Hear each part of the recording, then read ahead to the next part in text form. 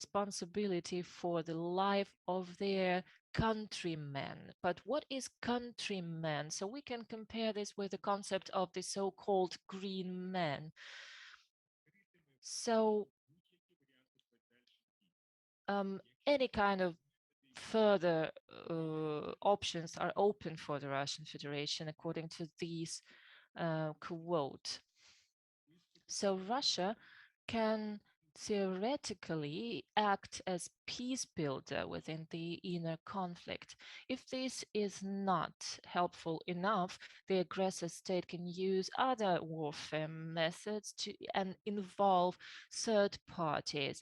They can also use classical warfare methods using their own armed forces, or maybe an open warfare. As long as the hybrid warfare has to do with the new methods of warfare, there is no general consensus about its definition. But speaking of the definition of the hybrid warfare, the first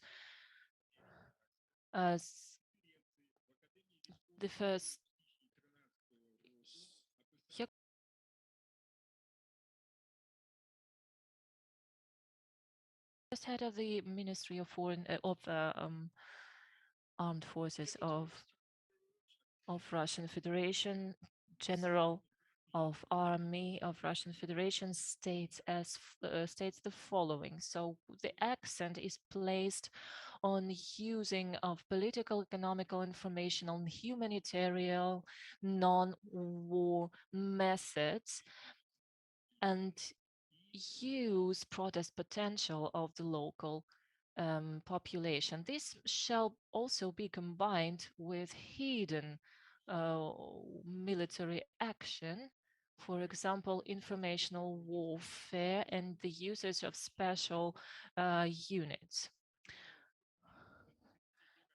The hybrid warfare has gotten the definition of the Gerasimov doctrine. And some experts think that there are some main key elements of this doctrine has to do with the definitions of Chinese doctrine of unlimited warfare. Here, I would like to show you the evolution of the warfare doctrine of Russian Federation, which gives us to understand that it is about imperial expansion. Each of it is used to gain control over the territory. So overall, there have been 4 warfare doctrines of Russian Federation. Gerasimov doctrine can be seen as a doctrine of the 21st century, but this is a remake of a well-known doctrine of non-linear warfare.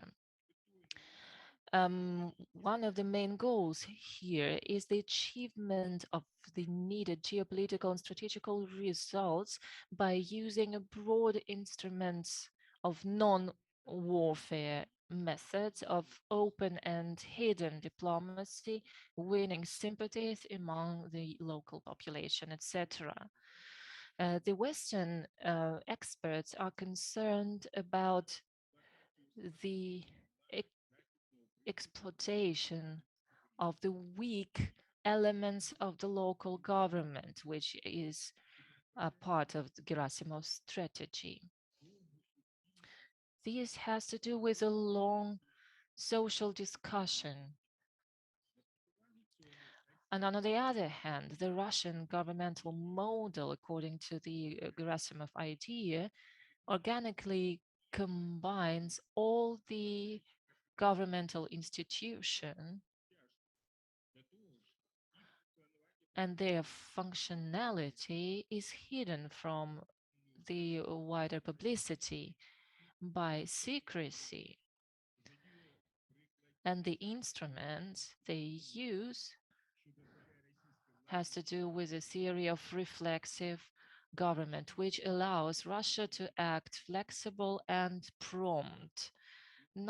They are not really concerned with the principle of the justice and law. The doctrine has to do with a combination of war and non-war methods. So here you can see a list of the latter and the former. The doctrine has also to do with informational war. We don't know whether these methods are warfare methods or non-war methods. According to the Gerasimov doctrine, many experts tend to see a connection between these two things in the Ukrainian context. What about the future of the doctrine? So we can see within a report of General Gerasimov. So he had a speech in a military academy at a military academy 2019. And it has been published in Red Star newspaper, official newspaper of the armed forces of Russian Federation. So this is an official vision of the warfare strategy of Russian Federation, and they understand a system of knowledge and action of warfare.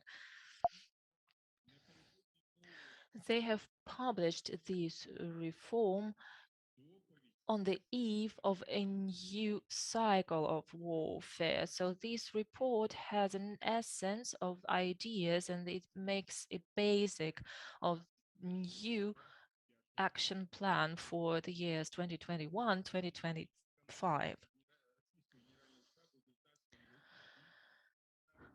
So we shall really be concerned about this report, because it has been implemented in the Crimea, in Donbass, and in Syria, and it costed 14,000 lives in Ukraine and over 1 million refugees and huge material losses. We really don't want that the story repeats, the history repeats.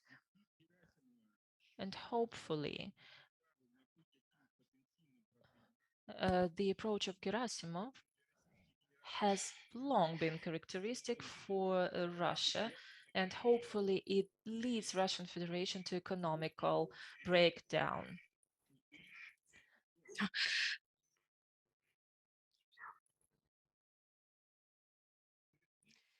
Among other peculiarities of the strategic approach that suggested by General Gerasimov, we should stress the following. First of all, the general thinks that the number of participants of the combat is growing, and the quasi-state and bandit formations are added to state armies as well as private military companies. And non-military instruments of the national power are becoming increasingly important, like informational, political, and economical, etc. Secondly, the headquarters of the Russian Federation feels that the main threat to the is the aggressive vector of the external policies of the United States and other allies. And that's why the Pentagon is supposedly developed the Trojan horse strategy. And the point of it is to activize the fifth column and at the same time to hit with the high precision weapons. Thirdly, the Russian response to the American threat is the strategy of the active defense. We should be reminded that according to the official Russian military dictionary, the active defense is a term that means the defense action from one of the sides which is in the combat, in order not just to keep the territory, but to extinguish and deblood the big forces of its enemy. Then, based on the Syrian experience, the Russian have developed the strategy of the limited action to promote the national interest of the Russian Federation. By implementing the strategy, an independent group of forces is created based on one of the military formations. In Syria, it was the space forces. Also, the headquarters of Russian Federation thinks that the characteristic feature of the modern military conflicts is the intention to kill the internal security by active terroristic activities. Russian and Soviet military theoretician and Svechin in 1920s predicted that the economy will be dominating the character of the military action. Gerasimov thinks that all necessary should be sent to the military even in the peaceful times. Because there will be not time to change the economy during the military times. Seventhly, the main principles of the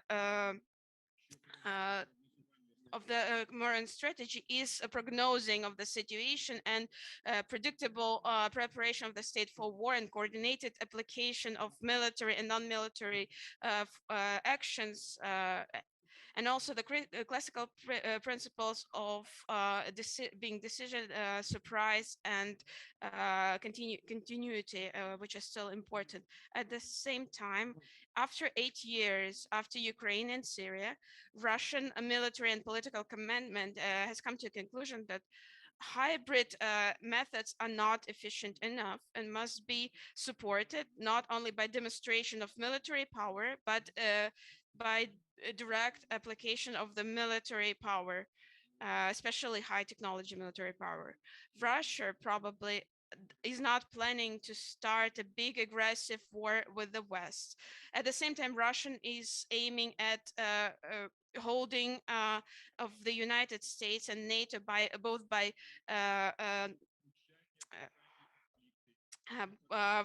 in particular by interacting with the local conflicts. By the Syrian experience, we understand that this strategy works in destabilized country with internal conflict going on. Russians don't only speak, but they also act. The majority of theses of Gerasim report are already in practice. We can mention the creation of the main military and political department. So the political work in the Russian army is back. So they by conducting continuous trainings and yeah, and also we can look at the Russian military production complex and despite the big, huge economical problems partially caused by the Western sanctions, the creation of military equipment is still going on and it is being developing. Russians have really increased the quality of the top commandment of their army. Of course, among the Russians and any other generals, there are, of course, people who take bribes and alcoholics and just idiots. But almost all of them have a real combat experience in modern wars and the academic education and loyalty to the regime. And some of their military commanders also have great political qualities. Of course, it doesn't work 100%, but Russian Federation is developing its capacities for strategic restraint and for limited wars. And Russians remain Russians no matter what flags they are using. They're smart people, they best understand the language of power. There is a saying, Moscow doesn't believe in tears.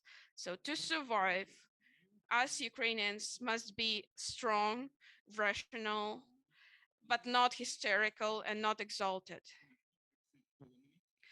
We must work more than speak. We must respect ourselves in the first place. It is all complicated, but it is possible. which brings me to the ways of countering the Russian hybrid aggression against Ukraine. This approach that is very close to me was formulated by the Ukrainian politician and scientist and twice secretary of the National Space Agency of Ukraine, Volodymyr Gurbulin, that wrote a book, How to Win Russia in the War of the Future. He formulated for the publication Обозреватель the main thesis and the main points from his book. He formulated them as 7 steps in the same article. You can see them on the slide right now. I will not read them right now because of the time limitations. They're very interesting.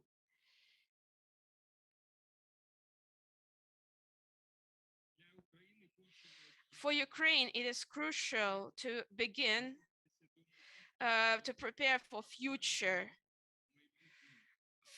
wars as a future wars. It's not really a warplay. It's like future wars for us in future. This preparation, in my opinion, should be as follows.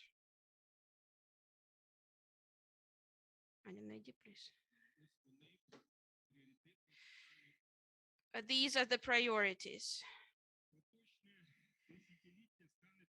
The current decade will be as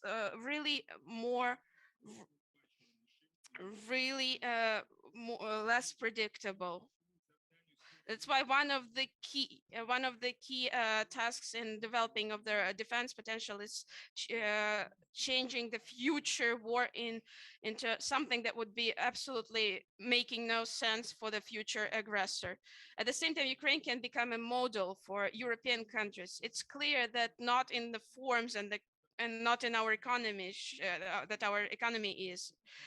It's not in our cultural processes and political processes. We still need to learn a lot from Europe in this case, but still there are a lot of destructive political players in Europe that are sponsored by Russia in particular. But we are talking about general model, about key strategic priorities, about the organizational forms of the society that will allow for defense of this particular society from the hybrid threats. If Ukrainian projects will be successful,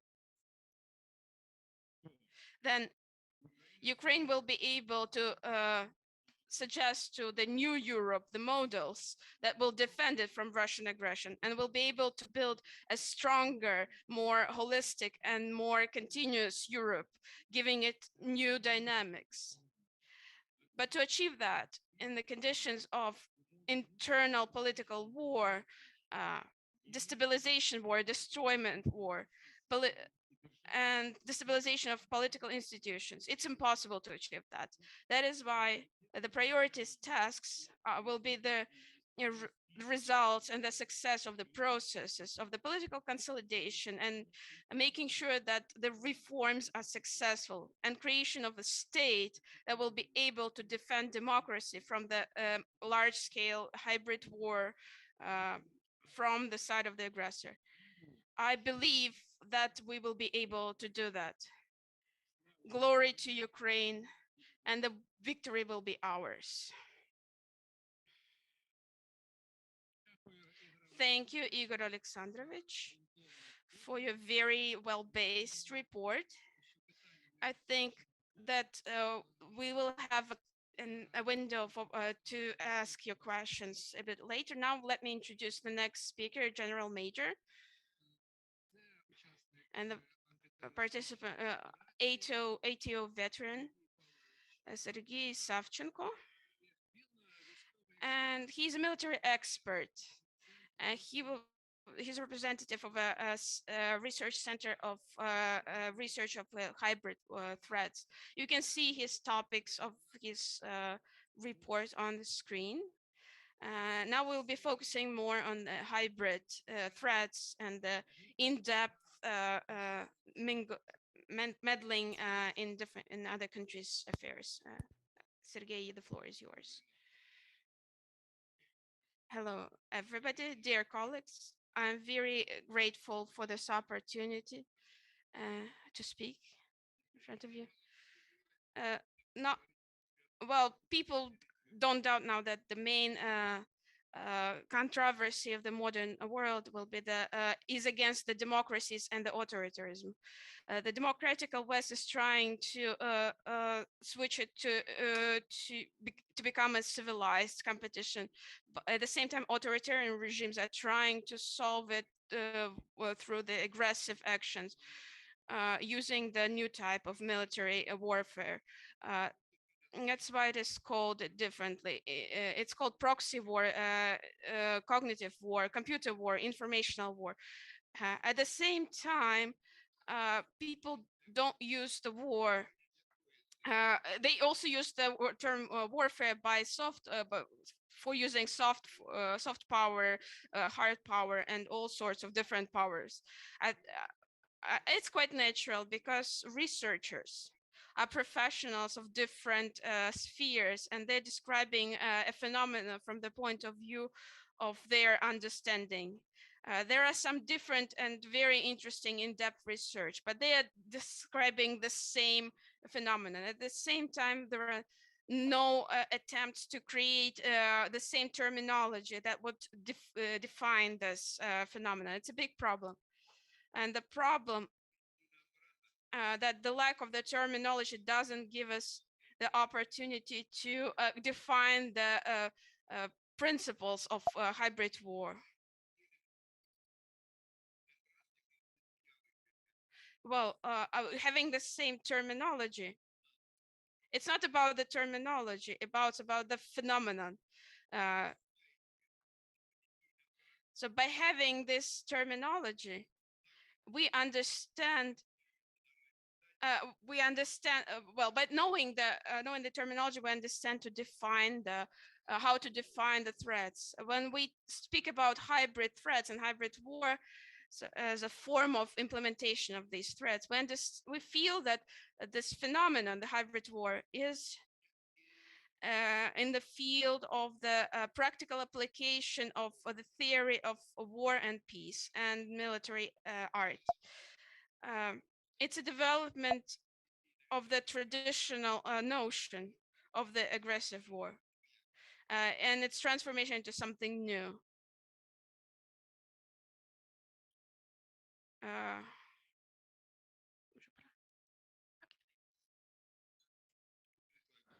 Well, please show me the next slide.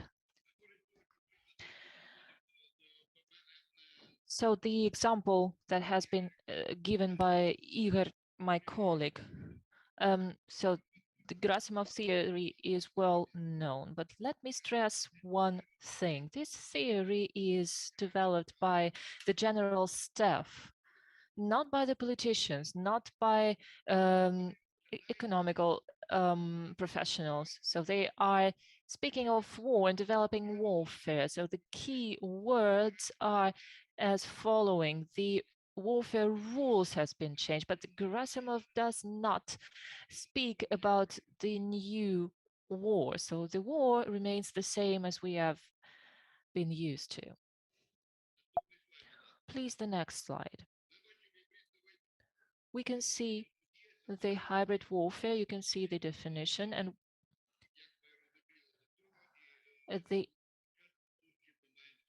so we are dealing with mainly the same war, and the main peculiarity, according to Gerasimov, it is mainly focused on political operations. But the armed forces are used in a limited way, so in a so-called peace-building operations and so on. Another peculiarity which defines this war from the so-called traditional warfare is that the aggressor negates its own involvement with the warfare actions. Well, in this context, we believe that we are using the definition which is characteristic for the warfare art. what is among these definitions? The essence, the principles, and the forms and methods of warfare, forces, groups applied for this warfare.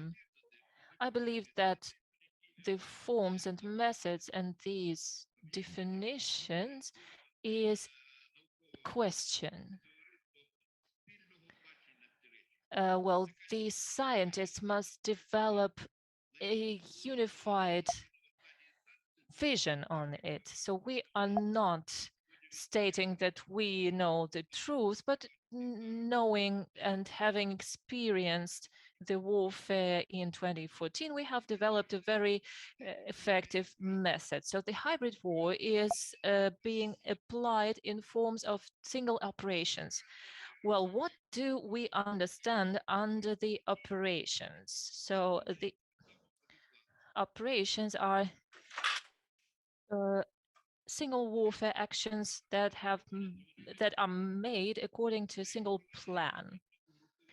And you need armed forces groups to do that. And the aggressor states creates them out of single operational lines on the aggressor state territory and on the victim state territory. So the aggressor territory is clear, but creating these groups on the victim state territory, this is something new, and this creates some concerns. This is sometimes absolutely unpredictable, and we cannot think about effective countermeasures. This process is a long-term process compared to traditional warfare. So it has to do with long-time planning and has its own peculiarities, being the following. So I suggest that we deal with them on a very short segment. So political operational line. So this is mainly something which is called political projects. So NGOs which are used to be applied in the course of the hybrid warfare. Next slide, please. To give you an example, 2009, there was the so-called open multilateral agreement signed. So this was not something special. So there has been lots of events like that, but please be noted that you need to understand that the system of the local government was supposed to be changed, and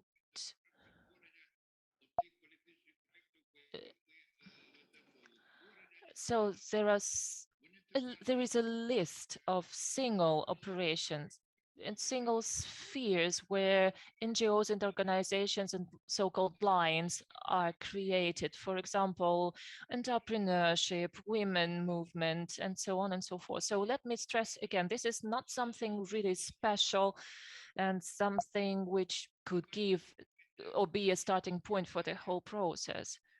So this is just an example of these grouping. So we can see that the process of hybrid warfare started back in 2006.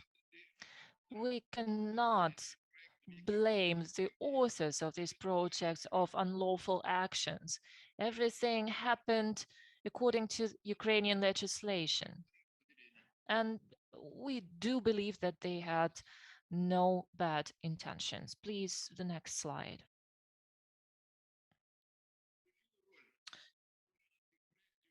And within these projects, the so-called Розспівробітництво, so the Russian cooperation organizations played the key role. So this is a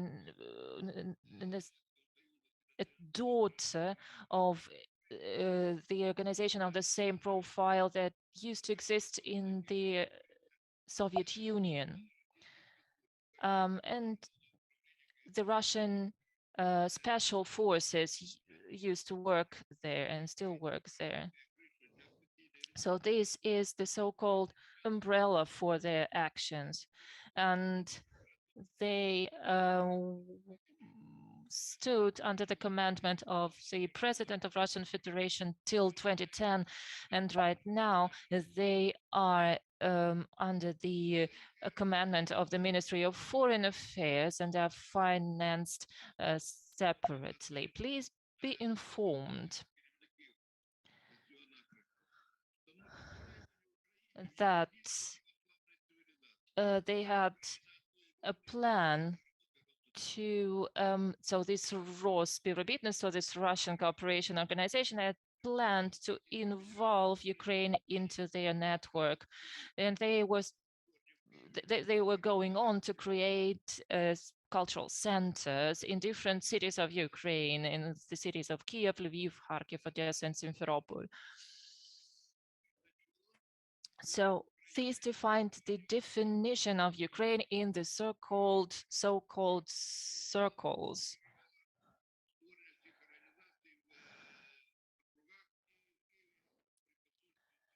So this organization has managed the creation of these circles, and overall there were 148 organizations of this art that have been created.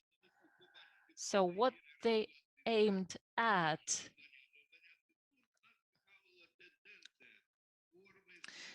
So what we were interested in, we were mainly interested in how they deal in Ukraine and abroad, but Igor, my colleague, is going to speak about their actions abroad. So what they dealt with religious issues, cultural issues, educational issues. So this was the profile of this organization. So people that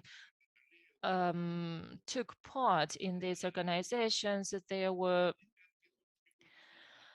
these are really well-known persons, and you can really see what they had been doing before 2014, before their active phase. So these organizations shown themselves as active structures,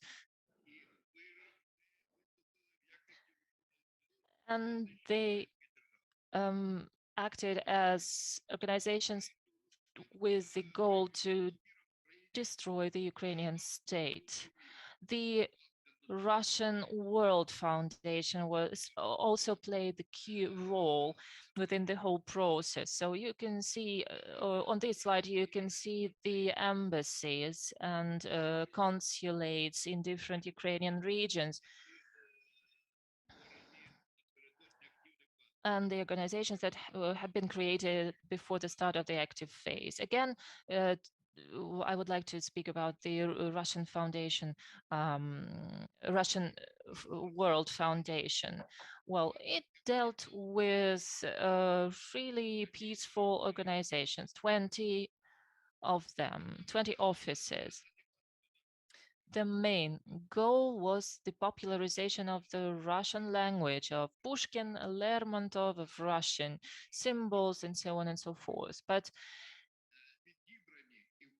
in real life, this foundation funded 120 civil society organizations, and a number of religious and cultural organizations. This foundation stopped its activity due to the actions of the special forces back in 2015. These organizations collided, and what was typical for them?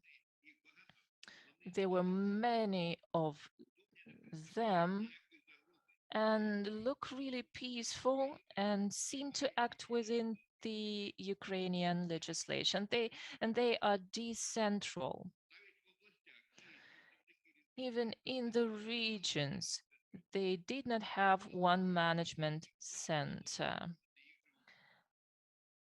This has been done deliberately to ensure their flexibilities. From time to time, they tried to collide them. So there was an attempt to combine 300 organizations of different profile, veteran organizations, sports organizations, women's organizations, and so on and so forth. Under the slogan, Russian shall be the second state language of Ukraine, and Ukraine shall integrate into the Eurasian space. So one thing I would like to stress,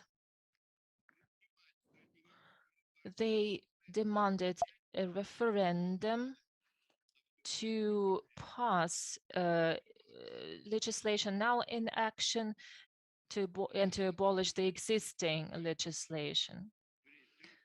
So this was the plan of the organization Ukrainian Choice.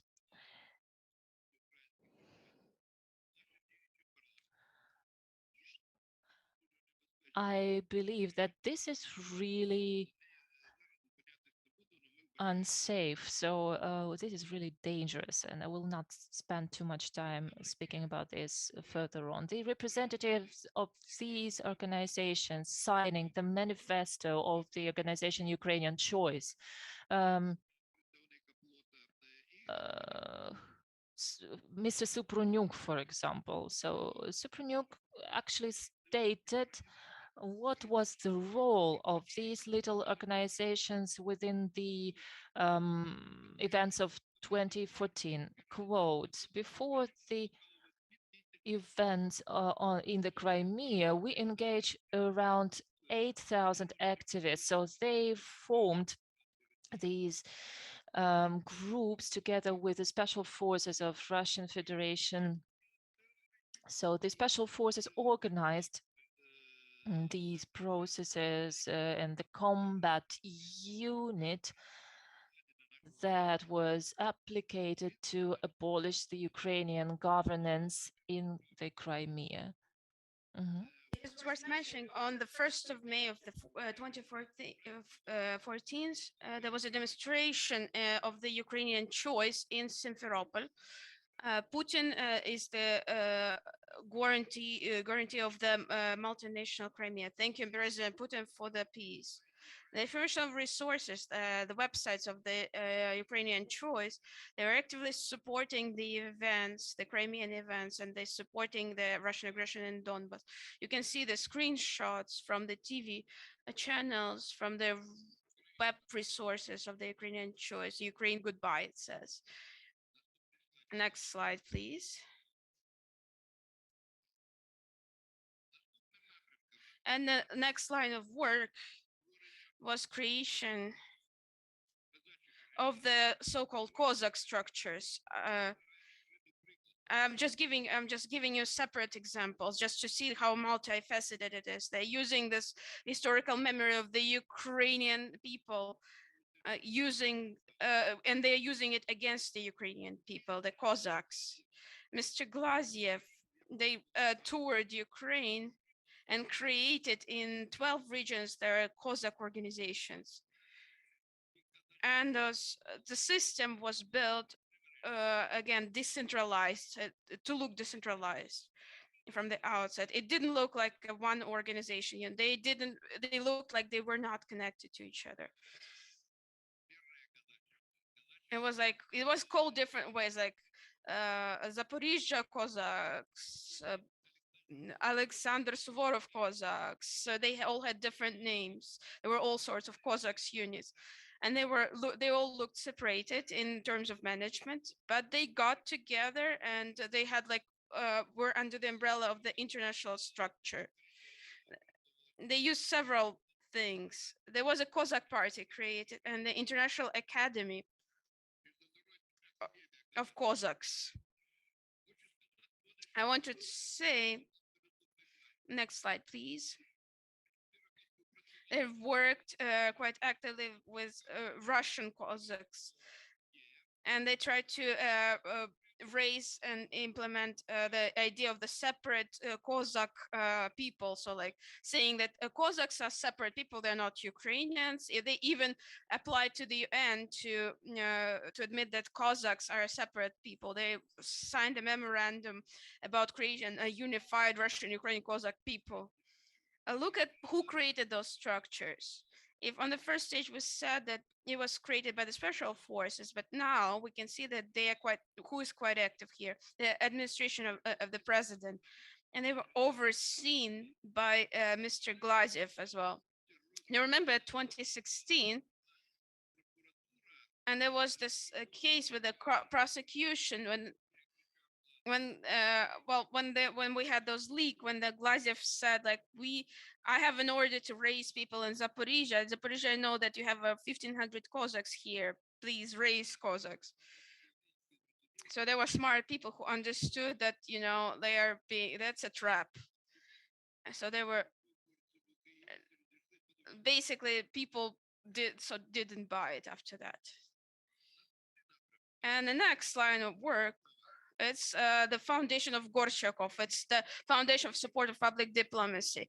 It was working with prospective young people, students, PhD students, and it was also overseen by the Ministry of Foreign Affairs of the Russian Federation. And those young teachers and PhD students would be used as a part of public diplomacy inside Ukraine, inside Russia, and abroad. And it was most active in Kiev State Aviation University, but at the same time, this foundation worked in universities in Kharkiv and Chernivtsi and other cities.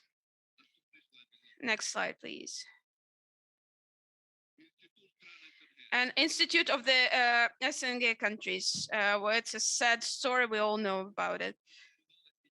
And they're not only promoting the idea of the official, like a separate state unit for the Crimea, but it was also, they were spreading the information about the economic affairs, political affairs of different countries.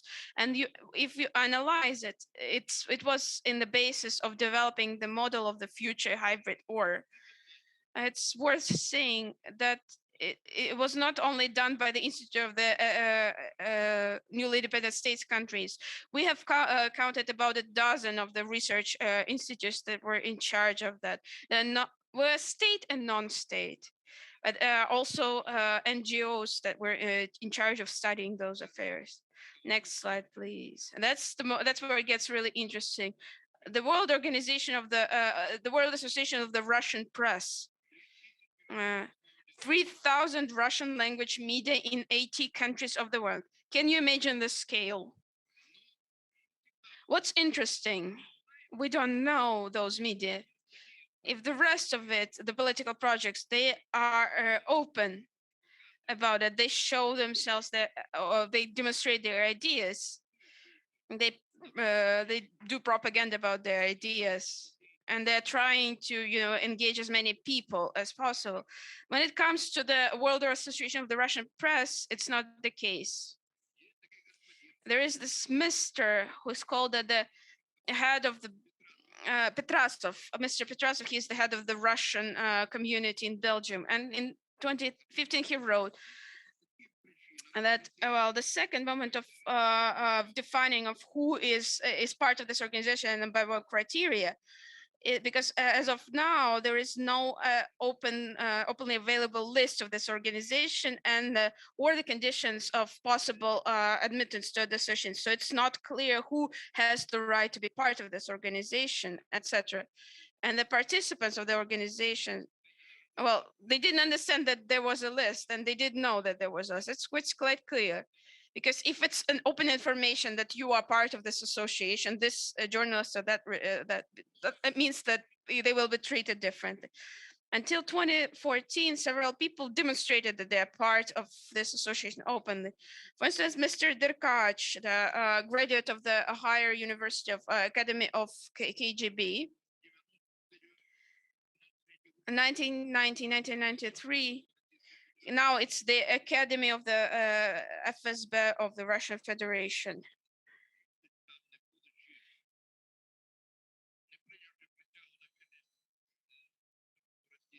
So basically, it's interesting how FSB is, training people from foreign countries. Well, I don't think that's what they're doing. No, they're doing something else. Another gentleman, Mr. Kichigin, now deceased, is a graduate of the Military Institute of the Foreign Languages, and he served in the technical reconnaissance of the Russian intelligence unit. There are some other people who we know that are also part of this association. They're part of this WARP, Mr. Skachko and Mr. Lukashin. Together with the two former ones, they signed the so-called of the, the club alternative. That's the same thesis here on this slide. I'm not going to spend much time on it. Well, now it gets more interesting. The Kremlin strategy, it's a project, and the Slavic strategy, and the Ocean project. There are three projects that played a really important part in what happened in 2014. Your integration is a crime. The Kremlin said the Ukrainian people choose the customs union and etc.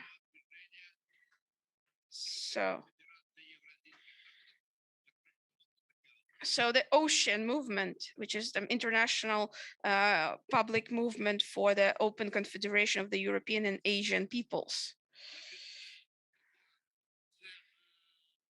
It's representatives, it's not an organization, it's like a board by representatives, not from the country, but the representatives from particular organizations, but from 150 members of this board, more than half of them were Ukrainians.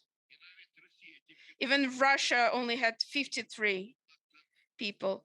And there were also other countries represented, quite a lot, as you can see. What happened? In 2013, 2014, as a part of this Ocean organization, they mobilized the people and the tools of Russian Federation in Ukraine. Those small organizations were united under the umbrella of one big coordination center in each region. And this process mobilization happened in the month or two before the active phase of mining. These organizations were really pumped with money and people, human resources, and they were united, and the separate board was created for each region. And they started to move as one front to overthrow the Ukrainian government. As a project of the Slavic strategy, there were people selected from the coordination board that were supposed to be faces of the movement, the leaders, like the president of the Odessa People's Republic, the leader of the Zaporizhia Republic, the prime minister of the Transcarpathian Republic. That's how it's supposed to be. It's worth saying that those people were not independent. It was all guarded from Russian Federation. There were people managing for that. So they were just faces and to play as a people's prime minister, people's government, to pretend that it's the people's will. We researched 670 of those organizations, and national and regional. Next slide, please. What was particular about these organizations? The numbers and and basically the network model that was built upon. Them acting legally mostly. Mobilization right before the active phase, both human resources and financial resources. It happened pretty much 2 or 3 months before. For instance, this coordination center in the Crimea was created 1 week before active action started there. And this process is still continuing, actually. Do I have a couple more minutes?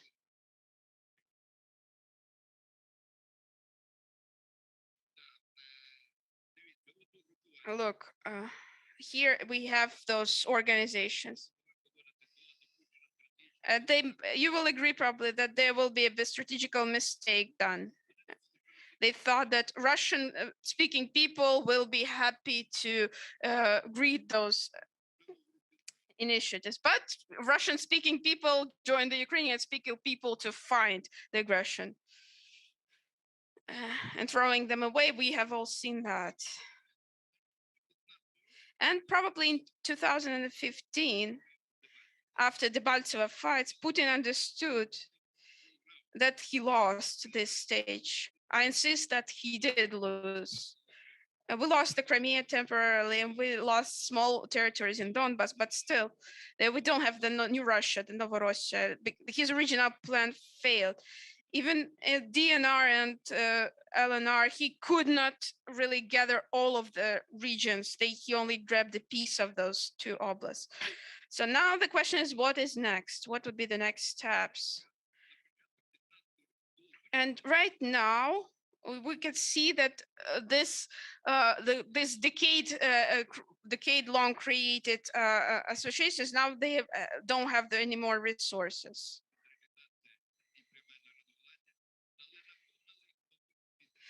Now they have pumped new meanings into their organizations. So these ideas of Russian world, they didn't work. And now they switched the strategies to even being pro-Ukrainian. But basically, and they're focusing on more economic processes that are supposed to grow into social political processes. And what we can see that after 2014, 2015, the implementation of this operation is still going on now under the brand of federalization, organization of Zaporizhia, Porto-Franco, Zaporizhia region. There's public civic council of Dnipro, and we can see like just recently we can there is the example of anti-COVID movement it's also part of this movement. It's the same ideas, the direct government of people, as we really have researched that it's the idea that Russians are trying to seed in there. Thank you very much. I'm ready to answer your questions now. Thank you, dear Mr. Savchenko. And I'm happy to introduce Major General Huskov.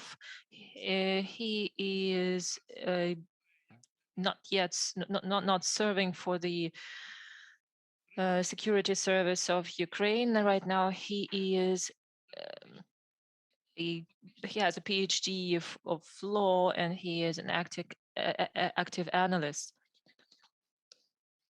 He's going to continue the topic.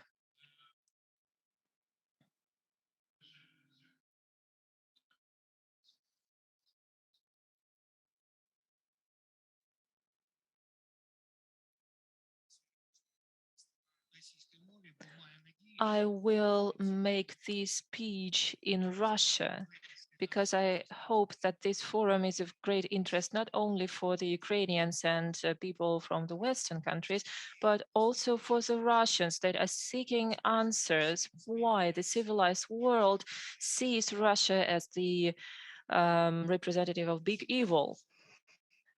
Please let me stress that the material that I am right now represented from the Ukrainian Center of Security is a continuation of the speeches of previous speakers.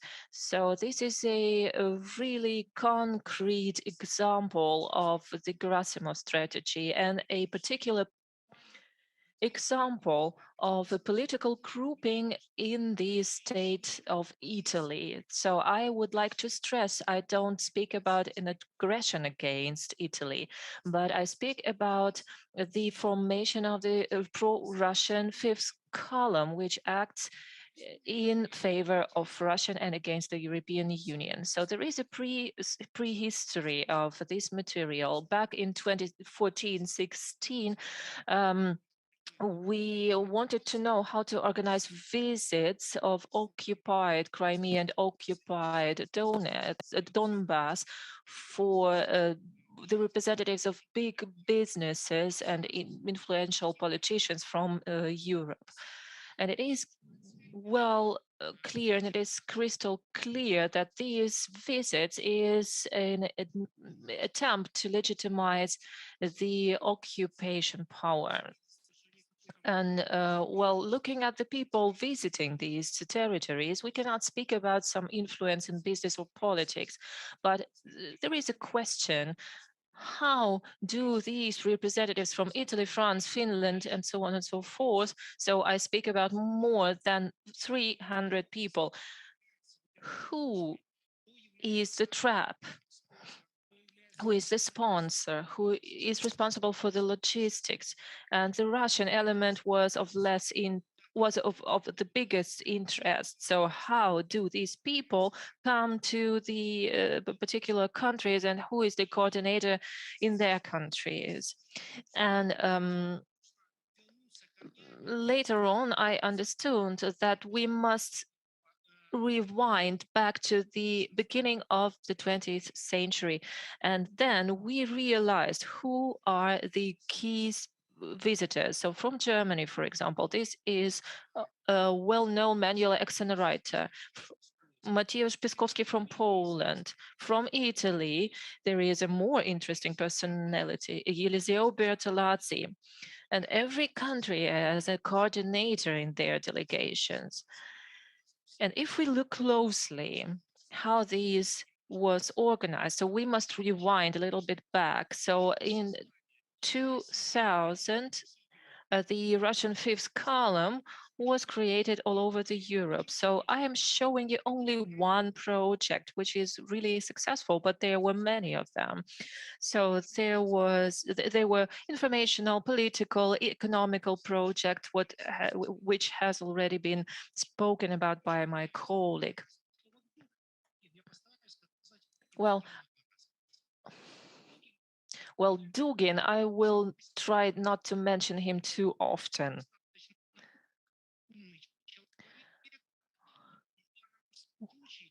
So Dugin is a smart person, but in this particular case,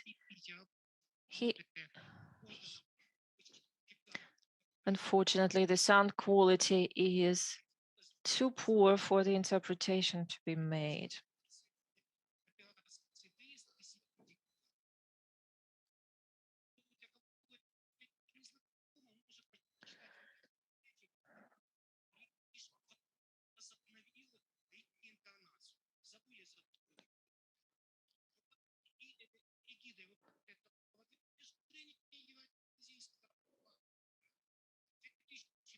So back in 2005, they created non-commercial, non-governmental organizations. For example, election supervisors. So they recognized elections on occupied territories, for example, Ossetia and Abkhazia and Transnistria. They recognized the free legal elections in Iraq. Apologies. Well, these particular slide, please. I would like to draw your attention to this particular slide. So this is a kind of web in European countries. Well, the citizens of Russia and Ukraine were of less interest, but what were they interested in? They would like to establish this organization and to officially give them the function of election supervision. And for the first time, we heard the names of Bertolazzi, for example. And the process started somewhere in 2009. So the next stage, there were people trusted with their own separate projects. So I would like to stress this is already the second stage. And the second stage was connected with establishment of really, well, big names. For example, Institute of Human Rights, Institute for Free Elections, and so on and so forth.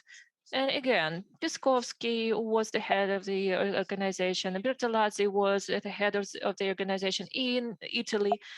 And today we can openly state that Piskovsky is accused by the Security Service of Poland of the cooperation with FSB. And he is mentioned in crime cases both in Russia and in Poland, and he also acted in events in Transcarpathian region in Ukraine. So this was a unsuccessful provocation and a good work of the Security Service of Ukraine. So I am brave enough to state that Mr. Bertolazzi is an really active person acting in favor of Russian security services for around 10 years. Well, speaking of Italy in particular, these institutes that I have already mentioned, next slide, please, they had a kind of virtual character. They did not have any offices, but what was the function? So they used the money from Russia, but Italy was special. The ideas of Eurasia are really popular in Italy. Dugin speaks Italian fluently and traveled all over the country with his lections. I would not state that all of the people represented on the slides are acting in favor of Russia. So there is a notion of helpful idiots you may have heard. So these are really active people that are not aware that they are being used and instrumentalized. So some of them really don't understand that they are working for Russia, actually. The key person here is Eliseo Bertolazzi. Well, the structure has been established in Italy, and promoting the Eurasian idea in Italy, well, let it be. But the years 2014, 2015 has shown why the structure has been established. The partner of this structure was Россотрудничество organization, a Russian cooperation structure that has already been mentioned. So you can check their Facebook after the forum. Yukhnina and Osipova. So Osipova, Madame Osipova is the daughter of the head of Russian cooperation organization in Italy. And they have double citizenship of Italy and Russia. Well, what was the connection? Back in 2014, after Unified Russia's coordinator visited Italy, in a click, they created organization in Italy under Forza Italia, Casa Pound, and the Liga Nord, under the umbrella of these three parties. So the spectrum is from the rightist to the far rightist. They state that the Crimea has been enacted on legal basis. And a representative of this geopolitical institute was part of one of these newly established organizations. Moreover, if you look close enough at the actions conducted by these institutes, you can see often enough the face of Madame Osipova. She was the one to manage the so-called rightist bloc. And what these cultural associations keep doing, so it is written here in very small font. Well, in terms of Ukraine, the attempt to legitimize the so-called DNR, LNR. So they openly demand that Italy recognizes these so-called states.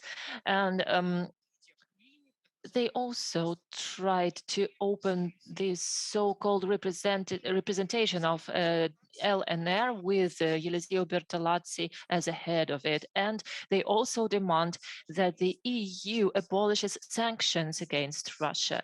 They demand that the representatives of the USA shall not accuse Russia for their actions in Syria. And which is not less important, they try to bring chaos into the European Union itself. So they keep asking questions whether it is worthwhile for Italy to leave the European Union. So you may know that they acted in the north and in the middle of Italy.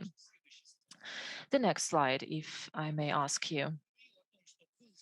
At the same time, the representatives of the institute were engaged to create this rightist bloc. And simultaneously, they started working with the leftist blocs. These are Antifa and leftist trade unions and organizations. And let me remind you that the Communist Party of Italy is one of the biggest in the world. So let me tell you that Eliseo Bertolazzi was the one to manage the structure together with someone, Veronika Yuhnina. So this is a close friend to Madame Osipova. So where did they create these so-called coordination councils? All over the Italy, but they were especially active in the south of the country, including Sicilia, where the most active leftist organization was created. So what did they do? They conducted lots of actions. So not really many people came to attended them, but these actions were in the press. And they stated the same what the writers stated. So please abolish the sanctions against Russia, recognize LNR and DNR, the poor children of Donbass who are killed by the so-called junta. So if you abolish the upper parts who stated it, you will not see any difference between the rightist bloc and the leftist bloc. So this includes the righties and the far rights and the lefts and far lefts. You can see that they're under the same agenda. But as a part of those lefty movements, they selected the people like pizza owners, which is the most active business. Well, basically, they said that and manage those activities just on the very grassroots levels, the very low political party activists, and Bertolazzi, Osipova, and Yuhnina, after that, they brought them to Crimea, to Donbass. Next slide, please. That's a good presentation of how Russian special forces work. Basically, just to continue what my colleagues have said before, they don't use templates.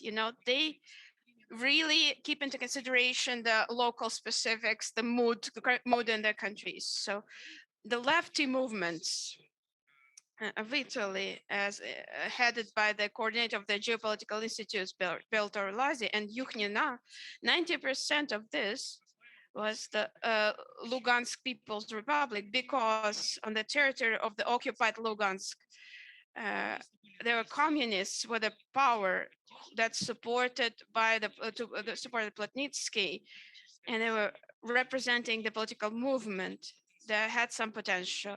At the same time, on the territory of the so-called DNR, the leftist movements of Italy, well, only 90 90 to 10. Well, that's how they came. Why so? If you think back a little bit, Zakharchenko, the head of DNR, he was actively against communists because he saw them as opposition to his government. It's different with the far column, fifth column in Italy. That's why they went to DNR. 80% of them went to DNR and 20% of them as LNR. And they try not to speak openly that they are part of the political movement as Kasapama, because they are very far nationalists, like really borderline. And actually they would actually be criminally penalized under the Ukrainian legislation. That's how far nationalist they are. Another approach of Russian is that from the point of view of this coordination councils that are both left and right that were part of the, of course, coordinated by Russian communication, coordinated by Cis-Emo and Bertolazzi. They actually made some very open statements. The north of the country, Italy, is feeding all of the country, because if you know that the north of the country, it's quite rich and it's quite industrially development, much more developed than the north. So that's they said that we need federalization of the country. We need to separate from the rest of Italy. We should create the Republic of Lombardia and make it independent, and we get more autonomous right then. And but they were the same statements in the south saying that Sicily is actually not Italy, and they were promoted by leftist representatives. Russia was using its own political project that was hidden as a geopolitical institute to do anti-Ukrainian propaganda, and using the fact that these representatives are trying to demolish European Union by saying that the sanctions are bad for the European Union. But at the same, they're working against Italy itself by promoting internal non-stability and rocking the European Union, pushing away Italy and initiating Italy to secede from the European Union. So this is just part of the Russian political line of work. It's just an example to show you how it works. And just basically a good example to show you how Russia acts in Italy, in Ukraine. And the same thing we can say about Belgium, Germany. It does the same in France. And here we can say that we have a problem. It's a problem that unfortunately the majority of representatives of the politics, of high-level politics in Europe, they do not understand, even among our allies. If we go beyond this forum and try to ask questions, what is the main arms of Russia? Some people will say propaganda, some people will say lies, political corruptions, etc., etc. They will be right. And at the same time, they will be wrong. Why? Because the main weapon of Russia is democracy. Democracy is the gun that is now at the temple of the European Union, because Russia is using the democratic institutions, the freedom of speech, pluralism of opinions, etc., etc., to impose its version of events in Ukraine, in Europe, in the world, and in Russia. And it's and into the brains of the European common man. Europe is just sucking it up, and it's continuing to suck it up, not understanding that Russia and democracy do not go together. Well, I feel a bit optimistic about what Mr. Stoltenberg said about democracy just recently, several days ago. And they had a very interesting comment on the Russian Channel 1. They actually mocked his word. What he said is like democracy as of today is the main problem of the West, but it's the democratic institutes are what will have to stop Russia. Thank you for your attention. And I'm sorry if I was a little bit overloading you with information. Thank you, Victor. we need your advice actually today, because we need to stop this panel right now, but we're always have time for questions and discussions. So we're a little bit late with the beginning of our forum. So that is why I would like to actually go back on schedule. And we will not have a question and answer session. Well, there is one question which was asked in advance. It was asked to Igor. Well, not for now. Let me find a separate window of time so that you could answer about Ukraine and its borders and what to expect, whether we should expect a great war this winter. Well, that's a question that will probably take us some time. Well, and 3 minutes will not be enough to answer this question. Let us calculate the time and we'll figure out where would be the best time for that. Let's have a little bit of a conference trying to figure out where we're going to do it. Now I'm announcing a break. And at 12 o'clock precisely, we're going to start panel number 2. Thank you very much.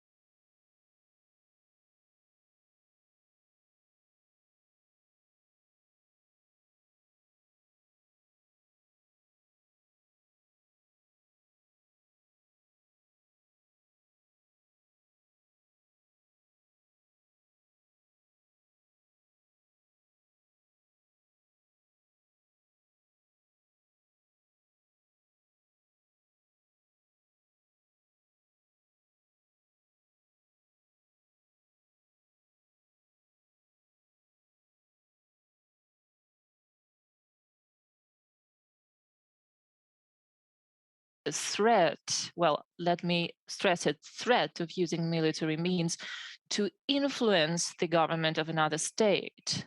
And according to Gerasimov, the end goal is to establish the so-called external control over the foreign territory without official seize of this territory. So this can be a total control, sectoral control, so which is also been mentioned.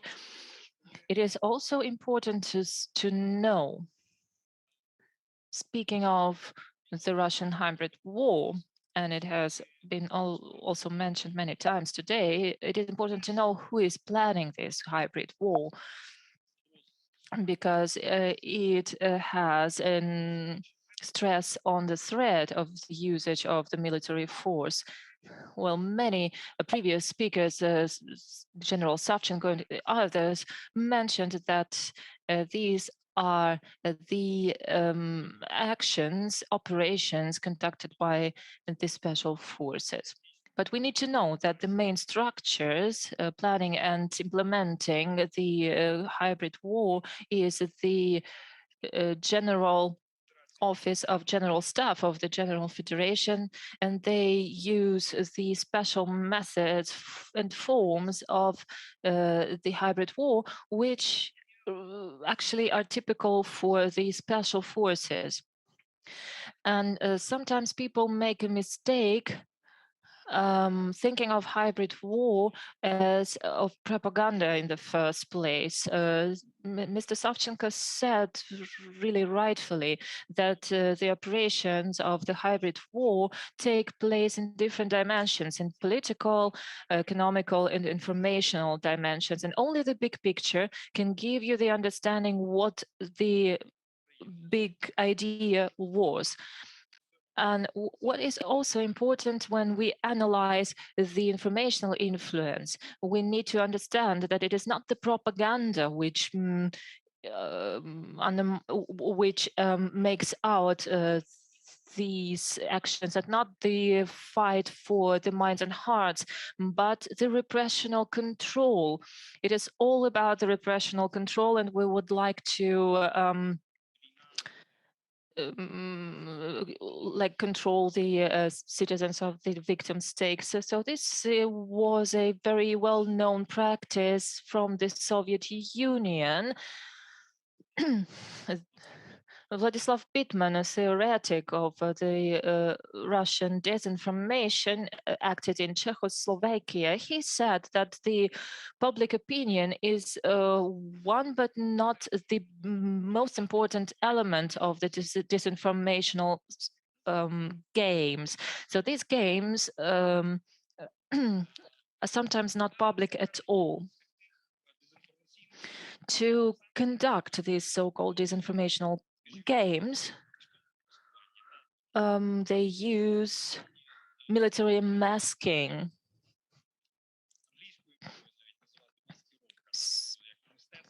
So this is the military deception. Well, so this is the military component, and the hybrid component has to do with creation of special objects in the informational space to deceive your opponent. If we were to speak of Russian fake tanks and planes, they are created with the goal to make the impression that there are some Russian troops located somewhere. Well, these nets, the masking nets, they help doing that. Well, if we were to look at the political and economical dimensions, they also create some phenomena that have the goal to deceive the observers. For example, examples have been made of numerous organizations, both in Ukraine and abroad, that were imitating the representation of some public opinion, where they tried to be used as the social proof to gain the public support. So this is the so-called astroturfing. Well, when objects are created in physical, informational, and virtual space to gain influence on the public opinion. So this astroturfing, you can see on these slides what constitutes it. So this is the so-called bot farms. These are the so-called speaking heads of so-called experts making their statements, manipulative discussions, manipulative sociological studies, and the so-called Maidan. Well, I have only two hands, so I don't need any other things to hold in my hands. Well, the ones taking part in protests for money. So we can remember when the Russians faced the problem that they were not supported enough by the people supporting Russian separatists. So these Maidan Arbeiter were taken from Russia and paid for that. So from the city of Belgorod, the same situation was observed in Donbass and in Crimea. If you remember at the beginning of the Russian spring in the Crimea and the Sevastopol, this impression of the civic support, you could feel it, but in different cities, in Simferopol and Yalta, those Russian protests were very few people attended to them. Because why? Because there were lots of citizens, military, especially Russian citizens, and their families who were Russian citizens. They lived in Sevastopol. So basically, when Russians understood there was a big disbalance, they started busing those people to Simferopol and other cities. But there were lots of examples of Russian citizens from Kuban, which was the region which, well, unfortunately, they are ethnically Ukrainian, but still in Yalta, they were saying that there are also Russian citizens who are protesting, but not the Crimean citizens, and the Crimeans didn't care. Those are the elements that basically can create false impressions of all sorts of operations and activities. But if we talk about like purely militarily elements of the hybrid warfare, the arms and the impressions are actually, well, the impressions and influence are very important part, because the threat of military warfare, which Gerasim mentions as the important and necessary component of hybrid warfare, we saw it in the spring, we see it now. We can still see that this element is still there, present, even though it's not definitive from the point of view of achievement of particular control and external management. But without this component, this threat, it's obvious that Russian Federation would not be able to do all of those deteriorative action that is happening. Why hybrid war is called hybrid war overall? Because we are talking about a combination, some synchronized application of different multidimensional attacks, focusing on vulnerabilities in very various spheres of public life. That is why, as I mentioned before, it is crucial to see each of those operations and to see the general picture of how they're synchronized and how they're united under the one umbrella. That is how we will be able to see the general goal, not separate small goals, but a global goal. For instance, if we talk about the amassing of the Russian military forces around the borders of Ukraine without any any other geopolitical context, we see just a military threat. And we evaluate it from the point of view of military danger. But if at the same time we also take into consideration the informational operations that are aimed at forming public opinion or opinions of elites, if we see the hidden diplomacy operations, if we see that on the channels, on the communication channels of US, Russia, along those channels, if we see that there are signals on those channels that are actually calling very traditionally Cold War kind of signals for United States to agree that Ukraine will be is in the sphere of influence of Russian Federation, it points us to a conclusion that maybe we have we're now dealing with a very traditional Soviet-style game for escalation, for de-escalation. Of course, it's just a hypothesis and it still needs to be developed, but to make some conclusions in the current situation, we need to be able to see all of the lines of work, all the vectors. That will only give us the full picture. Well, actually, it can be quite the opposite. Diplomatic, well, if we talk about disinformation, diplomatic conversations can also be just a trap to make sure that we do not notice the military threat. It's not one window stop. We already mentioned that hybrid war is affected in the first place by the special services in accordance with the secret plans through the integrated use of various predominantly non-military means aimed at vulnerabilities in a very wide range of our public life. Which this brings us, well, when we talk about forming the national and international institutional apparatus, which will be necessary to detect those threats early, to analyze them, to mitigate them. We understand that, however, even though that a hybrid war is overseen by Russian special forces using the methods and forms that are very characteristic of them.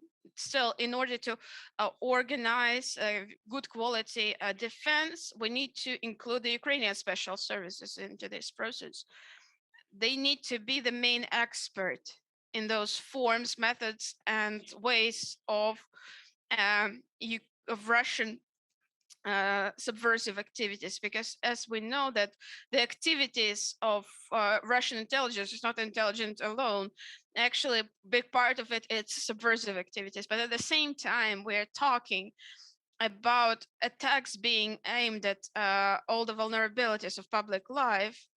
So that is why just basically intelligence and counterintelligence working together with RNBO is not enough, because understanding of the forms and methods of those subversive activities is not enough, because particular specialists of secret and special forces, they are not usually globally specialists in global activities, because they are usually specialized and they cannot cover all sorts of attacks that might be possible.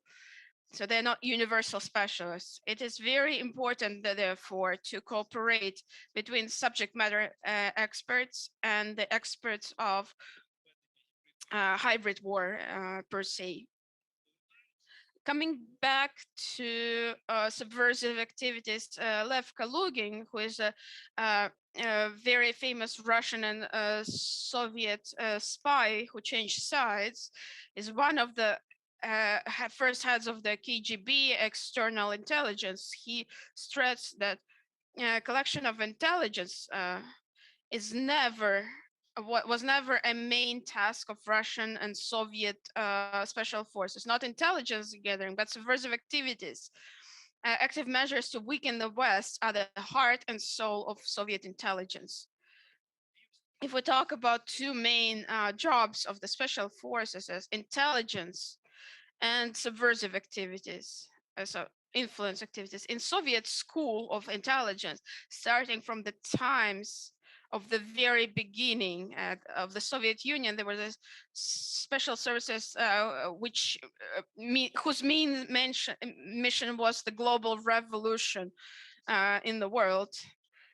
Since that time, this is a dominant function, and the practice shows that external intelligence and the military intelligence, both, it is relevant for that. So I think they have most practice in the history of humanity in this department. So when we talk about hybrid operations from the point of view of their planning by the special forces, keeping in mind that they're based on the Soviet school of subversive activities, we need to define that the hybrid operations per se are understood as agent operational measures, and they're aimed at this administering this necessary influence on the enemy, or the comprehensive weakening of your enemy, regardless of the final goal, which is external government and bringing to power the puppet regime, which will be good for the government. There can be also another measures in foreign and domestic policies, economy, ecology, etc. Again, if we talk about Russia continuing using this old Soviet school, it's worthwhile pointing out that there is a consensus in this regard.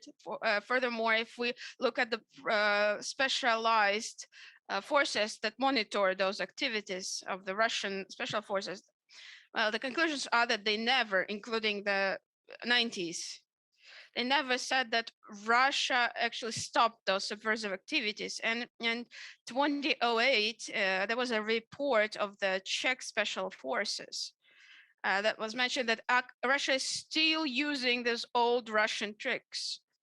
And right after the Cold War was over, for several years, special American units were still funded, including the task force on studying the active activities of Russian. Still in 1991, 1992, 93, they were still in unison. They were saying that even if the Cold War is over, Russian government is still continuing with the active disinformation and subversive activities. And such activities will probably not be stopped until after the democratic regime will be established in Russia. Even during the Yeltsin times, which our Western partners remember nostalgically as open Russia.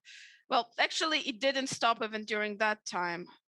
Probably it wasn't that massive and it wasn't that obvious, but still, they were still there in the background. And the structures that were created during the Cold War, there was to oversee that, and to observe it and to monitor. They still monitored that.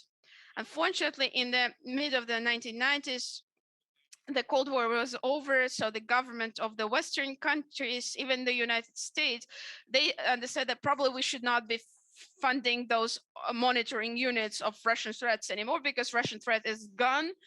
We don't need to fund that. We know that the Trojan horse is the classic example of the hybrid war. Pretty much every presentation has mentions a Trojan horse. I've seen lots of presentations of that, but I haven't seen a single conclusion out of that. What was the point about the Trojan horse, after all? The story was of a very long-term conflict, which we can, make a parallels with the Cold War, because the Trojans were in the fortresses and the Greek were trying to capture them, and nobody could win. And the Greeks tried to pretend that the war was over. That's exactly what the Soviet Union did in 1991. Soviet Union pretty much pretended that the war is over, the threat is gone, and the West relaxed. And that is how all of the agents networks that built during the Soviet times, they got huge opportunities, immeasurable opportunities to continue growing their activities. Imagining that an officer of the external intelligence of the Soviet Union would openly give out the main openly publishing the big Russian newspaper, and his son would be in the British Parliament. It was impossible, but still that was the truth. We don't even mention the people who are possibly part of the special services or affiliated, like Deripaska or Abramovich. We were talking about the openly transfer like open officers of the security forces, and there still are. We think that this, the Cold we should treat the Cold War termination as that it was not terminated at all, that is still going on. Again, if we talk about the main tools of this war, we have seen that with from the Sergei and Igor's presentation was saying that the main tools is the agentura, so-called the influence agentura. So it's basically also in all sorts of spheres, in economics and culture, in politics. But this is exactly the tool of influence that is the most crucial, and it's something that allows to map those connections that my colleagues have showed you before. So keeping in mind the tools that are known to us, we can dig and find the tools that are still not known to us and find more participants in this subversive activities of Russian subversion and analyze them and find more synchronized activities that are publicly not connected to Russian Federation whatsoever. What's important, they are not positioning themselves as somebody who are Russian supporters. Sergei actually mentioned that. Well, they are basically really working for Russia. What is also important, speaking of the hybrid warfare, so there is the so-called hybrid decapitation. Well, if we were to speak about the traditional war, more or less, the idea is to abolish the higher management, so the decapitation of the state. So they aim at eliminating people that are carriers of some special knowledge. Well, if we take the Frunze times before the Spetsnaz was created,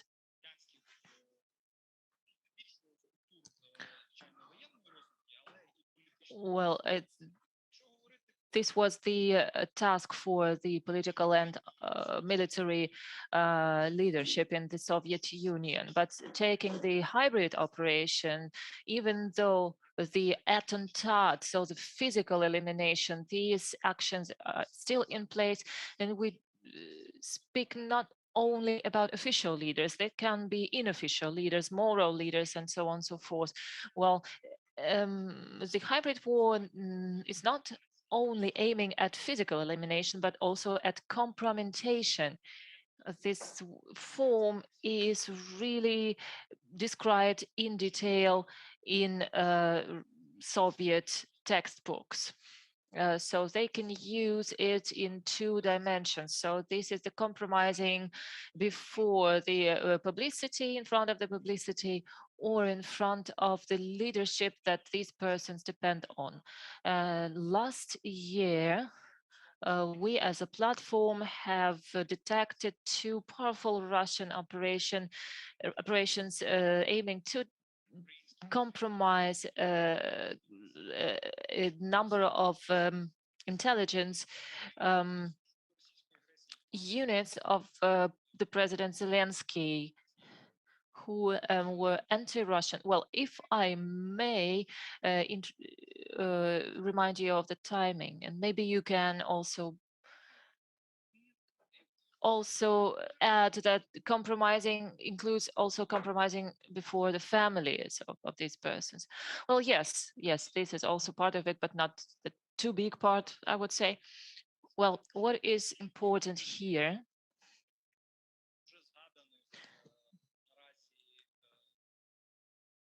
alongside the instruments that have already been mentioned, people keep traveling to Crimea and to Donetsk. Well, this agentura, which keeps its connections to the Russian Federation, and there are some agents that is working for some other audience. So this is these are agents working for anti-Russian circles and anti-Russian scenes, and working for really well-established institutions in the West. For example, General Kalugin, He used to work for the external intelligence service of Russia, and he was responsible for the mass information media. And the Radio Free Liberty was one of the widespread instruments to use. So I can give you a number of names from the Soviet Union and from the former Warsaw Bloc that publicly said that they used to be working for the intelligence. This is Kristan Krisa, Oleg Tumanov, colonel of KGB of the Soviet Union. He worked more than 10 years,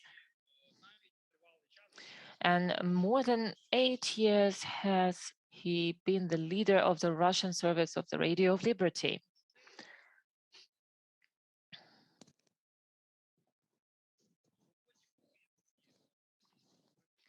And to detect the Russian hybrid operation, we need to remember that these hybrid operations are not only conducted with the agent, with the agentura, but they are also used under the flag of other organizations and other countries to influence the anti-Russian objects. So these are around 10% of my presentations. Well, thank you, Alexander. Well, the time is running out. Well, I believe that we can thank Alexander for his really interesting speech. Right now, we will have an online speech. If Madame Levchenko is ready, let me introduce her while she is being connected. She is the Ombuds lady of the Cabinet of Ministers in gender policy, and she is the first one who started speaking 10 years ago about how gender issue is used by the Russian Federation to, well, with the subversive goal. So I believe there are some technical issues. I believe that these issues will be solved soon enough. Well, but in the meantime, we can speak a little bit with the previous speaker. So maybe you have some questions to Alexander. Let me continue maybe. Well, as soon as the next speaker is connected, I will stop. All right. So, well, in other words, to put it briefly, why is it possible? So the hybrid war is characterized by a high level of secrecy, and this is not only because many measures are taken in conspiracy, but even the public events, they have conspiracy as a goal. This means that we can see some processes going on, but we cannot know, we cannot understand what is the final goal because it is conspirative. Well, let me know when Katerina can be connected. Yeah, I will stop at once. Well, I can hear you well.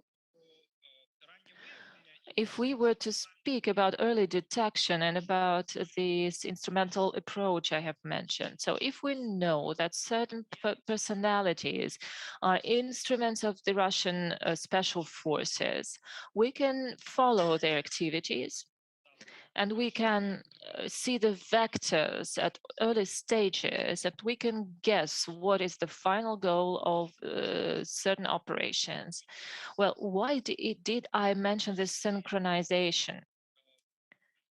It is because, especially when the organizers of a hybrid operation aim to use a conflictogen, they need to organize a physical event. For example, a conflict between Russian and Ukrainian speakers of Ukraine.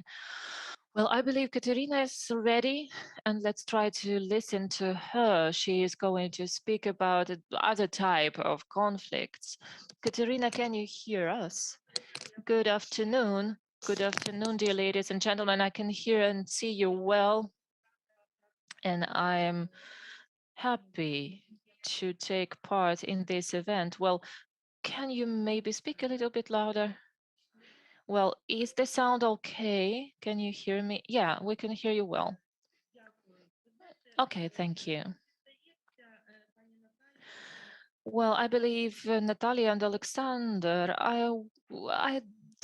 believe that my speech is going to be a continuation of yours. I don't know if you have seen the gender policy being a part of hybrid threats.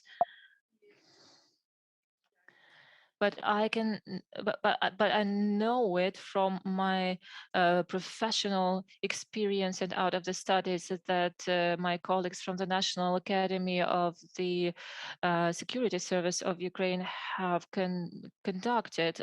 Well, I know that the threats to the national security of Ukraine can be seen very well through the lens of the gender threats, and the usage application of this approach can make the early detection of hybrid threats effective, while using the gender indicators is really efficient. And so this will be the topic of my today's speech.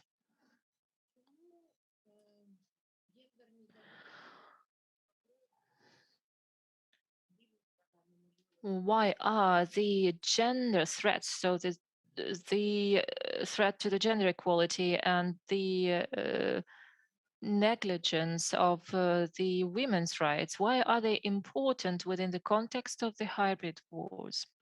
Thing is, when we speak about the security, we speak of the human rights. We speak about the women's rights as the part of the human's rights. And often enough, this aspect is ignored by us.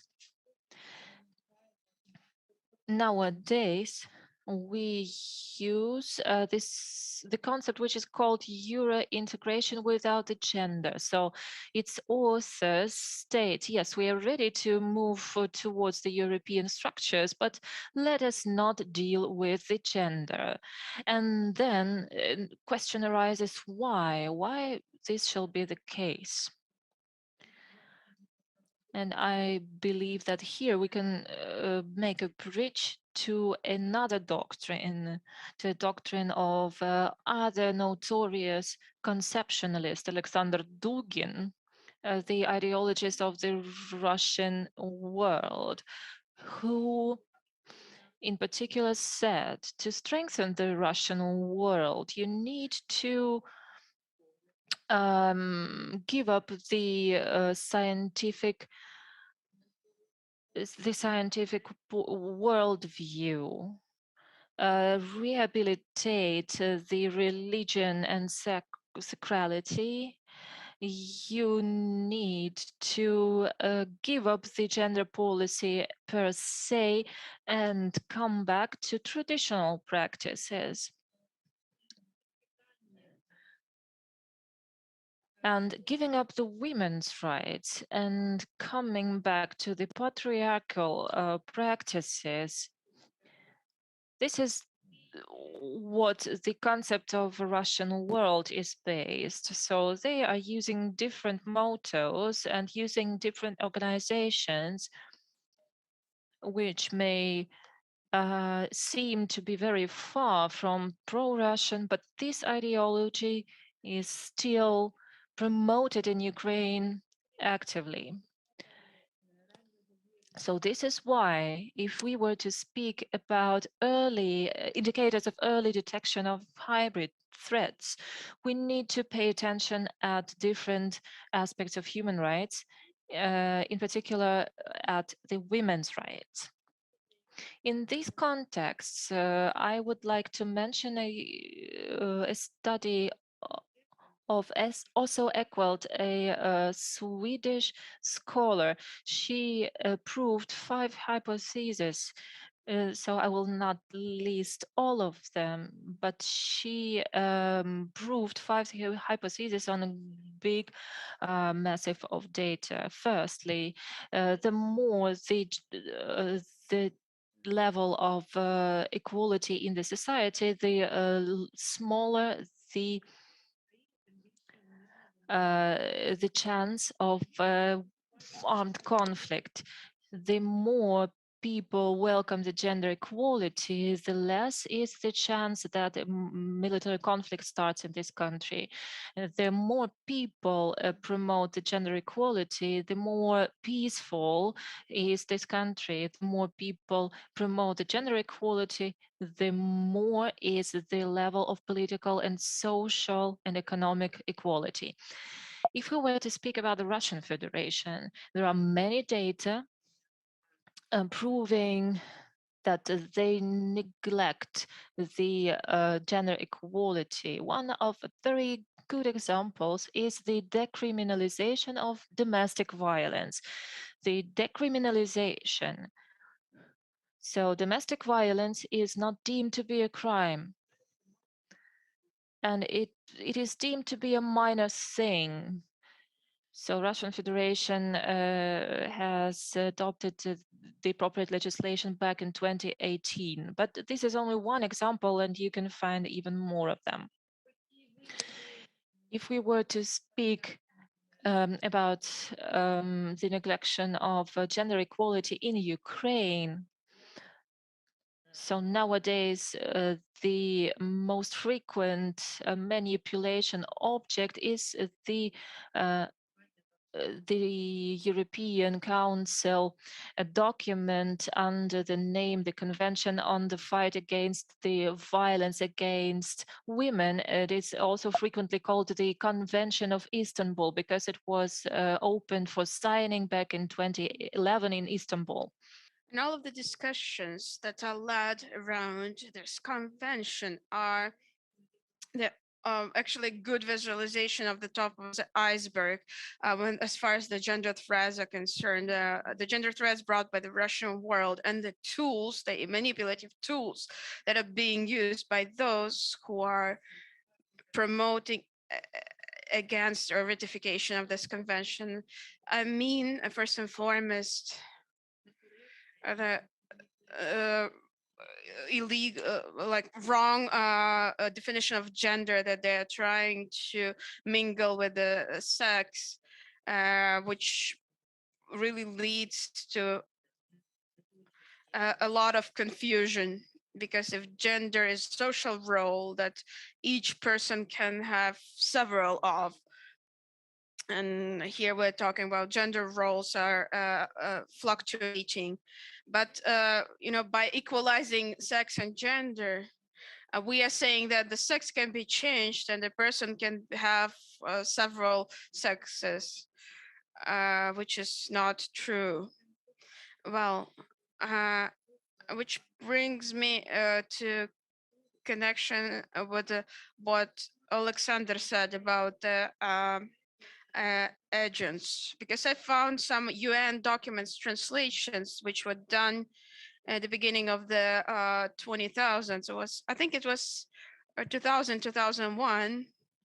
And those are documents are located at the UN website. We know very well that the working languages of the United Nations are French and English. Russian language is an official language, but it's not a working language of the United Nations, which is also a subject of lots of manipulations and discussions.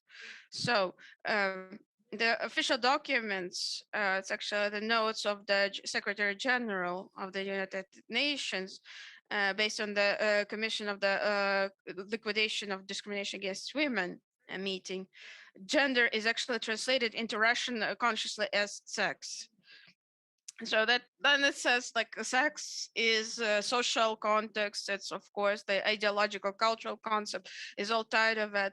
So basically the physiological plan is transferred to the cultural and psychological plan, which of course leads to far reaching consequences. So demanding women's rights and women equality as a discourse, the part of the discourse of national security. I think it's a really important tool of forming a very secure national system of sustainability, national system of response to those threats. And I would also like to say that as a government official and researcher, I'm ready to for cooperation. And I will be really glad if this early threats detection platform will count in the gender component as well. Thank you for your attention.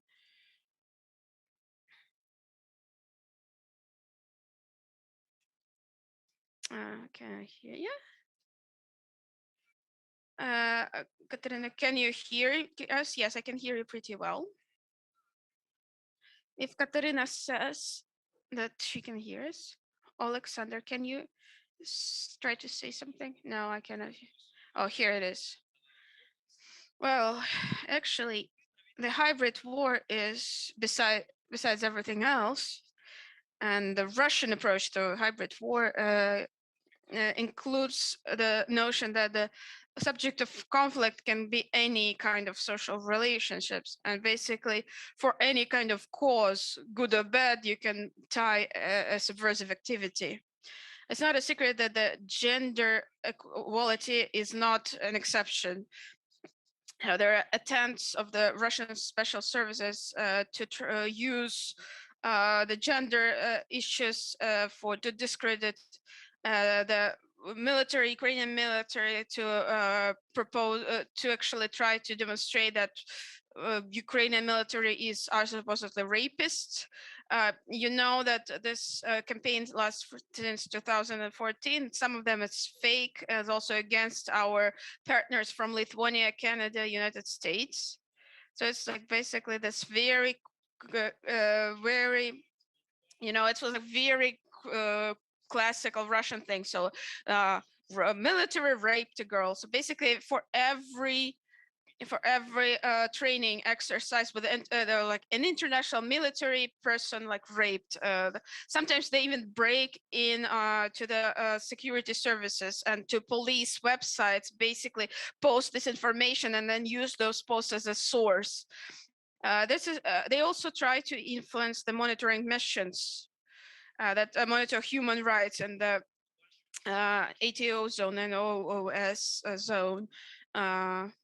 And we see that the big disbalance there is a big disbalance of what Russians perpetrate on the non-government control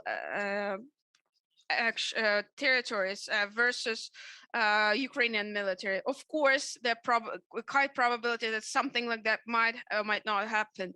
But when we analyze statistics, international statistics include this, we come to conclusions sometimes that people who formulate those lists, they do not research in depth, deeply from the monetary mentions, which allows Russians who have their own agents, they basically send their agents to file those complaints, and the complaints are not investigated, they go to the statistics. So what do you suggest to do with that? Thank you. Thank you for your question, Alexander. Of course, it's a very important question, sexual violence in military conflict. It becomes indeed a tool that is being used against Ukraine first and foremost.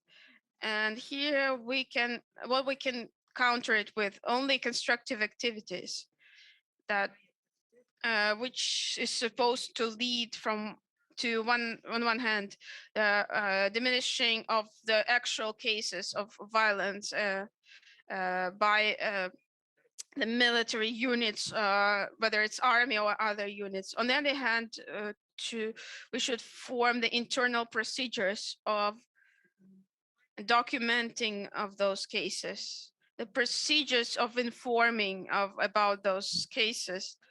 And I need to add that this work is actually happening by the Ukrainian army and the Ukrainian police and the Ministry of Internal.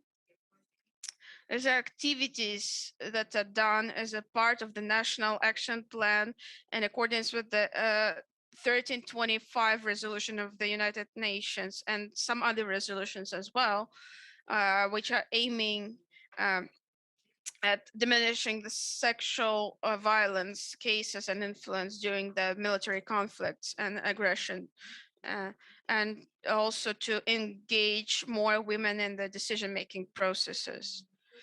So what to do about it? Well, I need to say that on one hand, we have increase the procedural and processual opportunities to so that those female military officers and soldiers could actually, that are more than 57,000, could actually have tools to defend themselves from sexual abuse, and that are indeed happening, and sometimes they exist as a part of the traditional brutal patriarchal model that unfortunately still exists in the society. On the other hand, we need to increase the representation of women on different positions, decision-making positions, including in the army, in the armed forces. Lots of work is being done in this way. So we have a system of gender advisors, more than 400 of them today in the Ukrainian army alone, and they need training. They need further forming of their gender competences, and so we need to really fully use their potential. On the other hand, however, I would like to point out that not only the sexual abuse or other kind of abuse are a threat. The threat is actually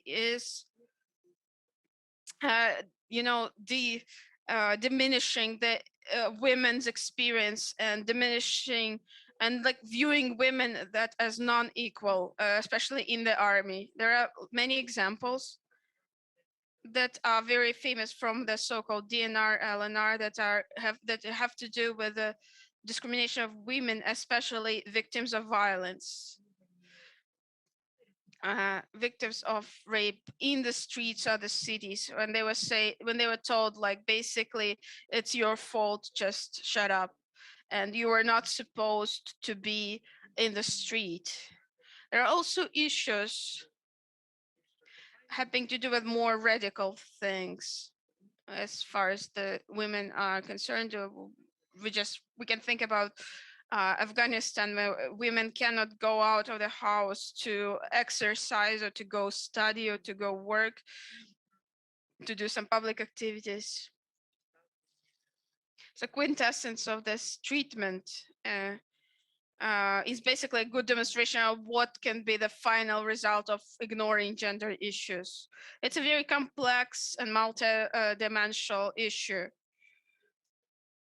It's about basically developing the protocols of reaction of what should be done in case of those cases if they happen. Besides, I would like to say that's understanding of the role of men and women in the society, and basically this view of military as a male domain, they're not true, but really they do influence a lot the life, and it's very hard to counter. All right, can you switch on the microphone or switch off the microphone? Thank you. Thank you very much for your speech, Katerina. Please be aware, Katerina has said a very important thing. Thanks to the fact that somehow long ago, gender was translated into Russian as sex in the UN documents. This causes really many problems in terms of ideological war. Solomia Bobrovska, let me know if you are ready. Yeah, I can see that you're ready. Solomia. Hello.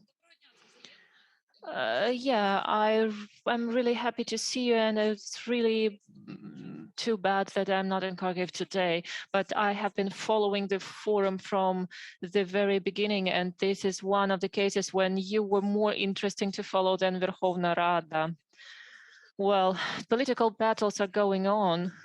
We wanted to pass a bill about recognizing Holodomor genocide, and it was not passed, but we are working on it, have been working on it since 2 years. And interestingly, only 2 countries have recognized Holodomor genocide since 11 years. This means that we are working well, we are not working enough on this. And my speech will have to do with the narratives imposed on us. And this question is how we're dealing with our narratives that we're bringing across to the outer world.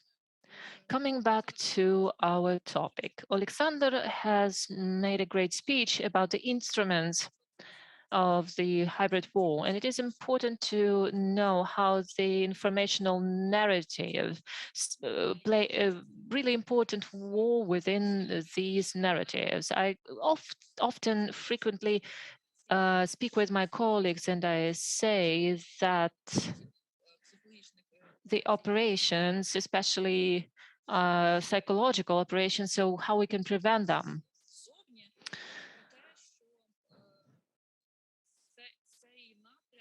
Well, this front is maybe even more important than the war front, than the physical front line.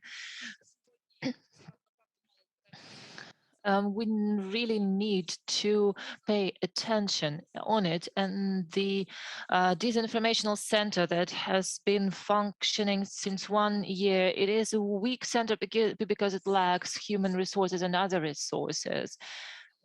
Hello, can you hear me? Can you hear me well?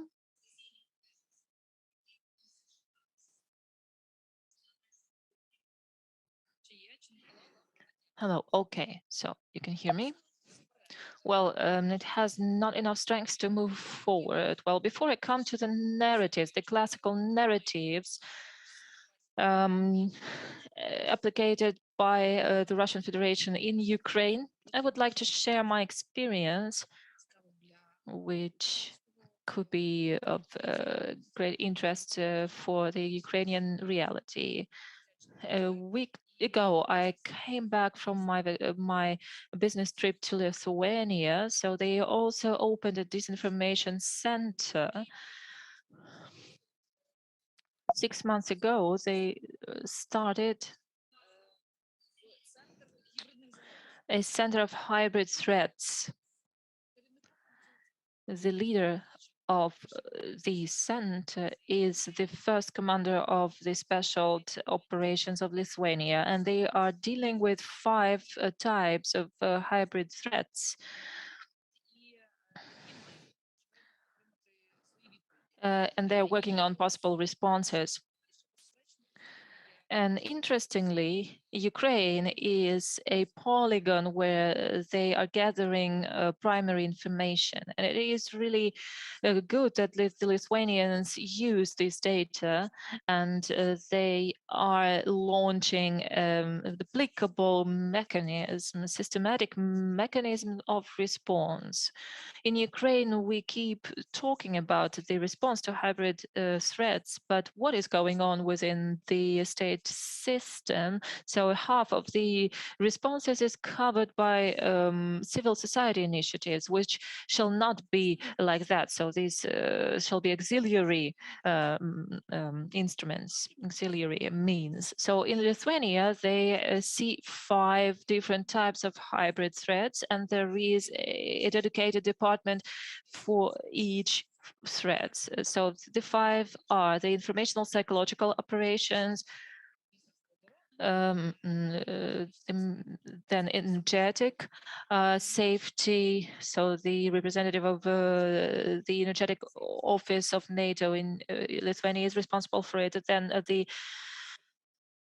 intelligence, cybersecurity, and last but not least, the special operations per se, which the forces of special operations are responsible for. So this is the military element of this structure. So they implement it when other 4 are exhausted. I believe that this story is quite interesting in the Ukrainian context, and I would like to have a meeting with the Minister of Defense. And as for me, I see it as an attempt to unify and systemize our responses on these threats on the state level, on national level. But coming back to the narratives that Ukraine is dealing with, I believe this was started long ago, back in 2010. I can see at least 6 directions, 6 narratives that all of the speakers speaking today and panelists speaking today are working with. So first and foremost, one of the theories that they try to sell, especially in the US at the president's administration, Ukraine is a failed state and a shadow of Russia. So Ukraine is not capable of providing the citizens with their basic needs. Well, it is important to know that these narratives are actually not practical and cannot be proved, but they can have their influence. This failed state narrative is being followed and worked on. And by the way, the analysts, one of the analysts team from Ukraine, they think that this failed state position will be sold to the USA with a goal that they abandon Ukraine and give it up to Russia. I believe this was also the case. So this narrative was used during the annexion of Crimea back in 2014, which resulted in military intervention in Ukraine. The next narrative has also to do with the previous one. It is also actively worked on. Ukraine is a project of the West. It is a colony of the Western countries, and it also corresponds with a failed state narrative. But this is a separate narrative, and we can see people promoting these narratives both in social media and in world press. Third narrative, the Crimea and the southeast of Ukraine is a possible new Russia, and these territories are supposed to belong to the Russian Empire, and sooner or later they will return to Russian Empire. So this narrative is also fed and sold in the south of Ukraine, in Odessa, Kherson, and Mykolaiv oblasts, and we feel relaxed in terms of these narratives, and we are not working on them. And we stopped paying attention to the work in line of these narratives. So whereas we know that in Odessa, at the Odessa City Council, in Kherson and in Kharkiv, there are satellites of the oppositional platform for the life, so of the party of Shari. So these are people that can potentially be the collaborants of Russia and can really rock the boat. And other historical narratives that can be followed and has long ago been promoted. This is a propaganda as of the unique role of the Soviet Union in the Second World War. So this is another narrative. Ukrainian nationalists are allegedly fascist and Nazi. Not too many people know the difference. And in other states, for example, in Poland and Lithuania or Belarus, their nationalists are they are also seen as fascist. So these narratives are also implicated in other countries.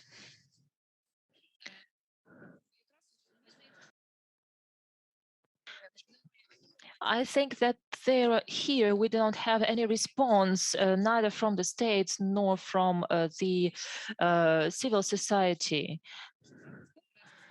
And we need to explain that being a patriot and being a nationalist, there is nothing illegal in it.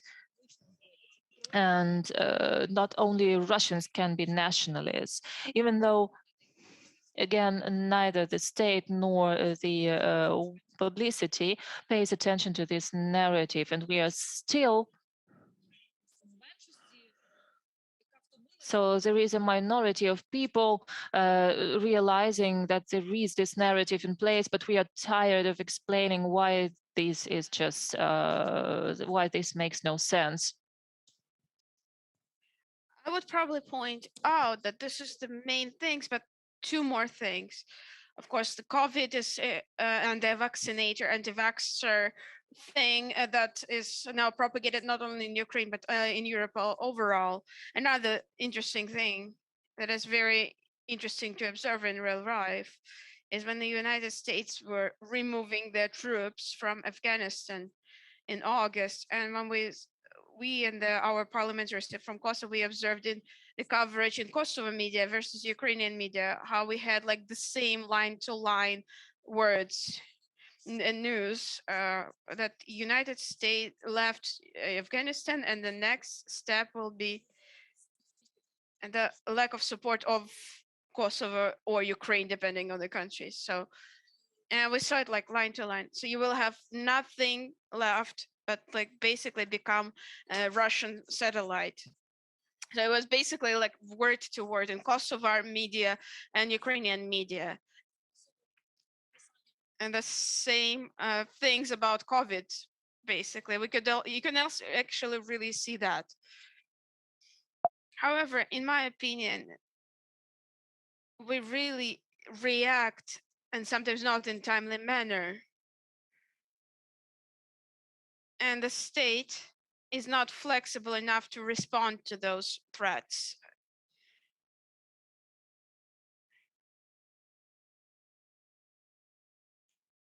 And basically to react to those threats properly. And probably I will come back to where I began, that we are not proactive enough. That is why we are still a country that on the international arena is a beggar, asking for something, but not using its own resources to meet its own needs. Now, I'm not talking about financial opportunities, but also cultural and content and informational opportunities. I feel that Ukraine, instead of being a training field for this, but it can also become a proactive training center for other countries, training center in increasing its capacities, fighting the informational threats. Thank you.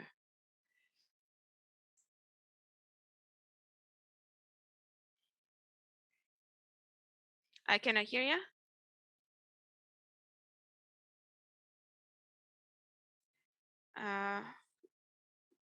Interpreter cannot hear. Now I want to continue about chaos.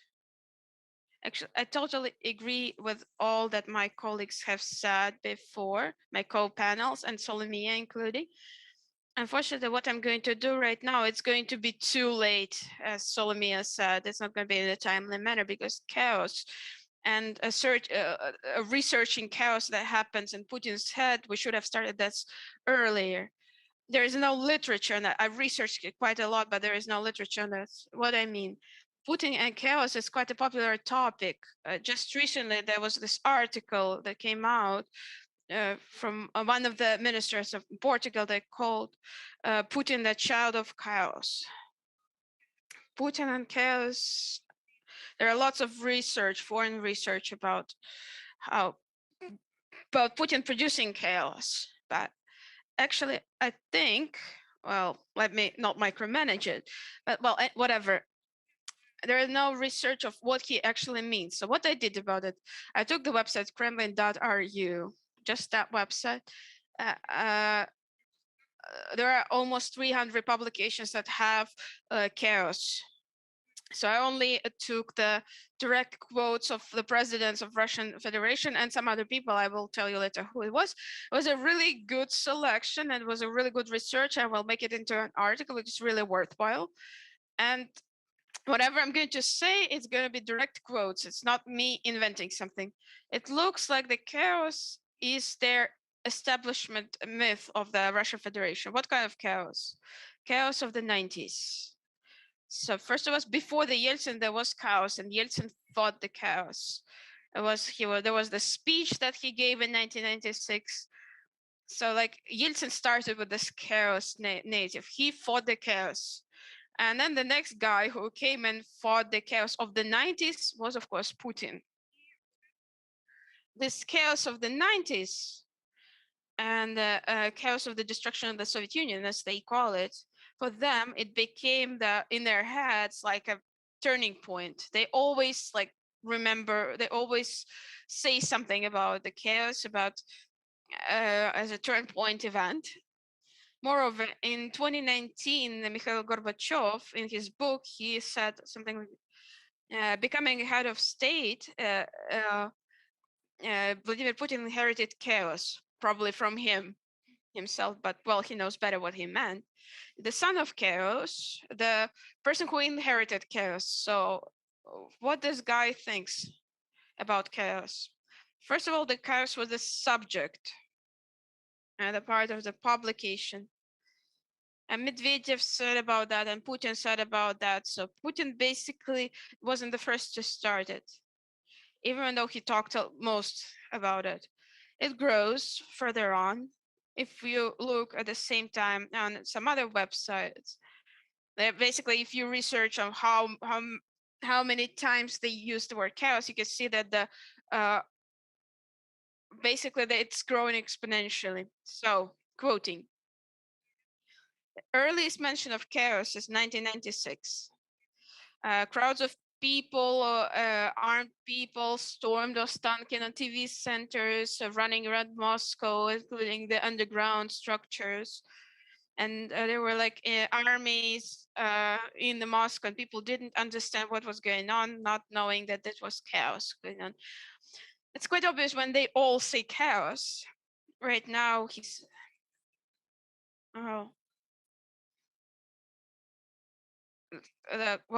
chaos from 1996 to 2004. He was always saying that chaos was happening, and the country was at the breaking point, at the point of chaos. So basically, somebody was dragging the country into the chaos. Chaos will happen in the country. So the chaos was subject. So it was happening. It was doing something. It was basically if you analyze the narratives, it means that the chaos is somewhere there and it's a separate subject and we need to do something with it. They were obviously fighting it, but it's not clear from the article. Starting from 2004 until 2007, there is a stage of fighting chaos, which should become both subject and object, which is pretty interesting. Like quotes have become pretty interesting.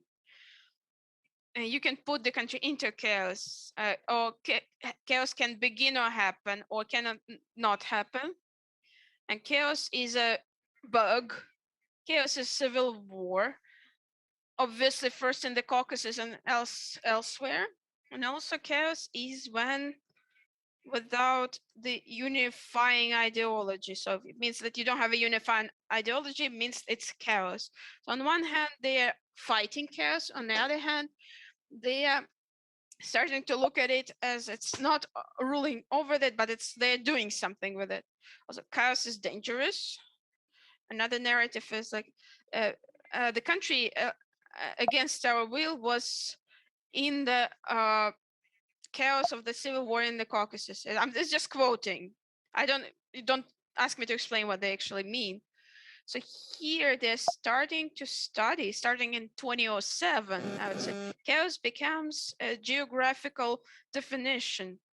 Starting from that year, chaos is the Middle East or the Caucasus. That's what's associated with the chaos. Every time he uses this word in this period of time, it's either something that we have overcome with old Soviet Union chaos that we have overcome, or not. The chaos is not yet overcome in the Middle East or in the Caucasus. Now, definition: fire and rape from both sides. Oh, that's different. So synonyms of chaos: structural changes, he says, absolute dead end, further blurring of the basics of the world order, a violent breakage of law and illegal anti-constitutional actions. That's Putin's definitions of chaos. You see, I didn't take only the sentences with the words of chaos, but I also took into consideration the context overall. And also chaos is like being a bull in a china shop, which is really interesting metaphor. So those countries were enforced with the standards that were foreign to culture and way of life of those peoples. Now we have 2012. Putin gives the statement: if somebody can break all the rules, then everybody can break all the rules. So he has this. So from what I can see, that's what well, I'm basing my theories that he actually means what he says. He actually thinks that way. It's not like a speeches, it's just basically quotes and mentions. So what he says, like, if one side can break all the rules, then all the other sides can break all the rules. I don't know what he means by that, but he says that chaos is technology. And very often connected with civil war. In 1220, chaos is suddenly connected to Syria. Gives lots of speeches about Syria. And he's structuring the chaos in a way. So basically, he's building it into a much more structured theory and also the technologies that go with it. So he starts saying things like that. It's obvious for everybody that the world is monopolar. So it's 2012. You see, he's not a pariah yet, which creates risks and opportunities. Risks is everybody, if everybody plays its own game. So you say there is a theory that you can manage chaos, and the risks will be if nobody plays with the chaos. So basically, he starts thinking about this idea of the regulated chaos. Maybe somebody told him about it, or maybe he came into it himself. It actually brings us back to doctrine of Gerasimov. They basically all quote the one research of Stephen Mann in 1992, which was translated in a very bad way into Russian. And they all think that that's what the Americans do. They bring chaos into the world. So basically they say that the whole American theory of controlled chaos is based on this one article of this one analytician. So basically, at the same time, he still says about the rallies in Libya, and so he says, like, so you can either allow it or not allow it. So and he starts using our favorite German words, Ordnung, and he says, Ordnung must sein. So there has to be Ordnung everywhere. It means he says he's supposed to apply to German mentality with that. So chaos is bad, Ordnung is good. And also he starts speaking about the spirit of global chaos. So like chaos can rule the whole world if we don't do anything. So the chaos becomes part of the technologies. It all goes on until the beginning of 2014 and the occupation of Crimea. And then his articles, if you follow them, you can see the success of this theory about like management of the chaos, overcoming of chaos, whatever it is. Looks like he considers that his personal mission and the mission of Russia is overcoming the chaos, especially at least in the important territories. So because chaos is bad, according to him. So nothing good can emerge from chaos. Chaos is good, is bad 100%, very mechanistic approach. And after that, he starts talking about the Crimea after it was just annexed. And he says the word chaos 7 times in one speech. And there are lots of descriptions about it. So Ukraine is chaos. Now you have this narrative that Ukraine equals chaos. We came to the Crimea to overcome chaos. Good for us. Hooray. Huzzah. And after that, we have this Crimean, well, the Crimean presentation. Sergei will talk more about it. And then he gave another speech at Valdai in also in 2014. Hooray, we have overcome chaos and we still keep this work. And the topic is the world order, new rules of the game, or a game without rules. And there he says about his successes. And Crimea is obviously one of the his successes in terms of overcoming chaos, which he wants to sell or spread over the world. He becomes, after this speech, an interesting thing happens. It becomes a fashionable thing to compliment Putin on him overcoming chaos. Or actually just use the word chaos in talking to him. December 24th, Nazarbaevka in Kazakhstan. In these years, you have stopped chaos in Russia and you reinstalled the vertical power. And you will see there are lots of it. Whenever Putin speaks to the people, you know, he has this habit. Somebody, of course, a very random person, of course, without any doubt, they will say, okay, they raise a cost, they say, Vladimir Ilyich, this is chaos. And he says, yes, it is. It's like becomes really traditional.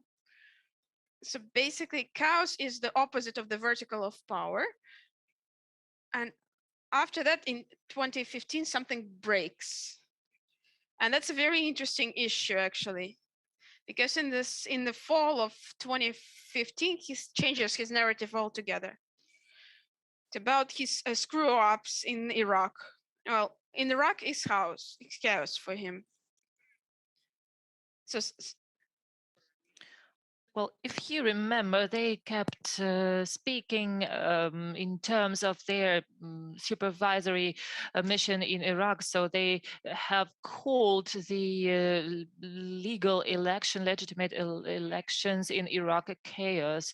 And then a very interesting phrase. And then they just washed their hand by opening the way to the radicals. Well, I could not understand why this should be a bad thing. And then what he says, well, we understand that they have other goals. They aim to bring the chaos, and our game is to defend the good, the values, and the morale.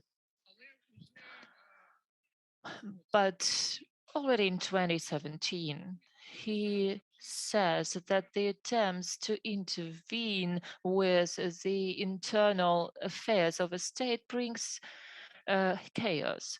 So if we should remember what my colleague said, you shall look at Russia and understand the opposite. Well, reading it this way, so our attempts to bring the values crashed. So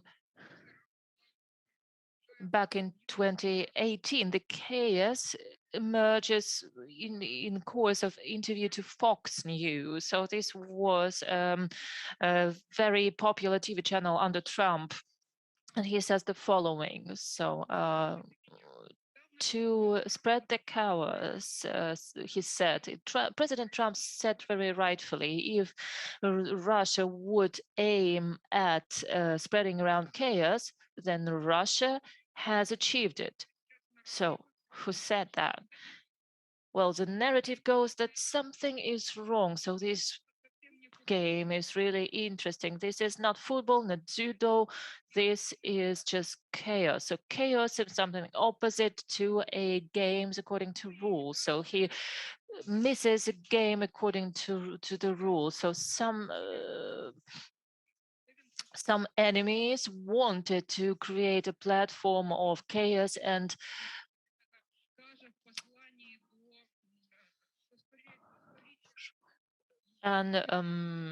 violence. So he speaks like that on the 100th jubilee of GRU, so of the State Intelligence Service. So if if you look at Syria, so if they don't have chaos, then what do they have? Again, 2019, again, a fuck up. So the Chavez, Chavez president was, so he lost his post, and this was awful. Well, Madame Zuber, I don't want to interrupt you, but I would like to remind you of our schedule. Yes, let me finish, please. So, well, what do I mean? So the chaos this year becomes some theoretical basis. So he has written an article about the freedom and chaos, and he states that conservatism is the opposite to chaos. Conservatism is the road forwards and is opposite to chaos. Ukraine is chaos for him. And I believe we need to use this. We have to use it, because if we understand chaos according to the modern mathematical theory and so on and so forth, chaos is something where the life is born. Well, out of the chaos of the 90s, Putin was born, but he does not recognize it because the 90s were bad. And I believe here is where we have an ideological clash that we could use in our legitimate interest. Remembering the anthem of Ukrainian nationalists, we are born from the fires and we are born from the chaos, and we recognize it and we need to use it. And thank you very much for your attention.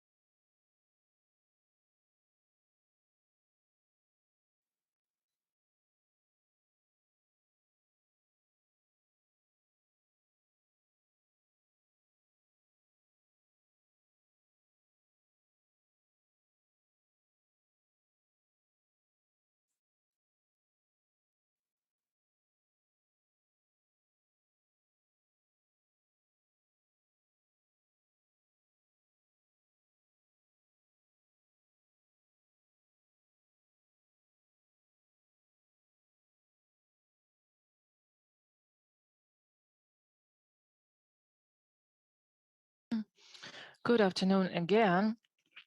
We will continue working within our fourth International Security Forum. Our next panel is devoted to the basic issues of the informational war. So we are going to deal with the issues of the cognitive warfare and the concept of the Russian world that we have to resist somehow. You can see the panelists. These are the well-known experts, politicians, the People's Deputy, Mr. Dunda. I will introduce them all, but I will be the first one to speak because my speech deals with the very concept of the cognitive warfare.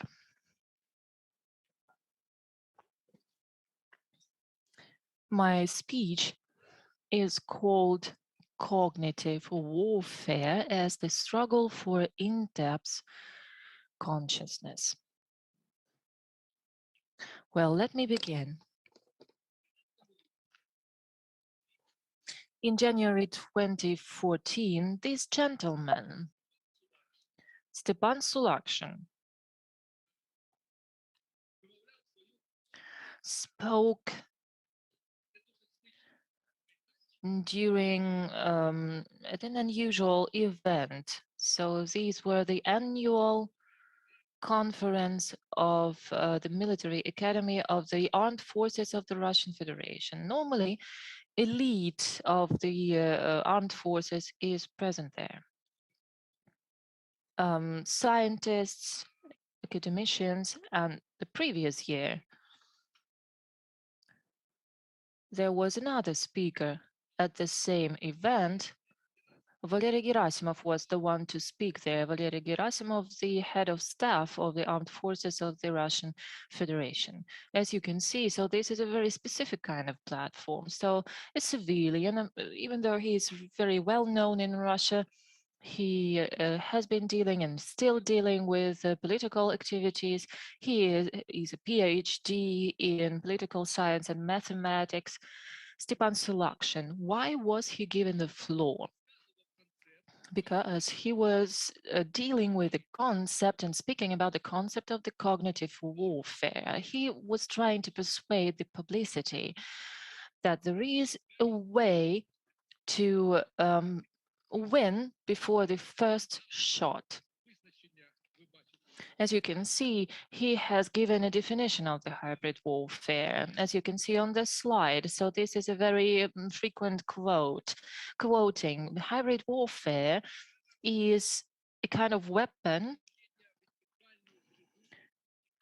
which deals with implementing failure concepts and idea into the consciousness of your opponent. So this is again a slide of Sulakshin, or maybe his assistant Baghdasaryan, who is again a PhD in history. So this is the slide which reflects their understanding of the today's modern war. So the lower level is just the elimination of human beings. This is the traditional war. Second level, the destruction of the structure, infrastructure of the country. Then the affection of the consciousness of the enemy. So I can understand Sulakshin very well. So all of them, they fight for money, they fight for grants, and this is the way he is promoting his concept. But is there anything interesting or dangerous here? I believe it is so, because Russian Federation is really generous about supporting the informational war, including the cognitive war. This slide is also by Sulakshin. Here is where he is speaking about this scheme, how they can intervene with the consciousness of the victim country.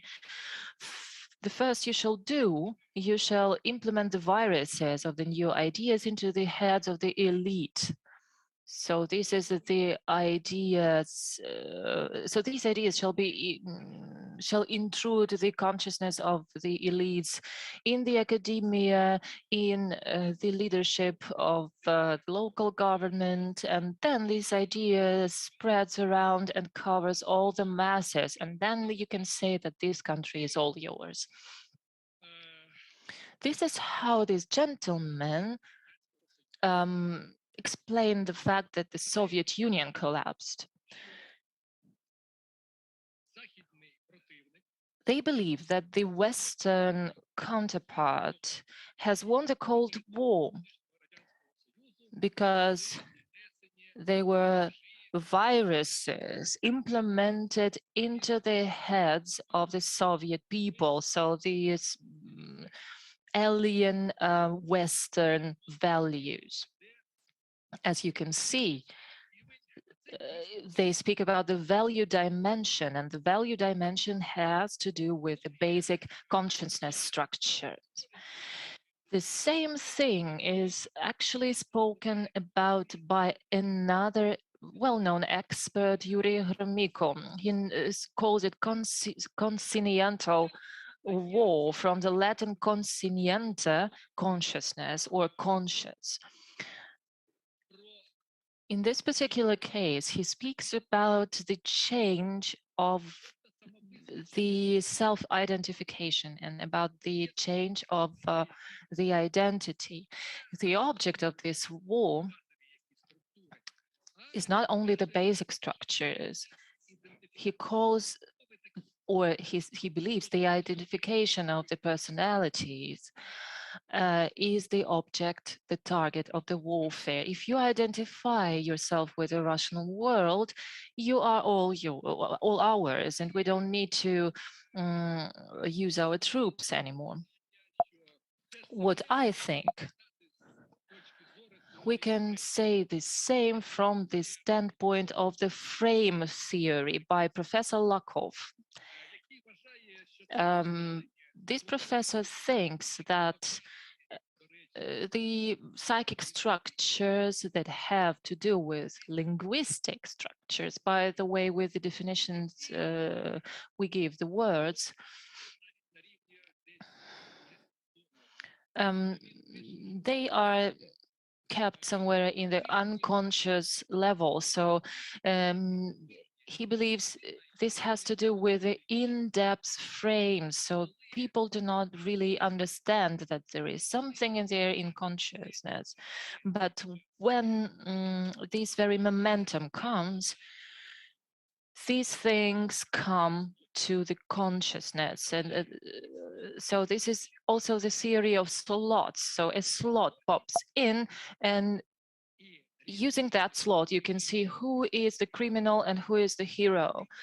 And people who have different presuppositions, they can see the Russians differently. So some people see the Russians as heroes, and some people see Russians as enemies. The same with Bandera and with other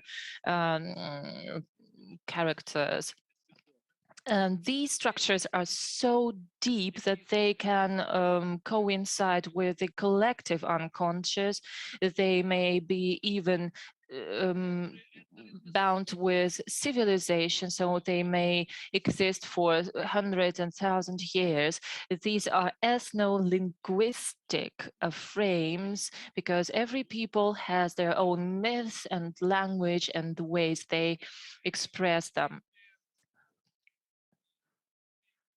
And again, there are other more superficial frames.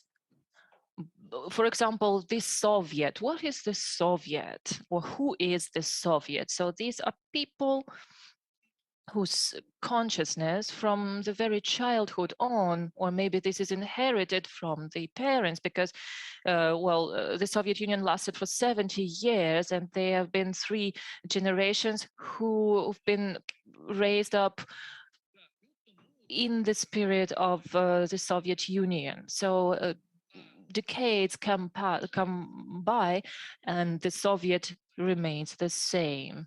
And the Soviet was used, really this frame, this notion was used very effectively during the war on Donbass, because many people called themselves Soviets. Well, and again, what is cognitive warfare? So this is a war on basic consciousness levels. So this warfare aims to form these frames, but this is not too easy. Lakoff again stated that it is very difficult to change the frames. It takes a long time to do that. You need to do systematic propaganda, what Americans call brainwashing. So you need to do that for a long time.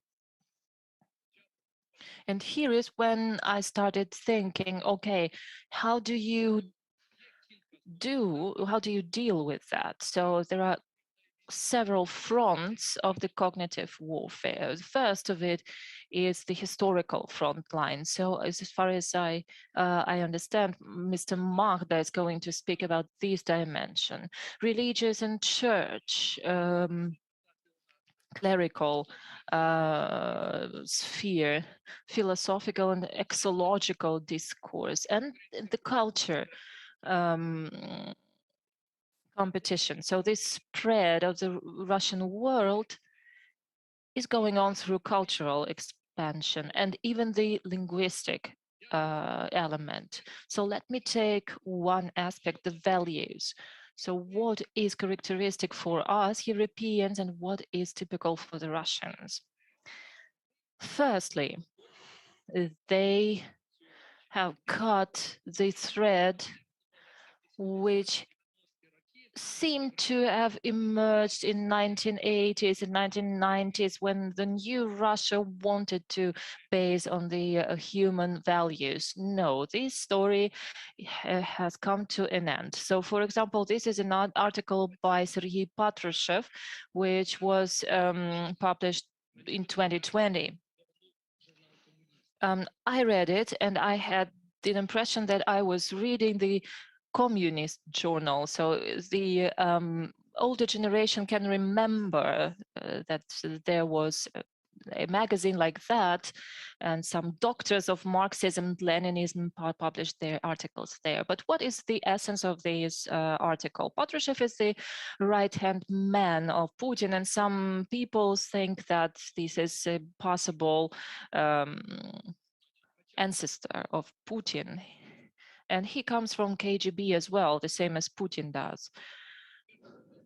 And from the first till the last word, neglects the European values. He says that these values are harmful for Russia and that Russia has its own values. It is interesting to ask the question, which values? I try to find out what the Russian values really are, but these are just lies. So what does the Patrushev write?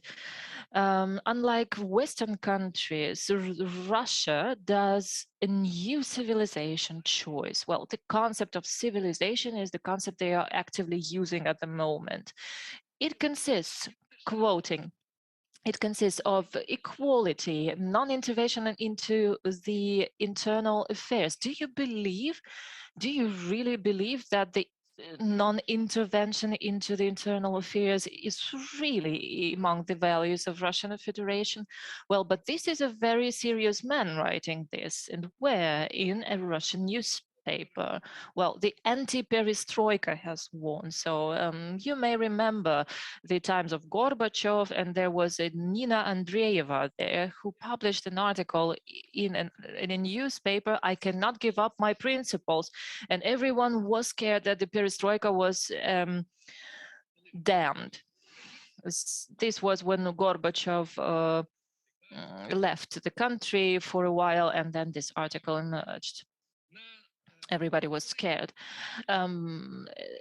Last year, the previous forum, I conducted a poll, an expert poll. So the ones who answered my questions, so these were scholars and experts. I could ask 50 persons. I have given them a list of possible 30 values, and I suggested them to put a number of points, whether these values are typical for the European Union, for Russia, and for Ukraine. What is interesting here? So the first column represents the values characteristics for the EU, and the second column is characteristic for Russia. And you can see the first 10 values, and none of them coincide. So you can see it's like a 0 to 6 scale. So how this or that value is particularly close to this or that country. So Russian values are completely different, as you can see. As far as Ukrainian values go, you can see there is this graph here. There's somewhere in the middle, this green line is, well, the same thing that are in line with the first 10 European values. Russia, as we can see, is quite different. This is the opinion of our experts. It can be not objective, it's just interesting.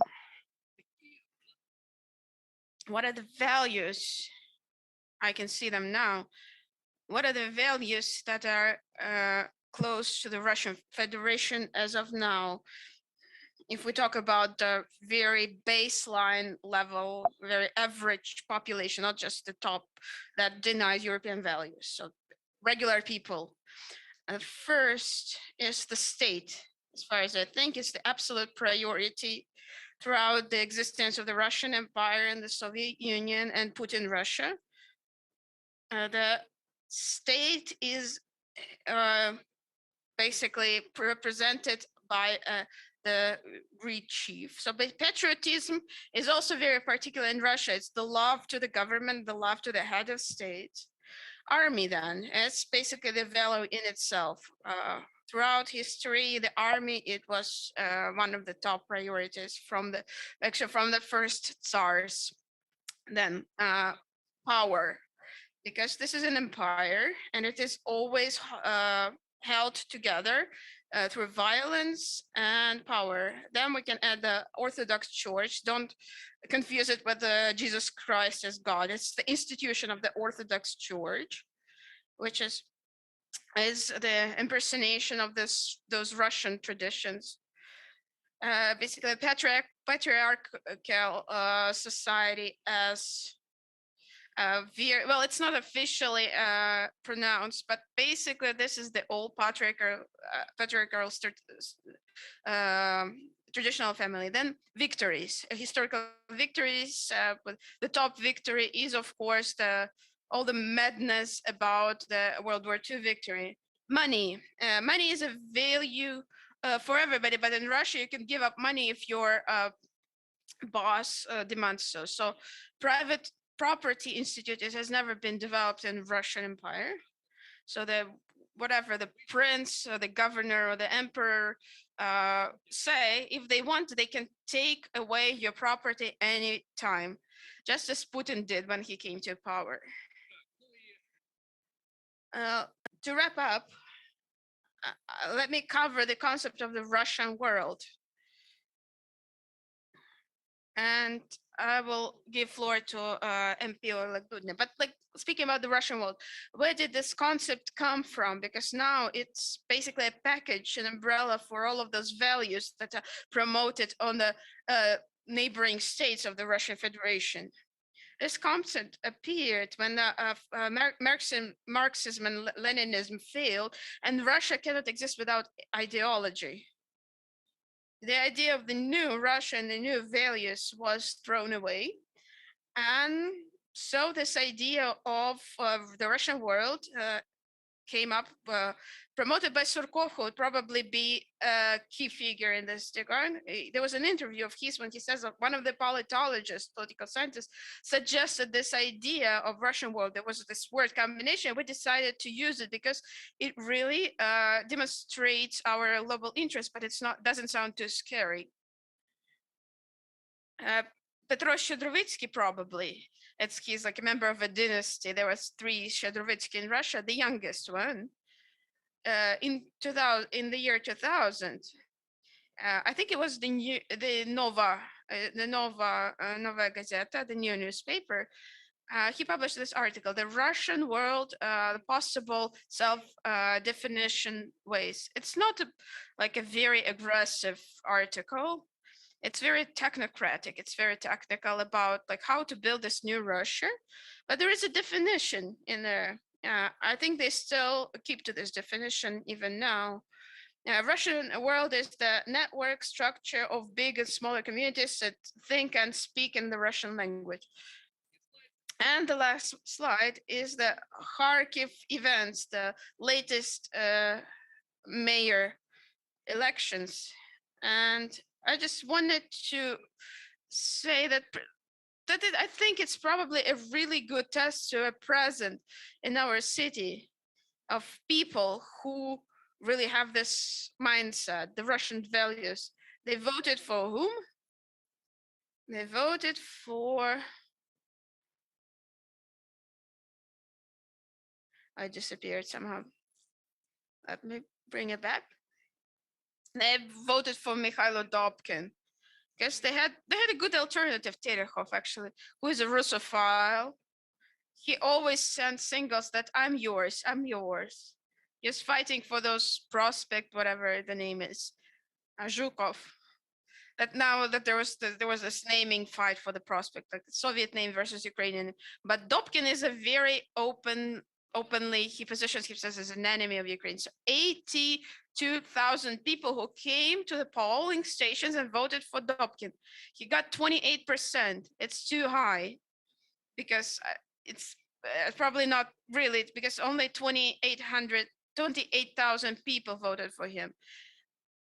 So out of the million of the electors, 82,000, they, woke up on the Sunday morning and they went to vote, they knowing their goal, because they know they're silently angry all the time, and the election time is their time. That's how they can demonstrate that Russian world is still alive in Kharkiv. I'm not afraid of those people, but still, it's a good food for thought, and it's a good motivation for Putin to continue the hybrid war against Ukraine. Now, Oleg, the floor is yours. Thank you. Thank you, Igor, for the invitation.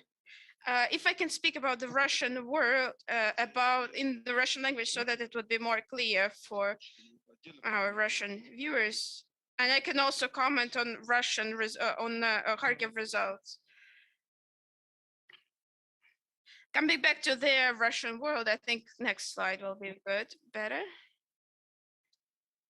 So nothing is new in history. People don't change. It's just the tools of how to reach audiences, the tools for war changes.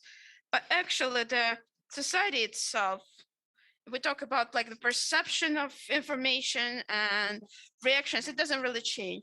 And the Russian world and what's going on in Russia, it's nothing new. It has happened before.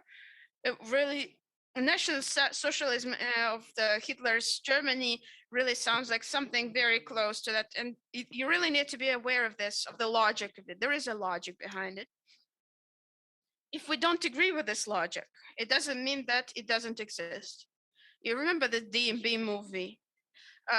Do you see it? No, we don't see it. It doesn't mean that it doesn't exist. It's there.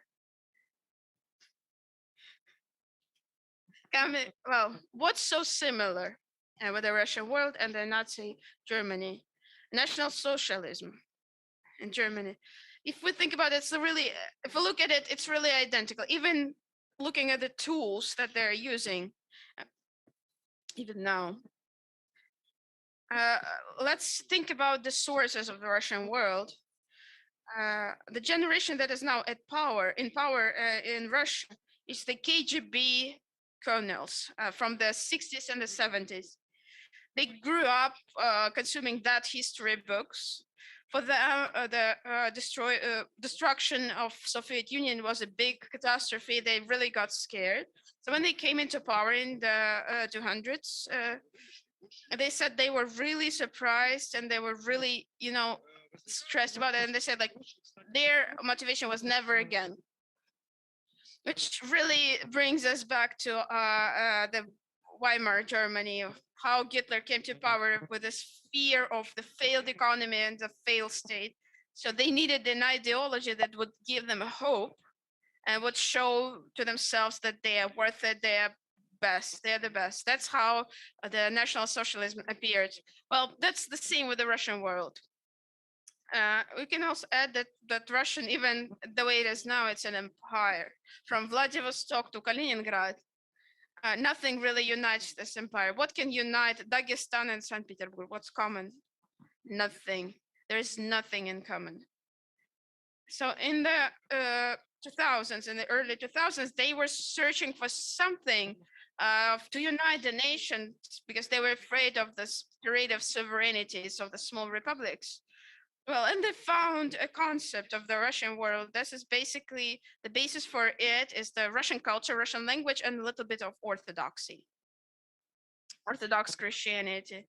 The point is, like, wherever there is Russian culture, wherever they speak Russian language, it is a priori the Russian territory. It's not official, but all the speakers from Kirill the Patriarch to Putin and Medvedev and Patrushev, that's what they say. There are no countries, there are no country states. The territories around them is just Russian territories that are supposed to go back to Russia, which sounds very German, Germany 1938. Basically, that's what they were talking about. Like, that's how they were talking about the Czechoslovakia. There are German-speaking people there, so we need to bring them back because this is our German world. We need to take them back.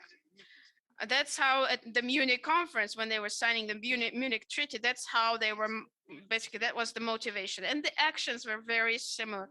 Let's compare 1938 and compare 2040. They had their own Crimea, the Danzig. Gdansk. So the direct quote from Hitler, Danzig has always been, was always been a German city, and we need to take it back to the homeland. It sounds very familiar, doesn't it? A Crimean story. Coming back to the Czech Republic, there was this Sudeto Germany party that was the second biggest in the Czech parliament. Was headed by a German. Let me remember his name. Konrad Genley, who was fully in contact with the Nazi Germany, with the Hitler. Who received direct instructions to prepare the militants to occupy a railway station in Karlovy Vary, the administrative buildings to promote a massacre. Doesn't sound familiar? Savchenko, yes. Really similar. That's how you make a provocations. First it's peaceful protests, and then you start getting the occupying the buildings. Konrad received direct instructions about, like, Sudete region was supposed to be autonomous. That was the request of the demands of the Sudeto German party. But then they said, even though the Prague government is going to give the autonomy, no, we're not agreeing to that. We need to raise the planks. So until we create a conflict and create a pretext for the Third Reich to invade the Czech Republic. Sounds very similar to what we have. In that case, National Socialism and the Russian world both really imply that by demanding the language and basically motivating their territorial pretensions through the language and culture. And we really see, especially in the latest, in the last year, there's articles by Putin and Medvedev, and they're always saying that we are ready to defend the Russian speakers in other countries, in other territories. So they're totally identical. So history is speaking for themselves. They say that, like, the full-scale war is not possible without those special operations. What actually happened, without the support of the internal part of from the Russian speakers, actually. So those things that come and take us back, basically, this kind of rhetoric, help us, save us. This is the main thing that we should target and not allow this to happen. Without this internal support, well, it's impossible for them to implement a further annexion or further invasion. Next slide, please. Or maybe back. Example, Crimea and Danzig. You can just compare Crimea, that's a direct quotes. Crimea has always been the part of Russia, and Danzig has always been a German city. So it's really the same. Same story. Rudolf Hess, Vyacheslav Volodin, very famous people. Germany is Hitler, Hitler is Germany. And Volodin is saying, there is Putin, there is Russia, there is no Putin, there is no Russia. So pretty much direct quote. So identical. It's the new, you can see that Russian world is the new form of National Socialism, only in a Russian costume. There was a poll in Europe just recently. What nations think that they're not dominating? So like, what nations think that they are better than everybody else? So Russians really were number one. So out of people polled, 60% of Russians say that they are the best nation in the world. So more than 60%. That's the result of this 20 years of propaganda. Basically, that's how it worked. That's how it worked, and it really, this seed was really brought fruit because they're under siege, they're under attack, and they need to defend themselves. That's like the same thing. Hitler's Germany did the same thing. So this is going to happen. Well, there is one difference. What happened then and what's happening now? It's there was a Munich back then, and Chamberlain and Daladier actually agreed that, well, perhaps they would be allowed to take away the Sudets because there's German-speaking population there, but it was not in our case. This really saved us. If we had another Munich treaty now, that probably we would repeat the fate of the Czech Republic. We would start with the Crimea and we would be occupied. We do have a lot of support from the Western world, so I'm pretty optimistic that maybe the second part of this National Socialism history, we will not repeat it. It doesn't mean, though, that we don't need to work with this Russian world, because it is promoted first and foremost through Russian culture and Russian language. They're not bad, they're just a regular language. I'm speaking Russian right now. Well, but the NGOs funded by Moscow and by Russian Imperium are created with a goal to provoke our Russian-speaking patriots and to make them associate themselves with the new Russian Empire so that they can rise at the given moment and do what actually has happened in 2014. So what we must do, we do not only need to fight on the battlefield, but fight on the informational level. This is what the Czech Republic and the Austrians failed to do.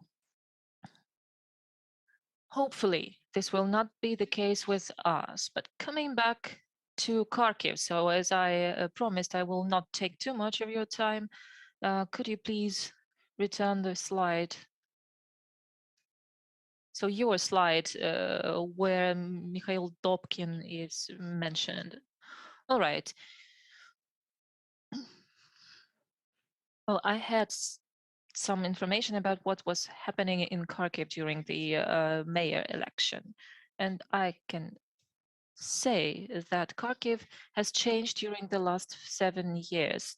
The fact that Terikov has won, so he has got only 50.66%. So the sociological studies that we have at the moment says that what Kharkivians actually think about themselves. They say we are Kharkivians.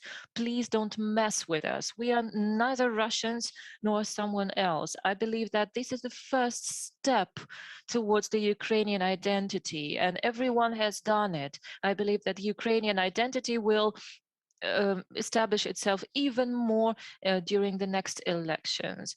And the percentage of Misha Dobkin is actually something I am happy about, because 10 years ago, this figure would be much bigger. And I believe we will not see Mikhail Dobkin anymore somewhere on the political scene.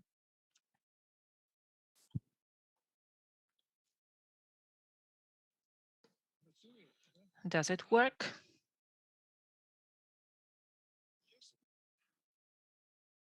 Well, what about the chaos? So you have told me there is no logic. There is logic. Well, by the way, many patriots, well, there is the logic. Well, let me explain you.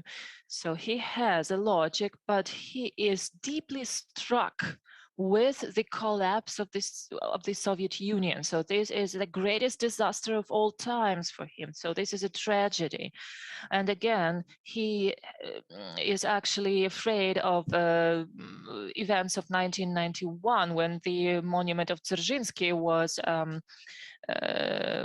diminished. So he is driven by his fear, and he is using the army to fight this fear. But the totalitarianism is not only based on weapons, so you need to give people some ideology. And the only variant you can give to the Russian population to bring these very diverse territories together. So they have found only the Russian language, the Orthodoxy. And Kirill said a couple of years ago that the Russian Orthodox Church is not about the ethnicity, it is about the cultural values. And he said that, well, Ukraine, Moldova, this is all Russian world, and we have our right to take them back. And using these instruments and feeling like you are living in a fortress under siege, they are finding arguments why they have the right to rule and why Putin has the right to be the president. And without promoting these argumentation, we have seen it on the Crimea.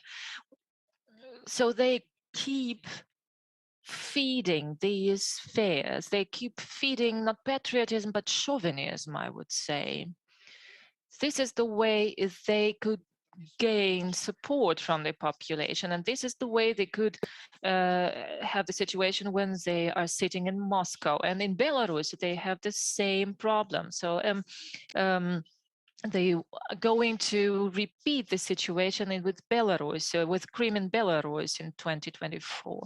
I believe on the 17th of March this year, Putin said somewhere on stage in Moscow that actually the whole Russia, the entire Russia, shall look like the former Soviet Union. But this is what he said. But if you leave him on his own devices, he would also want to have what Russian Empire used to have.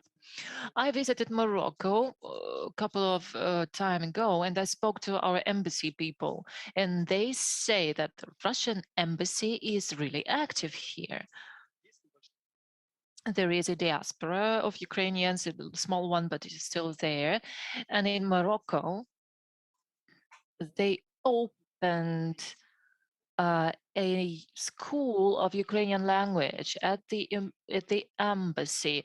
So the Russian do that.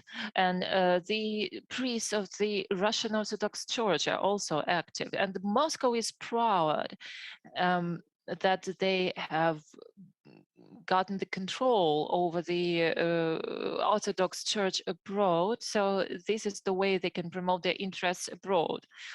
Well, this is the way they do in Morocco. They deal in Morocco, and they interact with the Ukrainian diaspora. They also have numerous cultural programs. So they promote their ideology of Russian world. And they think that our territory is everywhere where people speak Russian. Yeah, thank you. I would like to add that Oleg and his colleagues registered an interesting bill, criminal responsibility for using Russian world Well, it is a little bit more than that. So I have shown that they are really like National Socialism. If communism and National Socialism propaganda are prohibited in Ukraine, and if they are prohibited, so Russian world shall be prohibited as well. This is logical. Thank you. Now I would like to give the floor to Eugen Magnum. He is really a well-known politician and an associate professor at Kiev Polytechnical University. Dear ladies and gentlemen, I'm really happy to see you, and at COVID times, meeting people offline has an added value. So I'd like us all to speak as interesting as possible. Can I have the clicker, please? Thank you. Well, why history? Well, Russia seems to have nuclear power and the biggest territory in the world. Well, actually, there are many factors here, but let me tell you there are a couple of details here. First of all, history is always a mandatory subject to be taught at schools, and the history covers many of us and many of things. Secondly, different historical plots can appear in literature, in films, in computer games, so you can use it to get influence. And history, as a humanitarian, leaves the space for diverse interpretations. I will not go too far, but I believe that most of important historical events has at least two or at least several interpretations. And here is where you can introduce your own vision, your own point of view. And the first and the most important case is the case of Volodymyr the Great. Couple of years ago, there was a new monument for him in Moscow. So they wanted this monument to appear there. They wanted to make a bridge between Vladimir Putin and Vladimir the Great.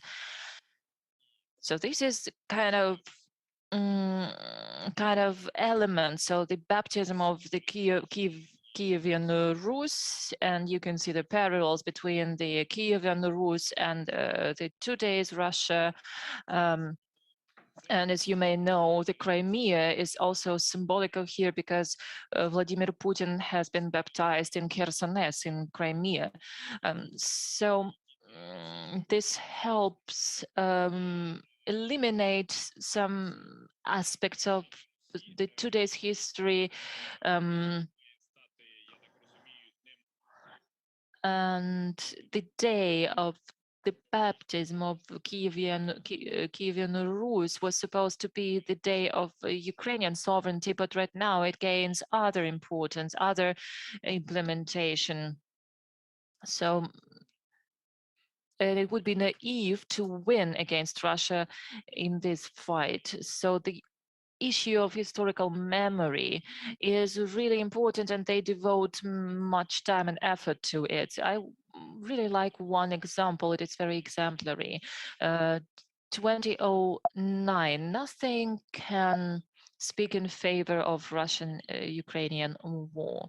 And in the post-Soviet space, liquidation, a post-Soviet action film emerges on our screens, a TV series, but you could see Bandera people working for the German intelligence service, even after the end of the Second World War.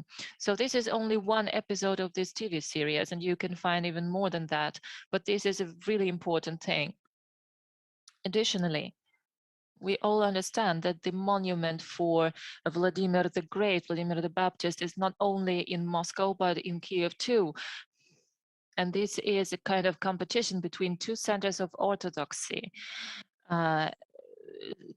Even though the church is separated from the state, but just remember how nervous were the Russians when Ukrainian Orthodox Church was established.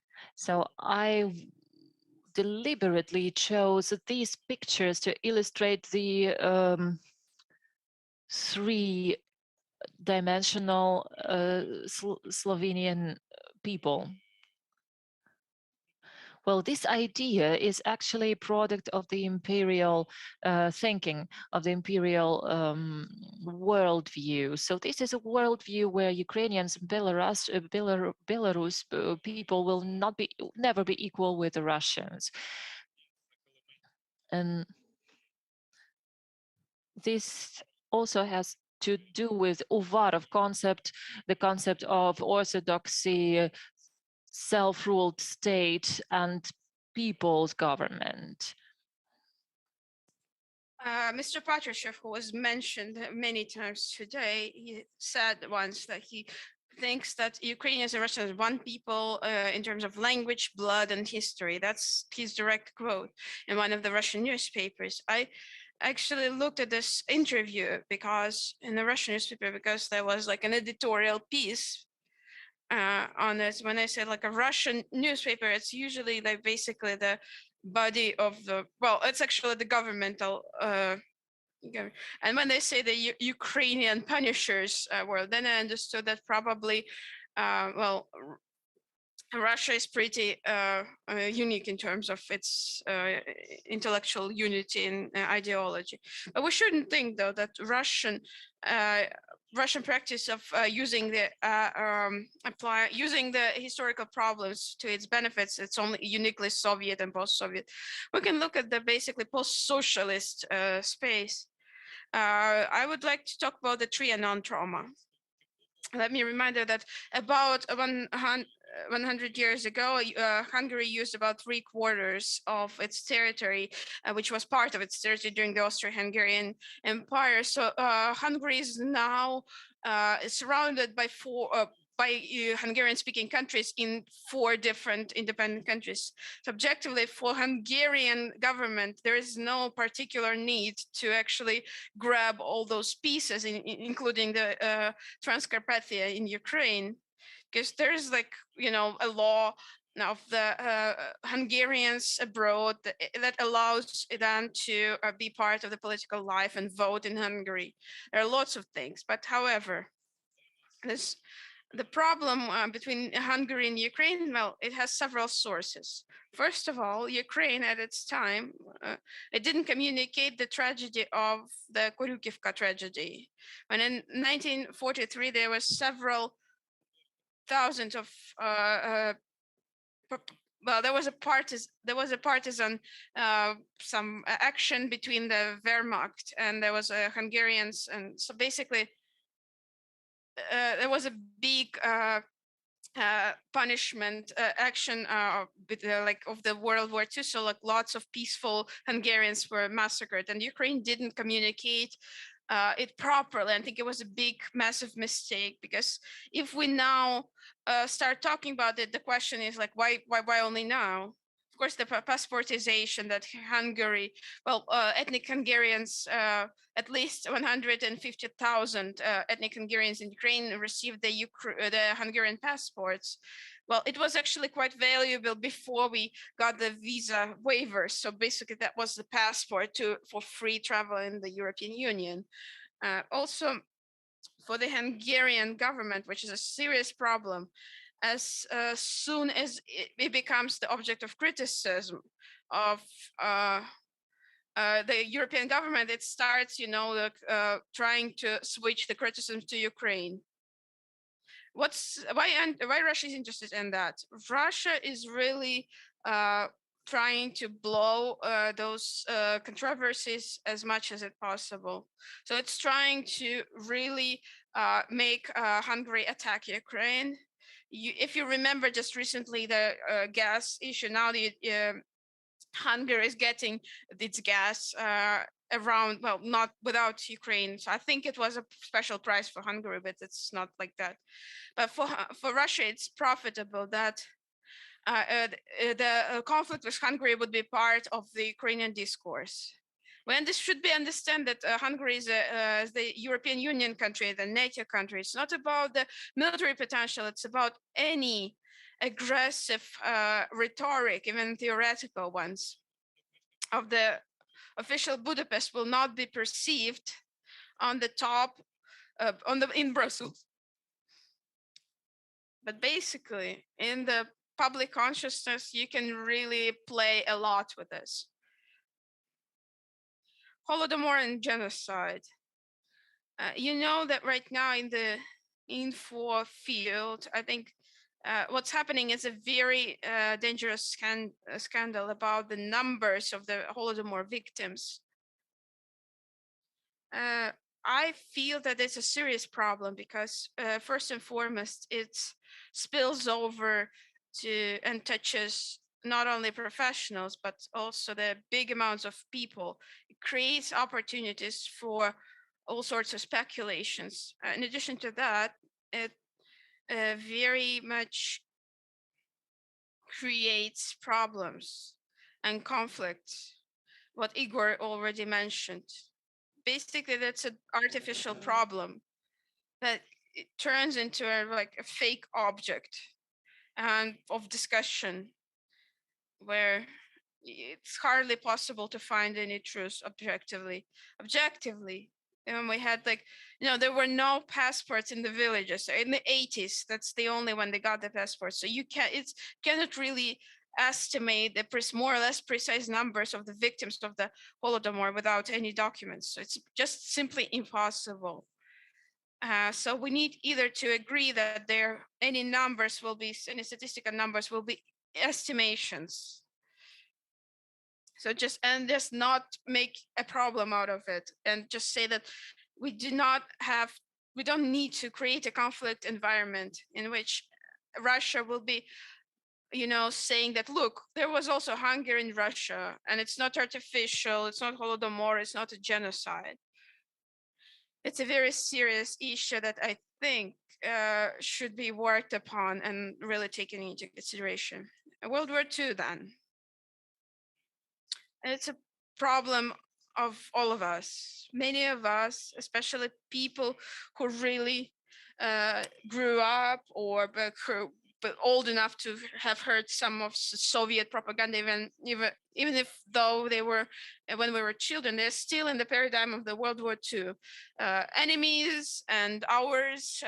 Russia is really feeding this narrative. So collaborants. So like if people. The collaborants in the Russian media, they speak with a Ukrainian accent, usually in the movies, in Russian movies, in Soviet movies. And also lots of problems here, especially about interpretation of the World War II. It really differs from country to country, not only in terms of who won and who lost. There are all sorts of other axes and coordinates where there can be problematic to interpret. So Russian Federation is using this quite actively. However, let's touch a little bit on this. I deliberately took this picture that was like, let's drink to Stalin, let's drink to the Russian people, because remember that Western people really said that when they said Soviet, they meant Russian. They didn't know the difference. It was quite widespread in the West. In addition, for modern Russia, the victory in World War II, or as they say, the Great Patriotic War, as they say in Russia, it's one of the elements of the state ideology, I would say. It's one of the basically stepping stones of the ideology without which modern Russia cannot simply exist. Russia basically uses this issue very actively to create squandrels between countries, especially keeping in mind that it still keeps lots of archives, German archives and Russian archives. Just an example, in 2020, in January, Russia celebrated the 75 the 75th anniversary of Warsaw liberation, when they said like, well, you didn't really support the Warsaw uprising, then Russia on the level of the TV channel Star and basically the Ministry of Defense, they produced this video which say how Soviet Union really supported Warsaw. Also the collaboration with Nazis. Territorial changes of these or those territories. It's a very sensitive topic, but nevertheless, Russian Federation really doesn't want to talk about the the Kuril Islands or Kaliningrad region. You would not find any of those issues in any part of the Russian political discourse. Another point is that Russia, as a successor of the Soviet Union, it's always states that we are the ones who won over, well, who conquered Nazism. And the concept is here that it's okay that there were lots of victims, that women will give birth more to people. So I'll just remind you that we don't have the final number of the losses of the Soviet Union in the World War II. It's basically, there was just a big evolution from, like being a random number, trying to scale it in accordance to German losses, to something that looks more like a true number. But it's more than 20 million people. It's quite obvious. But how exactly, I don't think it will be ever possible to determine.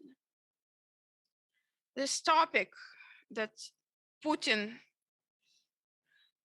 using this date of the 75th anniversary of the victory Nazis, he started to drag this topic around, actually saying that Poland was part of Holocaust, and also adding the Baltic countries to it, where more than 90% of Jews that lived in those countries actually perished in the Holocaust. Anti-Semitism topic, it's a very actively, well, anti-Semitism in these countries, supposed anti-Semitism in these countries is really promoted by Russia. There are two quite controversial books that came out. Ruta Vaganite and The Neighbors, about Lithuanian participants in Holocaust. It's quite controversial, but it was very quickly translated into Russian. There was also a Polish-American Jewish Jana Gross book. It was really very quickly translated into Russian because it spoke about the tragedy where in July 41, where Polish nationals killed more than 1,000 Jews without any Nazi participation. So this episode in history was very actively blown out of proportion by the propaganda. Well, we have this problem in Ukraine as well, because we still have this discussion open about building a memorial of the Babi Yar by private investors from, investors with Russian passports. Even so, however, there are two competing projects that exist, the state one and the private one. And actually the state supports the private one. So it almost feels like there is no understanding how dangerous it is.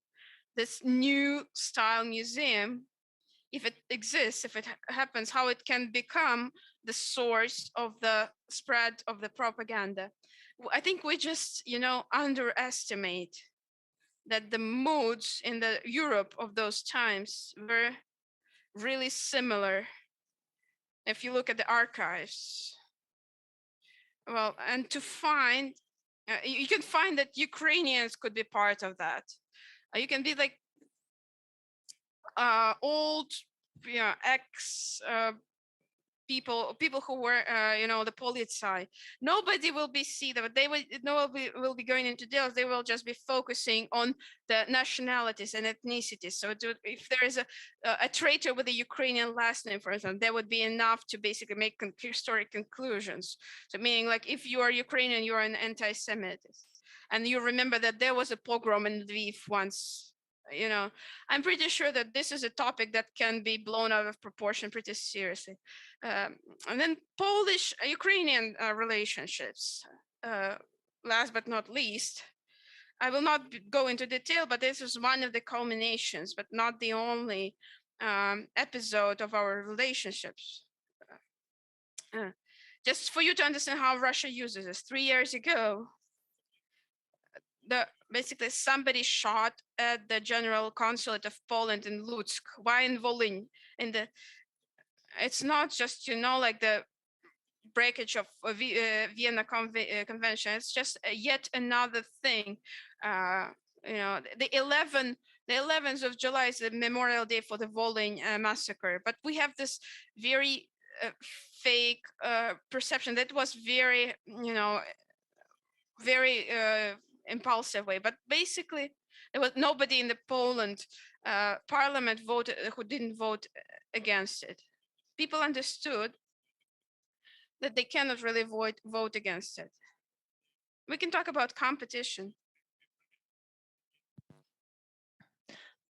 But let me switch or change the topic. So let me proceed with the last but not least, last but one slide. So what is the ideology to persuade that there was nothing in the eastern southern regions of Ukraine? So this is the continuation of the topic about the failed state and about the Russian language in this region, which actually was discussed and discussed and promoted by the Russian organizations established after the Orange Revolution under Viktor Yushchenko. Well, the state ideology shall be part of the state policy, and you need to tell the history by means of the today's instruments, modern instruments. This is Twitter and TikTok and YouTube. And let me remind you, this has to do with the school curricula. And we cannot do without creating our joint narrative with our neighbor, because with our neighbors, because we can only fight with the Russian imperial narrative with our own European narrative. Thank you, Evgeny.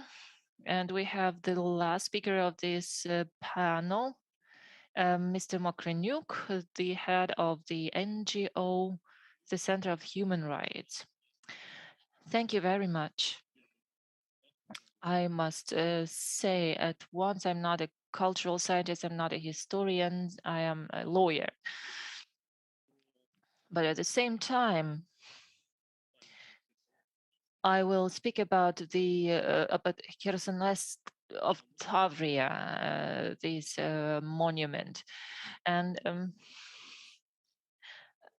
my task is right now a little bit easier because some colleagues already articulated some of the theses that I wanted to articulate, but at the same time, I will speak about facts and about assumptions that were not articulated in public yet.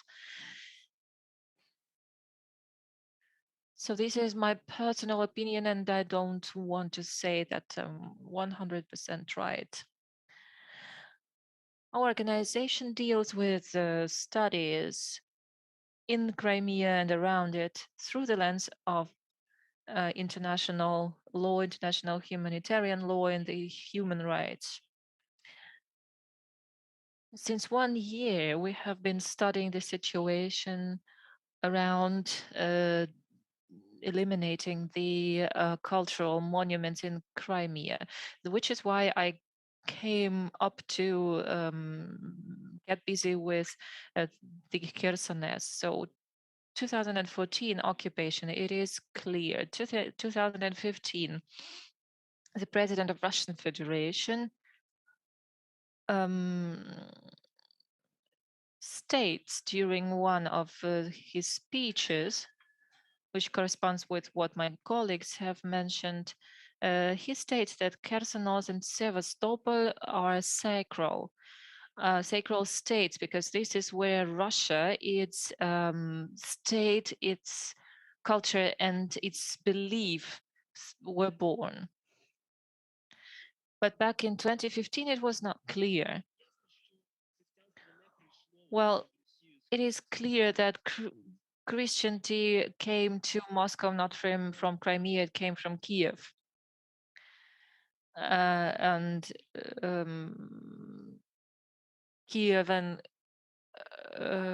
well, the Vladimir the Great was baptized in Kiev. Well, so this was actually nonsense what he said. Well, and further on, in 2016, 2017, 2018, the situation in Sevastopol was the same as all over Crimea.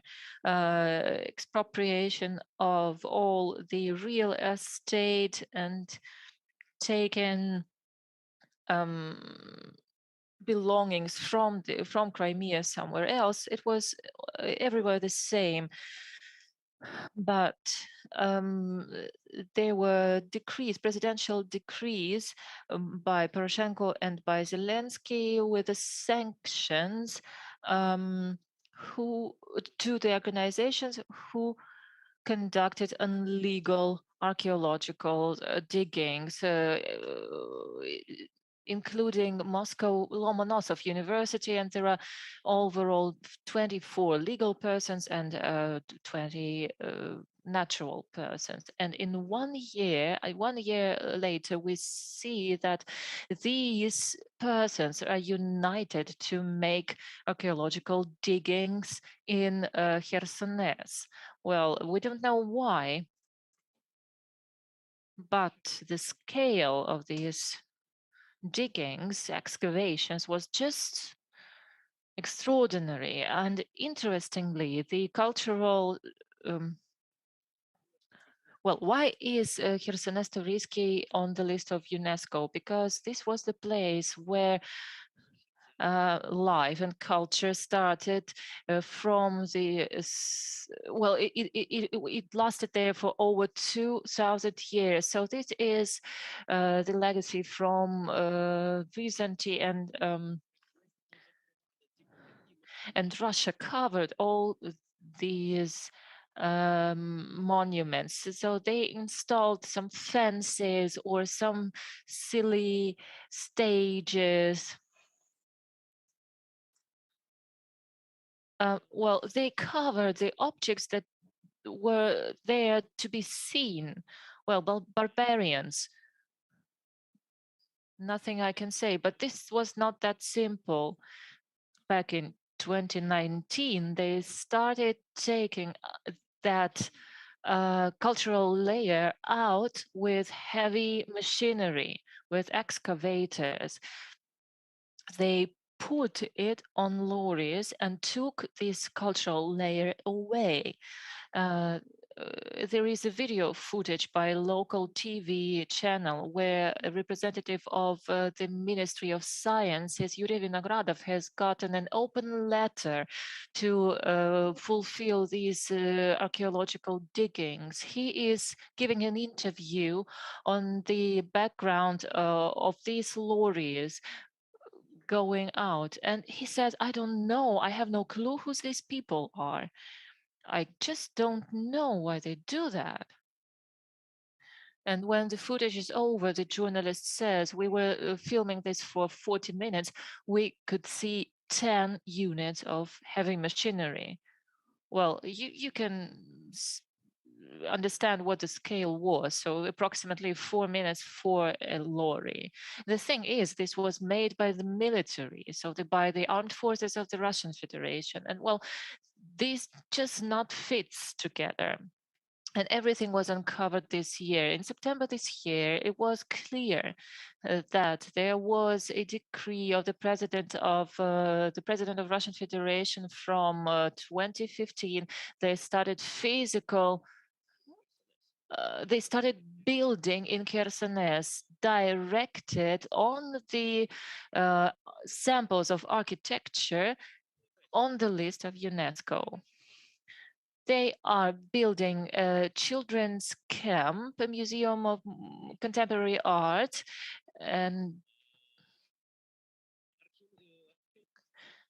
a number of archaeological workshops, bars, and cafes to make it a tourism center. 3 parking lots, and they are building a great church there, an open altar.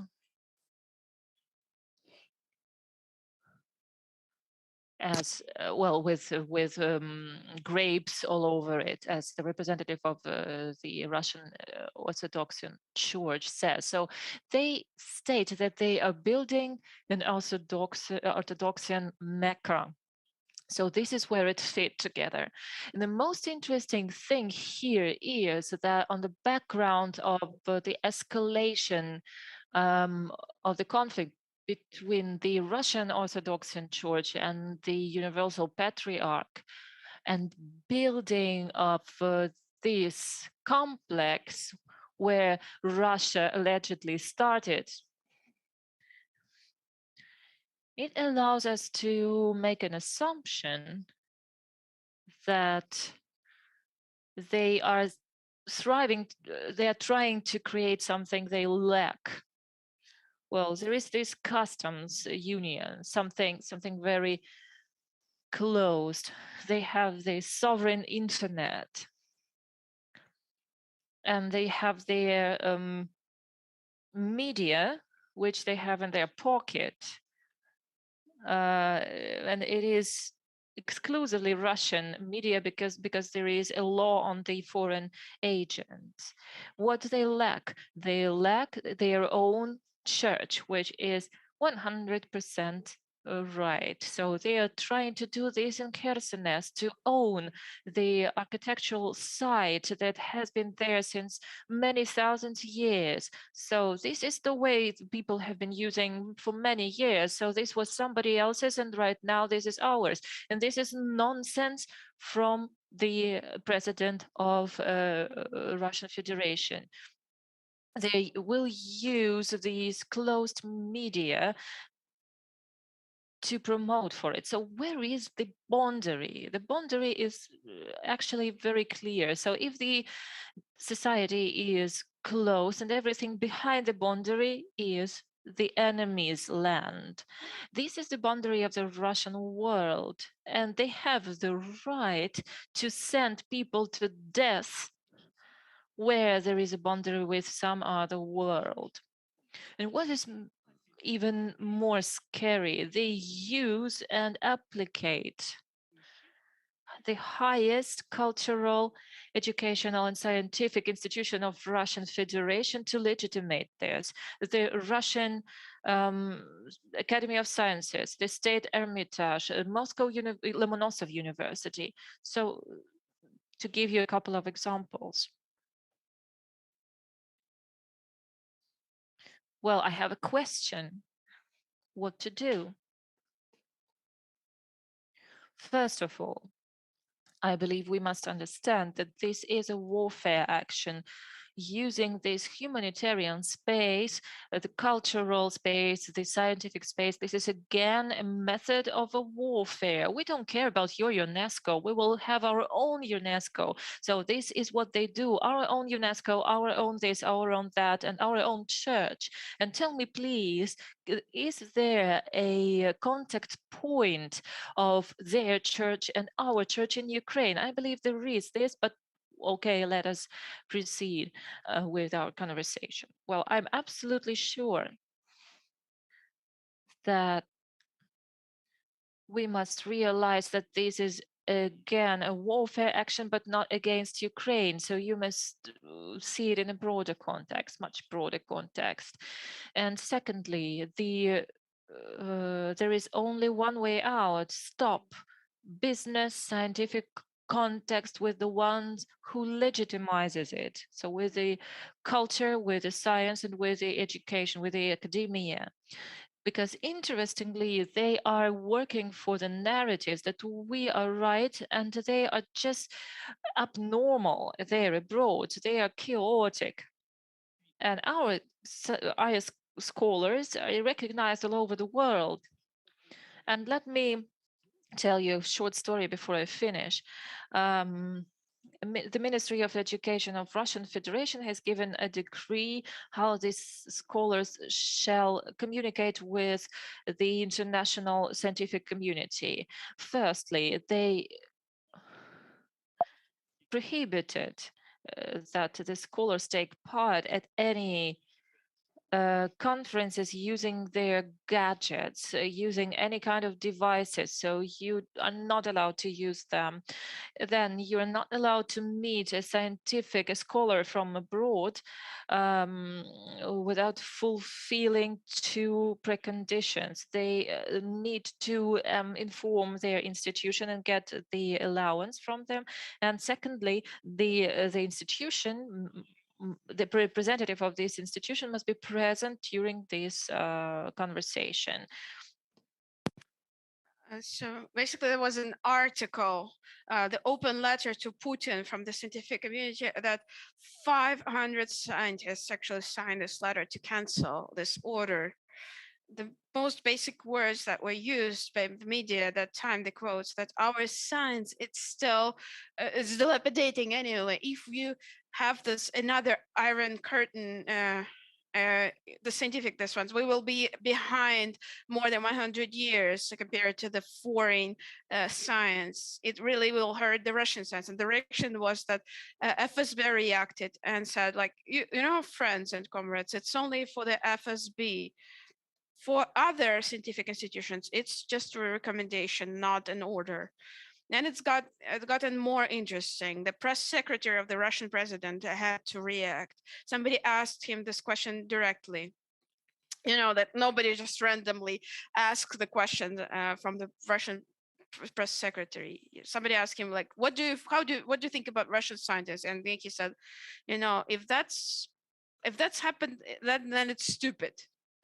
And that's a direct quote. And basically, to sum it up, we've studied those who act in the Crimea right now, and who are the most interesting for me. It's not just the guys who come there for the digs, for the archaeological digs. They know they understand that they do it against international humanitarian law. What I'm more interested in is the people who do not come there, especially people who write those open lists to the Crimea about, like, you know, people who don't go to the Crimea, people who signed the letter that Putin, please hands off Ukraine. They go to Paris.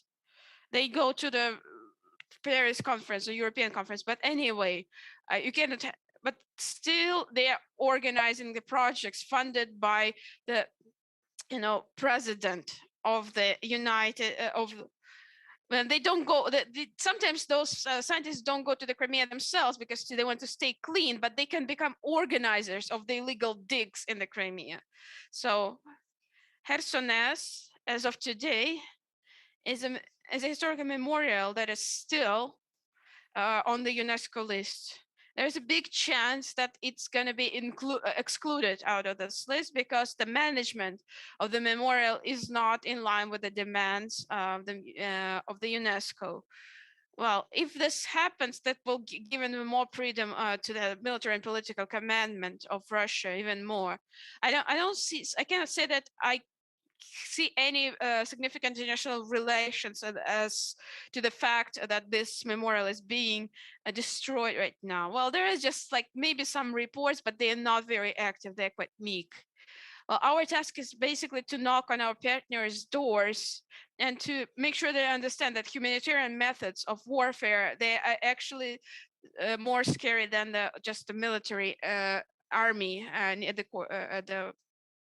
the border. Thank you. Sorry, a small comment from my side when it comes to propaganda, what you said about like who says what. Look, Joseph Goebbels once said, give me a media and I will make a herd of pigs out of a people. Well, that seems very truthful, but there is a detail. It's important what people are ready to believe. It's impossible to to change people's mind to something quite opposite in the short-term perspective. What happened in Hitler's Germany is that people were mentally ready. Same people in Russia were ready to that. And I can agree that the propaganda machine that works in Moscow is 100% effective, but it is not effective in Ukraine. So not all the people really perceive this information. Well, some people consume it, but it's not taking roots in the brains. Let's see, like support of Dobkin as an example. Why they did it. Looks like Moscow didn't count one fact, that we really Kharkiv people. Not because for Russian Empire, there's the collective thinking. A state is above everything. We need to be great as a country. We need to dominate everybody. And for that, we are ready for everything. But Ukrainians are different. No matter who are they ethnically, political Ukrainians, it turns out that it's something we're more individualistic. That's something that they fail to counter into. That's something that is very different about the two peoples. That's why you cannot really fast change our minds. Maybe 20 years, 30 years, yes, but not too fast. That we are part of the Russian world, that we need to be part of the empire. It would be very hard. Mentally, we just kind of resist it. So in Mariupol, for instance, or in Kharkiv, or in other places, they're next to the border, the Russian border, despite all the propaganda, the support of Russian lines of information, it just drops. We see the numbers, and we need to remember that. Thank you. Another question. Thank you. Go ahead. Alexandra. Take the mic, please. It's more like a comment rather than a question. I think that as well as Russians who are definitely, didn't count in some very important things about the Ukrainian space and the Ukrainian people. We shouldn't be doing the same mistakes when we try to evaluate the situation in Russia. We shouldn't be creating myths. I don't think there is any sacred secret, any loyalty of the Russian minorities. The parade of sovereignties, for instance, not only the ethnical republics, but even the Russian regions. They wanted to have their own currencies, and they declared intentions to secede from the federation. If we feel that the existence of the Russian Federation, the way it is right now, as an authoritarian imperialistic country, is a threat for Ukraine, we need to be very honest in understanding its internal potential. And no matter what our Western partners think about it, we need to understand that the liberation of the peoples of the Russian Federation is one of the civilization tasks of the Kievan Rus, which is the civilization and cradle of our civilization. Let me react to that right away. Okay, let's just, mind our own business. Let somebody else take care of that. We have our own problems that we need to take care of. As far as the informational work is concerned, we need to admit that the Ukrainian political nation exists. It happened. Not ethnical, but political nation. Having an enemy at our border like Russia, unfortunately or fortunately, depending on how you look at it, we have to, and we will have to, deal with our issues only. We will have to create our own myths and legends, no matter how you treat it. Without that, not a single country can exist. Every country has to have its own heroes, like France has its own heroes, and we will have to do it as well. I talked to the Center of the Countering of Disinformation. They're fighting fakes, but it's not too crucial. We have to create our own legends. Without that, we will not be able to survive, and we shouldn't be afraid of it. Let me remind you of the 1939-1940. Great Britain was not ashamed of propaganda, real propaganda, in the United States in order to make them part of the war. We need to be doing this. We need to be in charge of that. Our own territories, inside our country, not outside. No. Somebody's in charge of that. Moreover, as of now, I'm actually also in charge of the media now. Actually, if we look at the United States, there are no neutral media there. Well, almost no neutral media. Almost no, that would be totally in charge, like in line with the journalist standards. There are more and more Democratic versus Republican media there. So if Biden is in power, then CNN becomes propaganda. If Trump is in power, then Fox News becomes in power. It's not good, it's not bad. We just need to be aware of this fact. In our case, though, we have to have propaganda, state propaganda, keeping in mind that it's the informational field is the main battlefield today for our independence. You know, dear colleagues, let me make a comment as well. So I wouldn't be too relaxed about, you know, our situation. It's not so good. Our situation, we need to admit that. And the goal of the Russian Federation in Ukraine is not establishment of the Russian world here. It's the chaos, chaos, chaos. As you said, the more chaos, the better. The more division, the better. They still fail. And the war, unfortunately, or fortunately again, it's actually placed against Russia. The longer we have the military action, the more people are engaged directly into the war. The more, unfortunately, our citizens die in this war. The more families are directly touched by this. After that, it becomes unforgivable. Here, Russians really lose. However, we still have the trends that we need to support because we are kind of the leaders, opinion leaders in certain issues. I have two examples, and I really, you know, of like reading publics of different minorities. One thing is, in one Russian cities, they wanted to build a church instead of a park, and the people came out and started rallying, like, why do we need the church? Yeah, then the government actually hired some titushkas. They started using the word titushkas in Russia as well. So basically, it became an actual word. So basically, and they kicked people.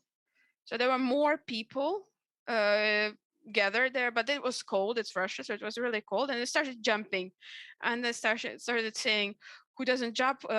Who doesn't jump there for the church?" Almost like in Maidan. And another thing, I think in Bashkirska, I think she's an elderly woman. She's a human rights defender, and she was she was rallying, and I think she was thrown in jail for 14 days. And I think she made a TikTok or YouTube or like a very short video, and it says like, 14 days I will be on hunger strike because liberty or death. What do I mean by that? The thing that we are doing, the way that the Ukrainian society is being built, how Ukrainian church is being built, what conversations we are holding, how we're trying to be united, it is all really, you know, like people in Russia really perceive this information, and we still need to continue doing this. There's a stupid thing that I wanted to say is public. You know, I have a dream. I dream of having a small budget about, like, you know, buying 10 two-room apartment, maybe like, you know, one floor of 20 offices, and they create a budget organization of maybe like, you know, 30 people who would be working it, and they would bring like professors and associate professors in those apartments from Russia, from the indigenous people of Russia. So basically we would bring them to, there would be indigenous professors and students, and they would gladly come, you know, and we would just, you know, make them like, you know, let's have this research. What is the situation with human rights of minorities in Russia? I was pretty sure that this could be a very popular, very strong and powerful propaganda propaganda source. I don't know. It's just a dream. I don't know. I don't have any power of this, but this is something that I would like to see. Okay. And you know what will happen? Will be the Crimean Tatars, who will be part of the Crimean platform, and then they go back and they're in jail in Russia. So I think if they go back, those professors, that will what will happen to their families. Anybody else?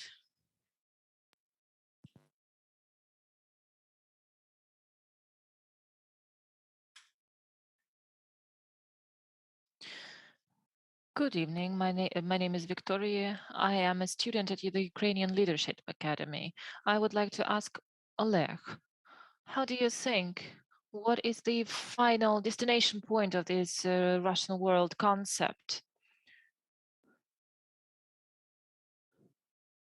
So shall I give you a tactical or strategical answer? So if it is not too difficult, both. I'd like to have both. So if I shall answer strategically, everything has its end. But tactically speaking, the Russian Federation, so historically, is just doomed to collapse. It is actually already a stage of agony, and it will decompose. So what is happening in the Far East with China, well, on the border with China? So really gross territories are taken away by China. So these are no legal processes, but they are going on. If you look at the situation in China, they have their own maps, and they state that the Far East, the Russian Far East, belong to them. So this is a matter of time. Maybe 3 or 4 new states will emerge. And well, I wish that we would see it and will still be alive when this happens. Well, I hope that another Munich conference will not happen. And now we have the support of the Western world. Reznikov 2 months ago said that there will be 2 Navy bases in Ochakov and in Berdyansk. This will be with the support of the Great Britain. And this is a witness that in the nearest future, we will have the support from NATO. Russian Federation has not enough power to act really aggressively on a territory when NATO is present. So the only big risk that we have and that we will be having during the next 4 years, and actually Putin also mentioned it in his article, they will rock the political field of Ukraine. They will try to weaken the present political system, and they will try to support the pro-Russian political forces. But at least they have not yet understood that we are somebody different. And I believe that things will be easier after 2024. So I am quite optimistic about it. So did I answer your question? Leonid Savchenko, professor of Kharkiv Polytechnic University. Well, I'm not ironic when I say that it is a great pleasure of having a pro-governmental fraction whose voice, whose vote is really really important for the state policy. So I don't sign under all messages of the today's government, but you are the person saying that there is a great difference between Russian language or Ukrainian language, Ukrainian historical memory and Russian historical memory, and both identities. Well, yes, it makes a difference. Well, this is my comment. Well, I really think that this is a good thing, but I would like to ask you a question. So I have an impression that some positive things that have to do with the clerical life and with the attitude of the Ukrainian state to the Ukrainian church and the positive movement of many communities and many people moving to the Ukrainian Orthodox Church. And that Moscow Patriarchate is actually the Russian Orthodox Church. I believe these processes stuck. Don't you think that you must activize these processes democratically, surely, but this is something not very good what we can observe. Yeah, thank you very much for your question. Let me give you an example. Well, 2013, Yanukovych is a president, and it seems like everything's okay, and he has his support and nothing disturbs him, and nothing can disturb his position. But back then in September, I had a conversation with sociologists, and what they told me that big events are coming, and I wondered why. They had made a couple of surveys, and they said, well, we can observe that underwater there are processes going on. We can see it, and this is only a matter of time. The same thing is happening with the church situation, so with the Moscow Patriarchate in Ukraine. So on one hand, you are right. So the process seemed to get stuck, to have gotten stuck. But inside, it is different. You must understand that the priests of the Moscow Patriarchate, they are really dependent on the people visiting the church. And what you can see in the Kiev region and in central Ukraine, although they are officially Moscow Patriarchate, but they are actually, I don't know how you should call them, but factually, actually, they are pro-Ukrainian because they are following their people. What they say during the God services, they speak pro-Ukrainian things, and it is just a matter of time. I believe in a couple of years this will be done, so this situation will be finished. Well, our Ukrainian state will help the church too. Well, I can give you a reply on the state, so there is a detail what I have seen. Well, unfortunately, the state is one step behind the society. So the society may have decided over one question already, and the problem has been solved. Then the state is trying to catch up.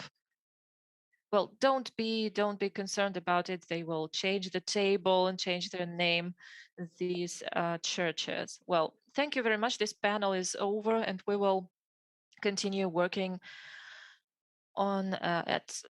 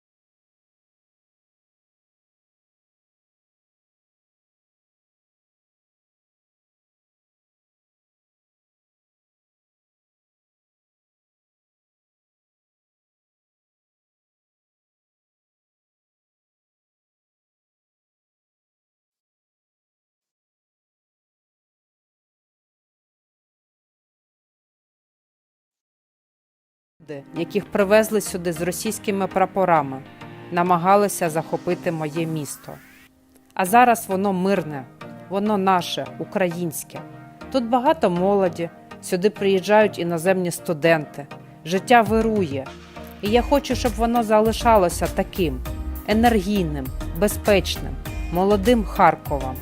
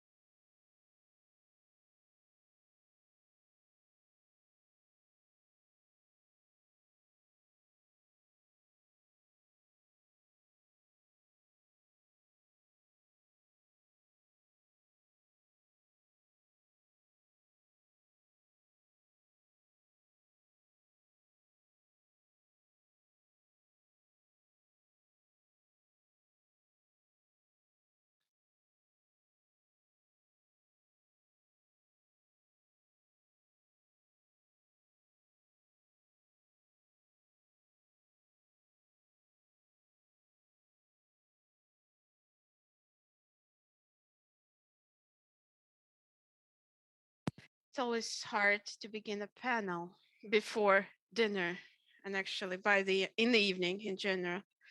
Everybody is a little bit tired, but I hope that it will still be interesting, and this time will pass really quickly, and after that we will continue our discussion at dinner today. My name is Maria Avdeeva. I'm the head of the research of the European Experts Association, and I'm in charge of researching the disinformation, Russian informational inputs. Our panel is called Infodemia and the Fakes and National Security. We have 4 panelists today. Let's start with Alexandra Tsekhanovska. She's in charge of the analysis of the Ukrainian Crisis Media Center. We have 2 panelists online, and I will be the one to wrap it up for today with a brief presentation. After that, we will be happy to answer all of your questions. Alexandra will need to leave earlier today, so we will give her the first she will be the first to speak. So if you have any questions to her, please ask it right after she's done presenting. It's not at the end of the panel. Alexandra, the floor is yours. Thank you very much. Before my presentation appears on the screen, I would like to thank the organizers for the invitation. That's my second security forum. Unfortunately, last year I wasn't able to come in person because of the pandemic, but good traditions should be kept alive and updated if they're lost. And today we're going to talk about how Kremlin is using religion institutions to hinder the vaccination campaign. Basically, we will focus on the main religious institution, the Ukrainian Orthodox Church of the Moscow Patriarchy, even though there are interesting things about others. We'll start with the basics. And I speak about them because beyond this room, for many people, there's issues that you see on the slide, they are not obvious. And therefore, these people are the first to get into this trap, thinking that Ukrainian Orthodox Church of Moscow Patriarchy has nothing to do with the political processes. And those who are trying to actually try to make it responsible for all this destructive political impact. They are basically trying to fight the sacred and the holy. But as we know, the truth is much more sad than that.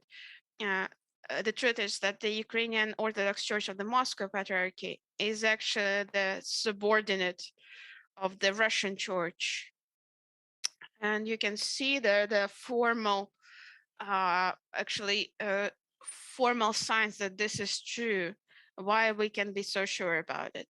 First of all, is that all the information that goes from there, besides the picture that there's good illustration between the Russian church and the regime in Russia, was taken from the official Ukrainian or Russian Orthodox Church website.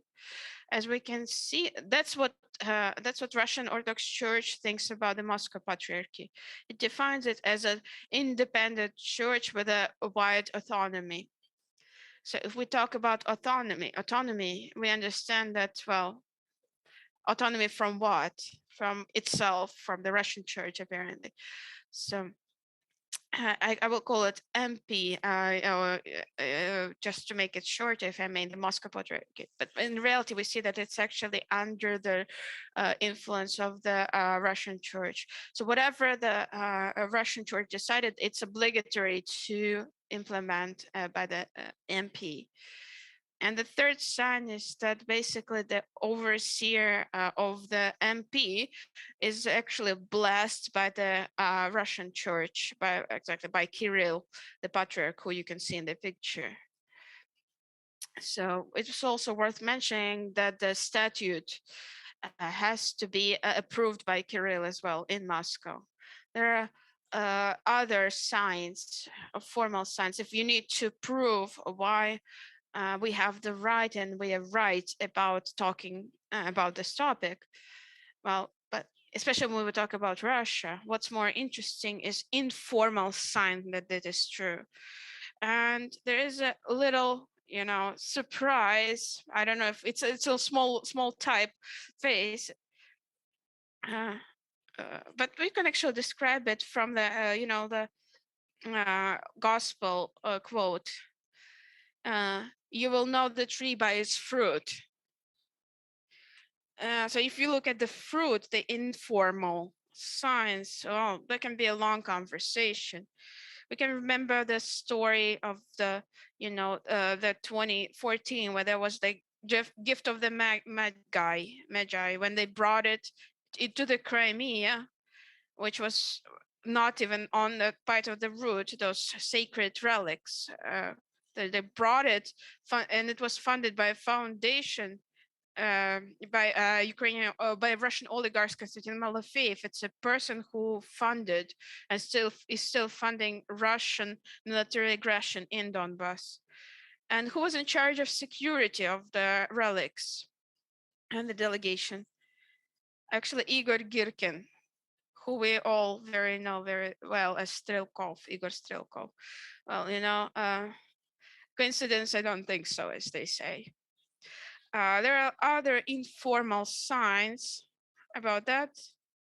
If we had more time, we would be able to go into detail of that. For instance, there's a civic organization that just fresh created. It's called Worldly People, but actually it is subordinate to the Russian church, but it's legitimized in the Ukrainian field. There's a Russian Orthodox army that is used to have, basically it was actually took part in the occupying the building of the security service of Ukraine in Donetsk. So it was one of those structures that Kremlin used and is continuing to use to handle its influence in Ukraine. The position of the Russian church about Ukraine is quite clear, and it's well known. Why am I focusing on this? Is just because the public rhetoric of the Russian church, which is of course the same in the MP, it's also in line with the public rhetoric of Russian propaganda media and the Kremlin, as well as Russia top managers. And it's also in line with the key narratives of the system of the propaganda and disinformation of the Kremlin. You can see 3 or 4 examples here of those narratives. That Ukraine is not a sovereign state. It's basically, as Russians said, like to say it's a country 404. It's a historical mistake, but we are actually one people with Russia. Pro-Nazi narrative and Russophobia narrative. You see there are also quotes of the Kirill, the Patriarch, and also another quote from the Russian church about the civil war. We know all of the key narratives of the Kremlin. I'm assuring that just to find evidence that a Russian church is really in line with all the Kremlin propaganda narratives, you just need to Google and the website of the Russian church. Why is it important for us? Can we say that this direct link can really make some influence in Ukraine? Yes, we can, because even though many people actually are changing from converting from Russian church into Ukrainian Orthodox Church, but still we understand that these connections that have been developed throughout the years that were really important for the influence, they're still there. So the number of churches actually, well, it was the biggest in for the Moscow church. It was the biggest church. Here's the proportion: Moscow church, Moscow MP versus the Kiev Patriarchate. But churches is not the same. There is also, it's also about the media, and there were 137 of Orthodox media in 2018, and I'm not even counting the websites, and also anonymous or not anonymous Telegram channels. And we know that Telegram is steadily growing in popularity in Ukraine. So it's the enemies are also learning this technology. All those media are using not only for covering religious issues, but also for political information, so to say. If we talk about past examples of hybrid influence, you can also find a lot of them. I know it's not scientific, but it's very easy to find this. You can just go to Wikipedia and open the criticism on the page of the Ukrainian MP page, and you will have like a couple of dozens of examples of different incidents involving MP, and they look individual and not connected. But if you see the causes and dates and why they're happening, how they happen, we will understand that, well, what we see is a very coordinated system. Several examples.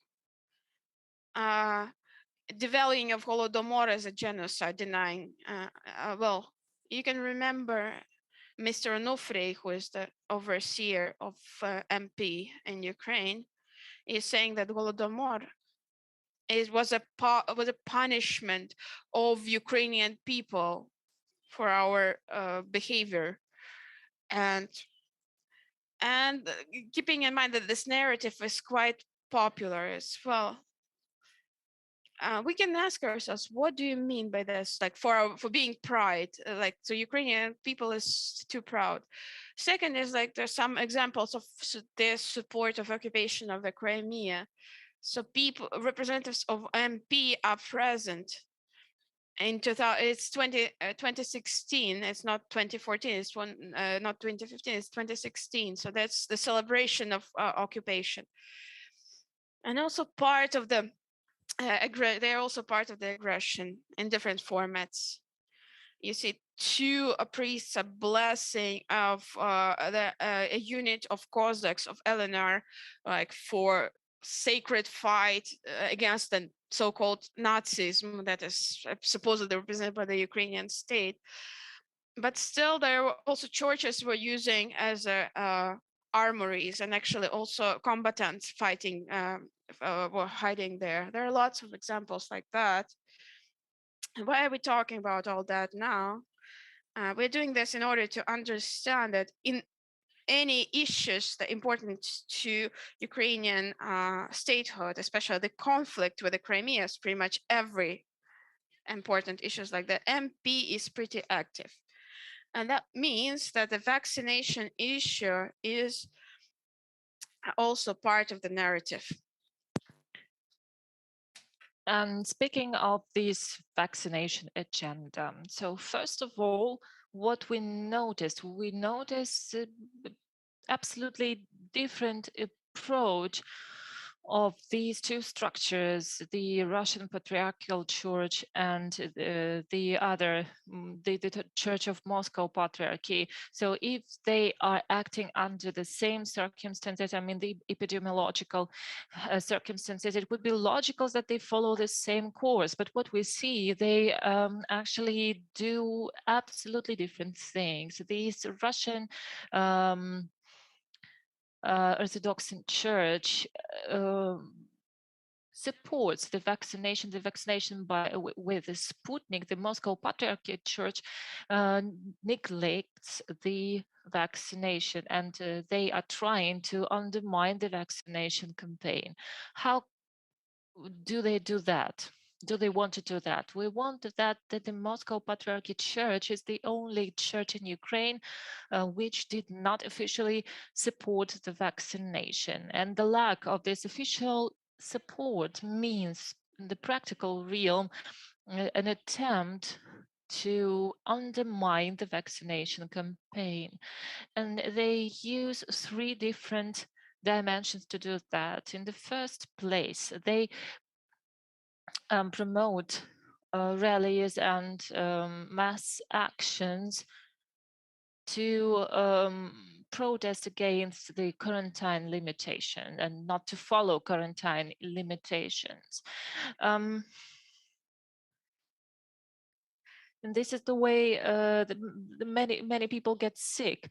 Then they promote and support the protest rallies against vaccinations. This is interesting, because here's where we can see not only that they don't follow the quarantine limitations, but that they use the protest rallies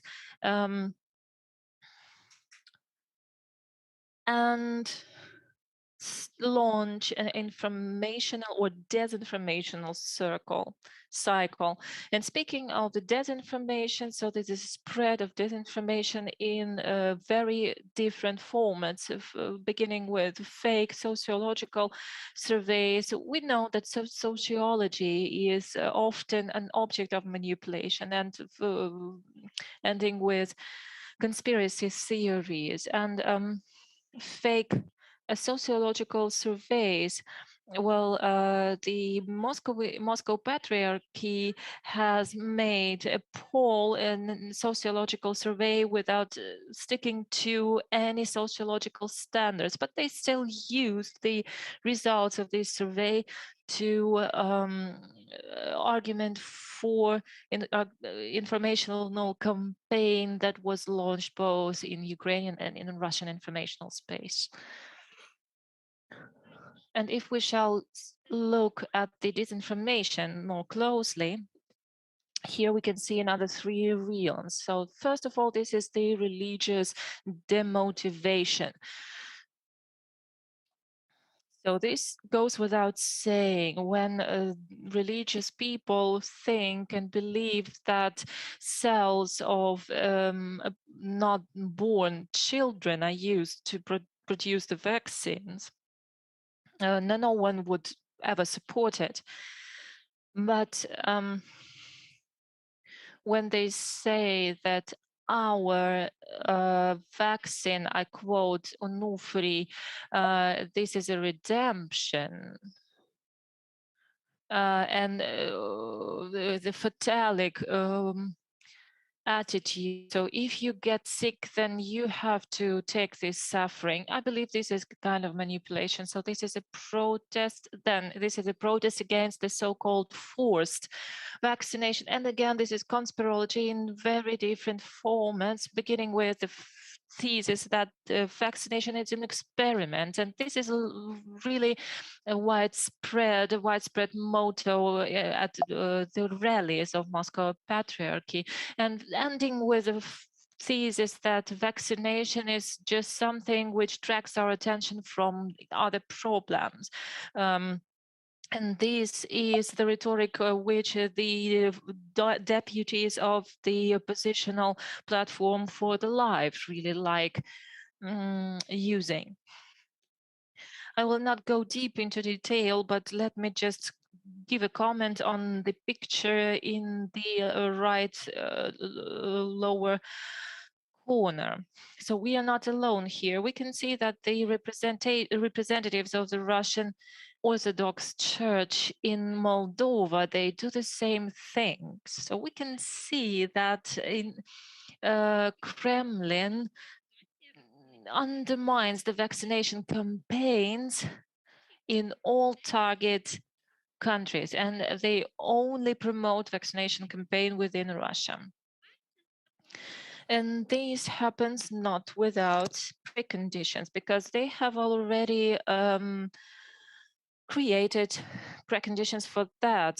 Since the 2000s, the Moscow Patriarchy promoted skepticism when there were some attempts to introduce electronic documentation. So you can imagine, so people who have been listening to that since the year 2000, what they should think about the DIA application, for example. So this is a photo from June 2021, when the NGO Worldly People was registered. So this is a rally against electronic passports. I believe that all of us have seen these writings on the walls. So electronic passport is writing on your forehead and so on and so forth. And coming to an end, I believe that you will be able to get my slides further on and look at the slides more closely. They will show you how Kremlin has been working in Ukraine during the last year. But at the very end, we can speak about the rallies, anti-vaccination rallies. And there were 3 big rallies of this kind. And the first of them happened on 27th of July 2021. This was a rally dedicated to an anniversary of the baptism of Kievan Rus.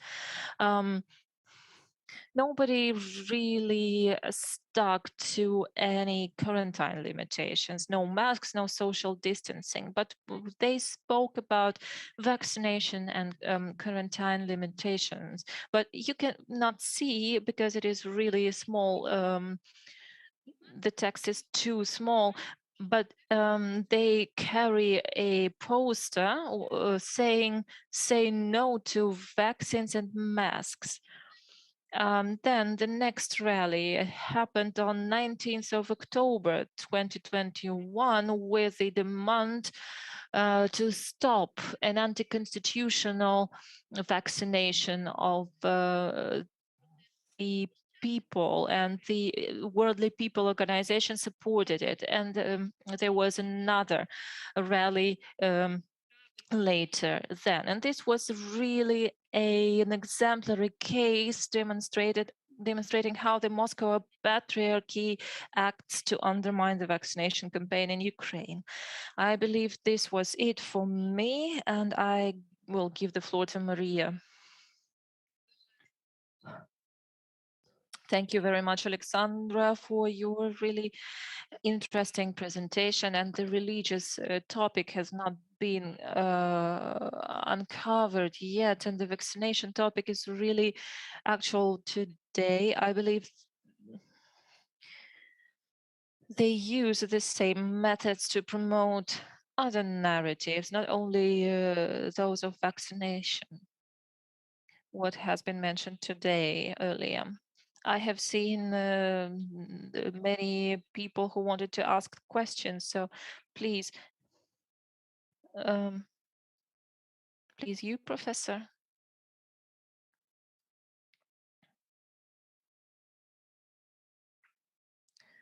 Leonid Savchenko. I have the following question. Could you see any reaction from the state institutions to these really antisocial actions of the Church of Moscow Patriarchy? I'm not following this situation, and I can mistake the name, but as far as I remember, that some of high-rank officials belong to the Orthodox Church of Moscow Patriarchy. How do you think? Does it have any impact on the current situation and on the attitude of the government to the situation? Thank you very much. So I would like to separate my answers, and I believe that there has been a response from the state.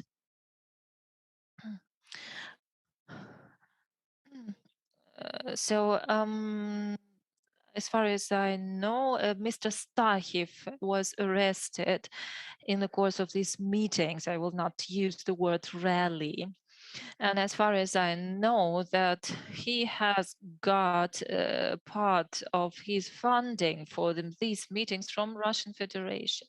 The problem is that we cannot always see the systematic work of, I think, the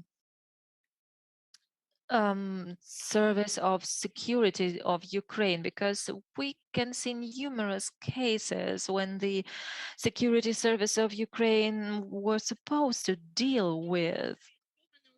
For example, when this NGO Worldly People were registered, so they are inheritance with the Russian Orthodox Army, and we know what it is. Your second question is partially connected with your first one. Why does it happen? If we speak about the high-rank officials who support the Russian Orthodox Church of Moscow Patriarchy, we can remind ourselves of Vadim Novitsky, who is, as far as I know, the third richest person in Ukraine, according to Novaya Vremya. And this person is really influential in business circles and in political circles. Is the government ready to confront people like him?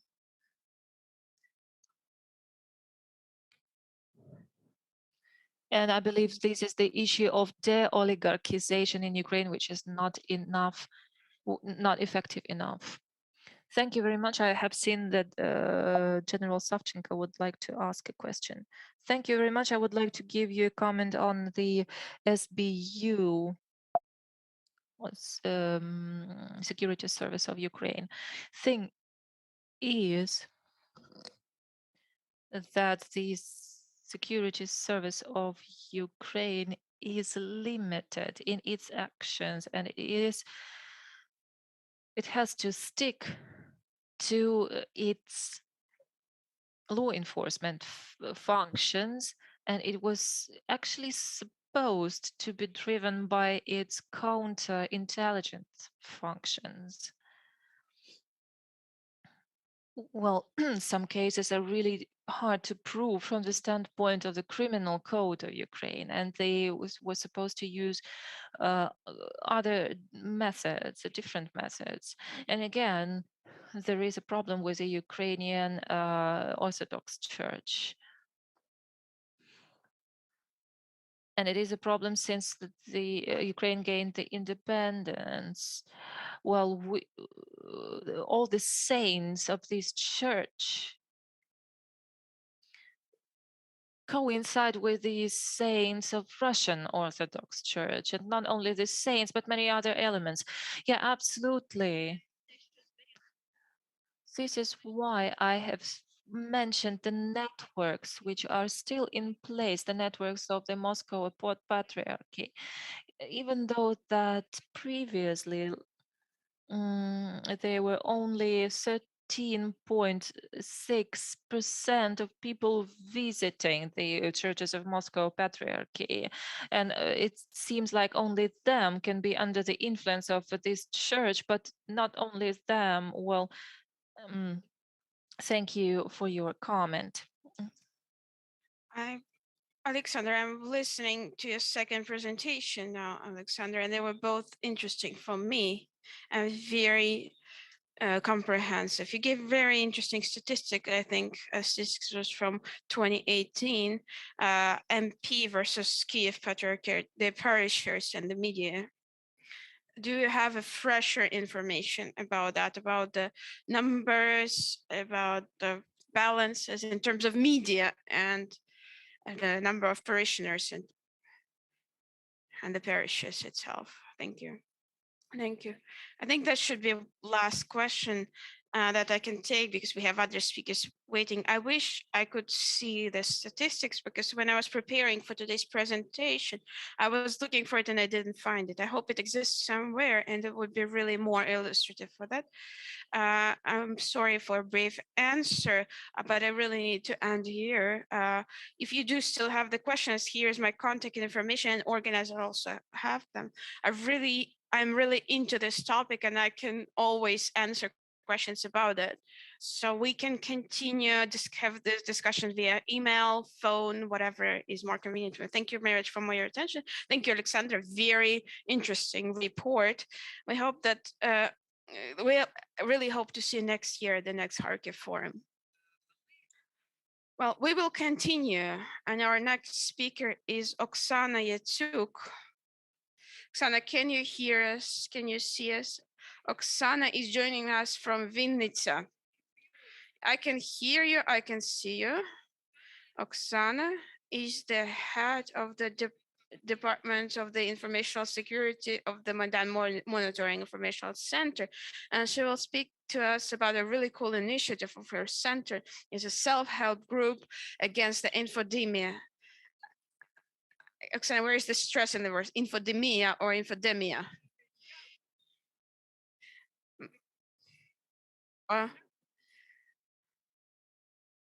And also, what were the activities of those groups this year? What are the achievements? We have 15 minutes for your presentation. We're very attentive. Can I start speaking?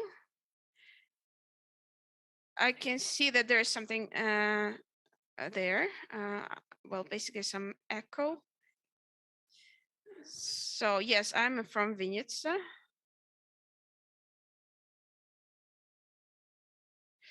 Dear colleagues, can you please tell me if the sound is okay? Well, now I can see that now the echo is gone. Good. So I really wanted to be with you in person, and it's too bad that I didn't manage to get to Kharkiv because of the pandemic. And I don't know actually where the stress should be in the word. What I wanted to talk about is what's not about the expertise, but more about the influence on masses of people. So that you would be also sad about like me not being in Kharkiv. I have some jam here. I wanted to bring it to Kharkiv and actually treat you with my jam. And actually this jam is actually something that really brings me to the self-help groups, because this story started with jam. When pandemic started and the quarantine started, I ended up in a very small remote village without any internet connection, without any electricity, sometimes for several hours. There are still villages like that in Ukraine. But the village was full of sweet cherries. So I kept myself occupied by making some jam. So, and my neighbors came up to seeing what I'm doing in the yard. So they came over to talk, and we talked about the pandemics. And actually, that's how I got the idea of the info self-help groups.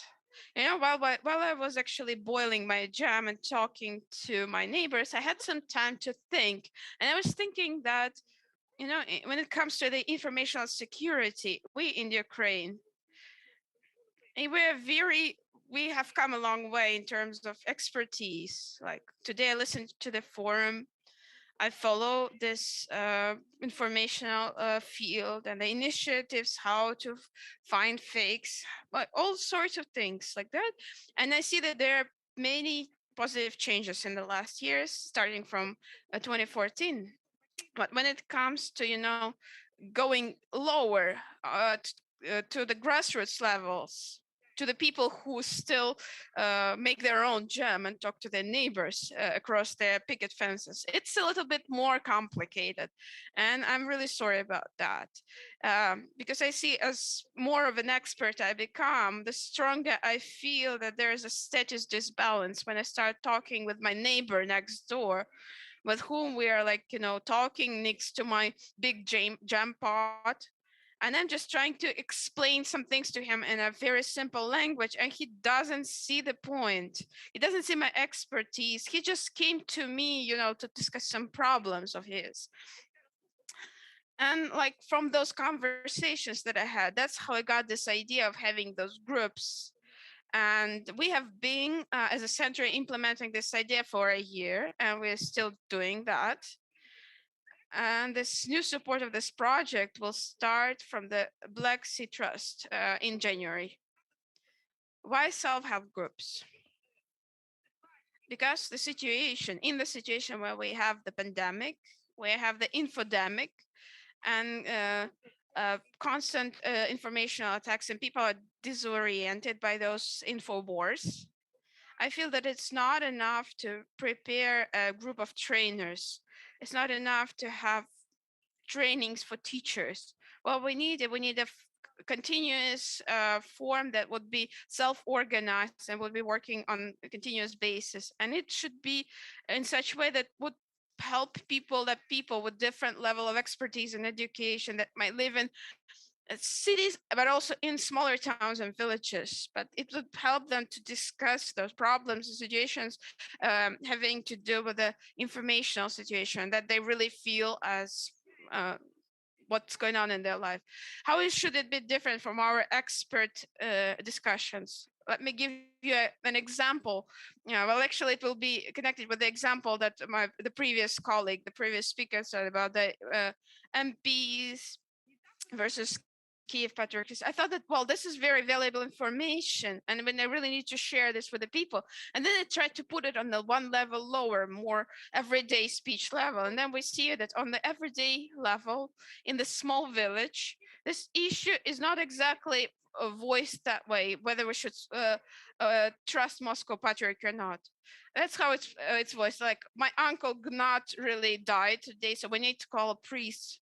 And there we only have one priest in the village, so you just kind of call whatever priest is there. So you don't think about trusting or not trusting this or that patriarchy. So when our groups when we launched them, we decided that we are not just going to direct people towards telling a fake from truthful information. We're more about helping people to basically making decisions. Because in the situation of the info wars, well, they do influence people, they impact people on like everyday life level. So that's where people make decisions on everyday life levels, where to go get vaccinated or not. What if there's a chemotherapy? What if something else happens? So how all this expertise in telling the truth from the fakes will help me if I need to make everyday life decisions today, right now.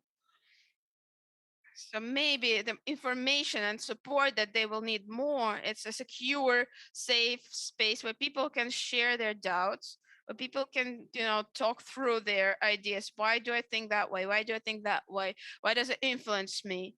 And finally, it will help people to make decisions, not exactly searching for the truth. It's more of a discussion that would, I feel that it should be more like, really truth searching, but not like, mentoring in terms of one side lecturing the other side how to do and what's the truth is. This kind of form, the self-help groups, we actually had the pilot of that. So we chose a school, basically we trained the organizers, we created those groups, and many of them are still working. And there is another group which is based at Maidan Monitoring Center. Every week they gather on every Tuesday. It's been a year now, and that they gather and talk about whatever worries them in terms of info sphere. And of course, many of those questions have to do with the pandemic and the quarantine and the lockdown, because it's a very hot question. I also wanted to say where people discuss something that, something that is quite opposite, people wanted to do the vaccination and they couldn't do it. They couldn't find a way to do it. And they discussed all those situations. There were people who didn't want to get vaccinated. They didn't want to be forced to get vaccinated. They wanted to be free in this decision, and they were also free to discuss that, why they have doubts, like in what would be the condition for them to, what is missing for them to make this decision to get vaccinated. So they had a chance to discuss that as well. When I'm talking about the info self-help groups, I need to say that for me, it's not something trendy. It's not something new. So we came up with this idea. Let's meet up every week and discuss what we worried about, how we reacted and why we reacted in that way. So for me, it's not a new thingy. I'm based on the experience that was, told me by my family, and actually that I know from history. In old times, even in the USSR, people try to create alternative informative bubbles of a kind, like groups where they could somehow support each other and find some, defense and some like a safer space, safer from the Soviet propaganda that were pressuring on them. So, and the first group that I know of, that's what in our family was after the war. My mom told me about it. Actually, every evening, all the time, and the family would get together and the neighbors, and they remembered Holodomor. So that was the first group that I know about from my mom's stories. People just got together and they shared their memories because they couldn't speak about it openly in the public space.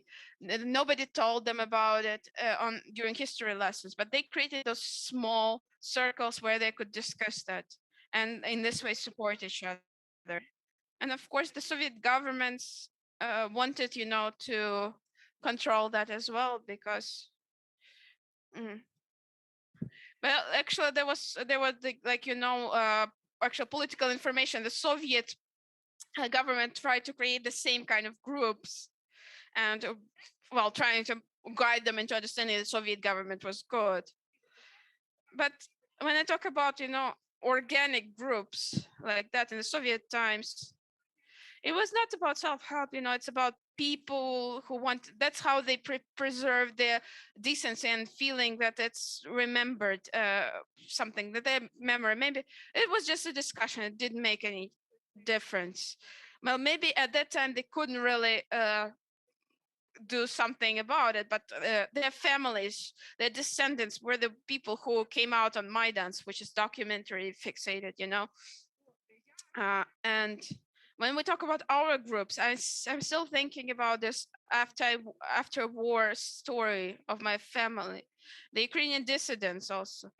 I have stools not censored. I was reading about like Ukrainian dissidents creating their own group, their own network to support each other and create this environment that this would be the propaganda free.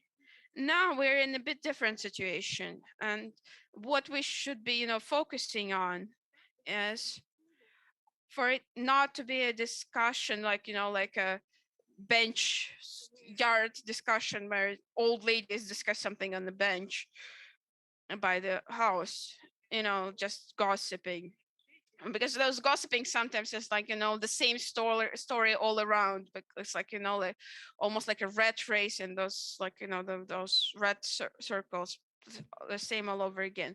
So it's not about like discussing the same topic all over again.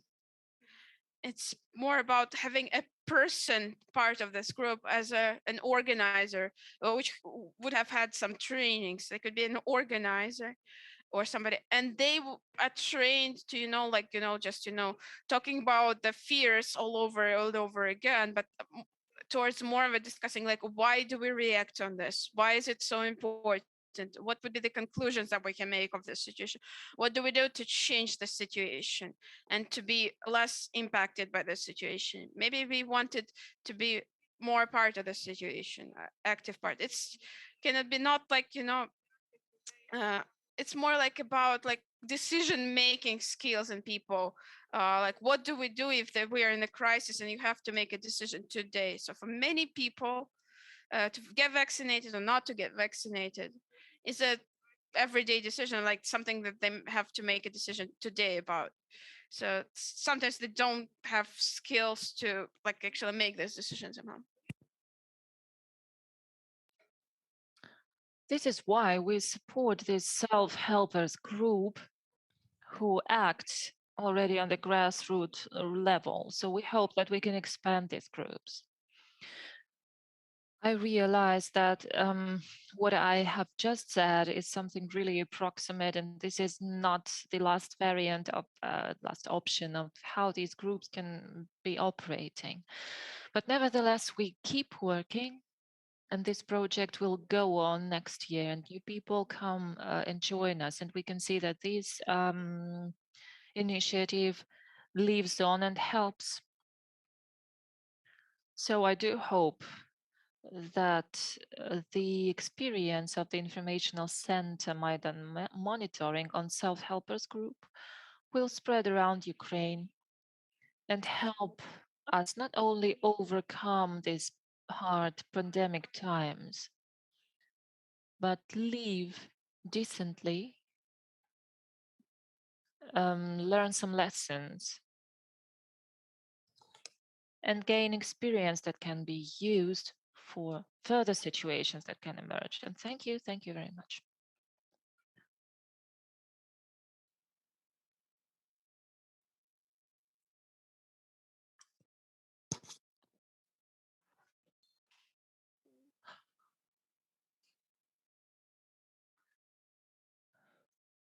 Oksana, thank you very much. I know how much time Natalia Zuber and you invest in this particular project. It is really important, and that I believe that this initiative will keep working. I believe that this initiative will go on working.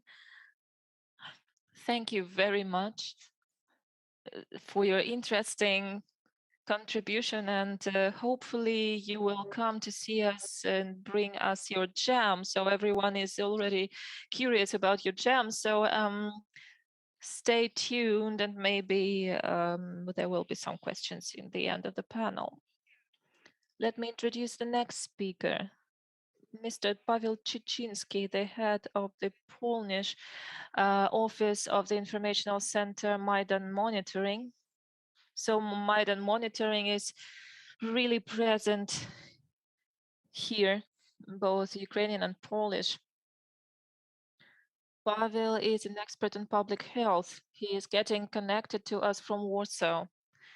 So Paweł, if you're already here with us on Zoom, please let us know if you're here. He is going to speak about fake news within the context of migration from Belarus to Poland.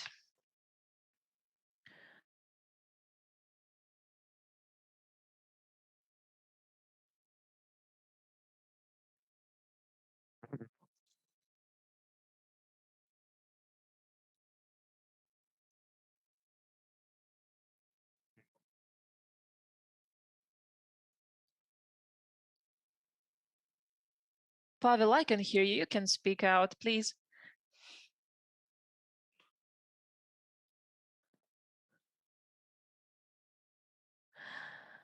Good afternoon or good evening to everyone.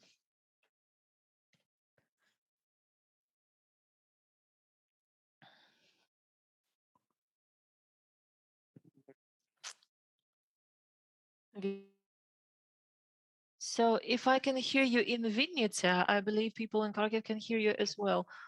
Well, I don't know, but I will try my best.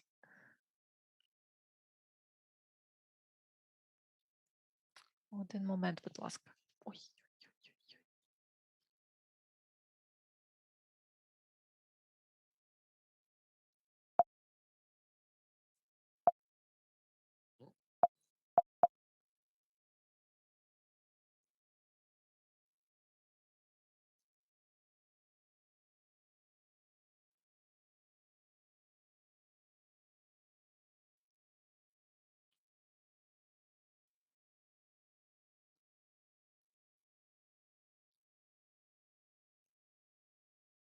So you can hear me well.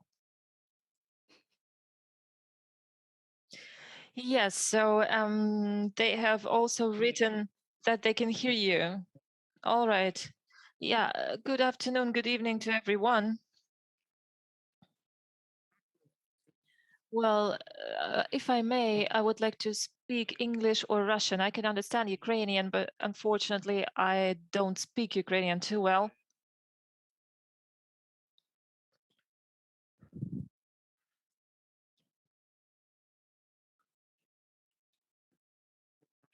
I'm really grateful to you that I have the chance to speak at this forum, because recently we have been having hard times in Poland.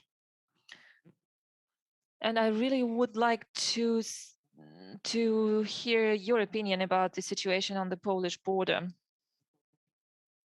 What I wanted to speak about is the fake news. But I would like to speak about it in the context of post-truth and the informational situation that we are finding ourselves in, I mean, from the Polish perspective. I tried to get it translated into Ukrainian, I mean, my slides. So when we think about the post-truth, we actually tend to think about a situation when the truth is not based on facts, but mostly on personal opinions and feelings.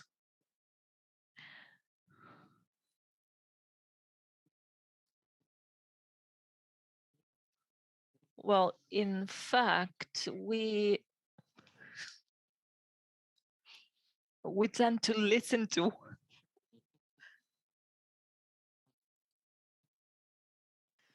what people around us in our informational bulb tell us. So they are creating a worldview based on failed or failure opinions and failure views. And within the context on the Polish border, you can speak about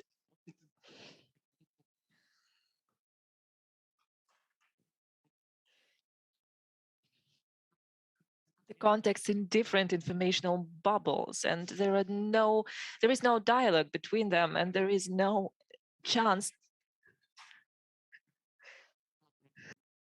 to establish dialogue between them. So for me personally, it was really interesting when we met each other as experts. So 2 weeks ago, when people from different circles, from conservative circles, leftist circles, liberal circles, came to meet each other, I believe they would have a quarrel under other circumstances. But when we met each other personally and spoke constructively, when we established a dialogue and we could come to a conclusion, this was a different kind of situation. So this was different from the situation when we would meet at some new media, when we would speak about our opinion on Facebook or on Twitter. I believe this discussion could have had absolutely different dimension. In other words,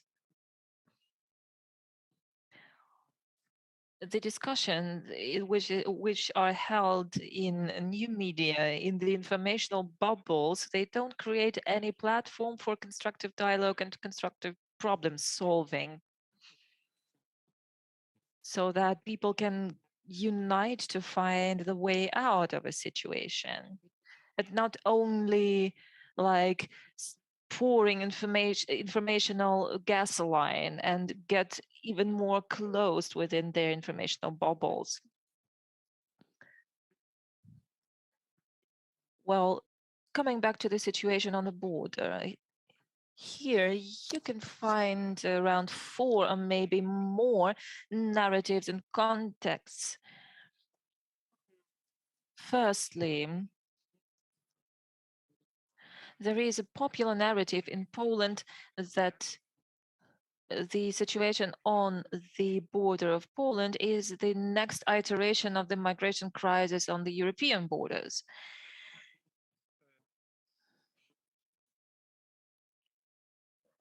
This kind of narrative is really popular with mainstream media and popular with young people, with people who don't see the situation from the global perspective. Among those who perceive just the pictures from the border, they perceive them emotionally. The next point of view has to do with Schluser operation. So this is the reaction of Lukashenko on the European sanctions and his regime. In this case, we can see the situation from the standpoint of Alexander Lukashenko and his fake presidency. The protests in Belarus. So this is the continuation of the situation where Lukashenko reacts on the Polish policy in the local context. You can also see this situation as the hybrid operation conducted by Belarus and Russia against the European Union, or maybe a Russian military expansion as it was used in Chechnya, Georgia, and recently in Ukraine. And if we see this situation from the several points of view, we will have different narratives. The argument and the information that we could take away from these narratives will differ. And let me ask you a question and stress the problem. So I would really like to find a place where all of these narratives cross. And I would really like to find a platform where we could discuss and find solution on the problem of migration and hybrid warfare that Belarus and Russia have launched. Looking at the first narrative, then the matter of the case of Russia and Belarus comes to the forefront. So Belarus may appear as terra incognita where migrants die. And the whole narrative is focused on the context of human rights, humanitarian humanitarian aid, and this has the biggest importance within this narrative.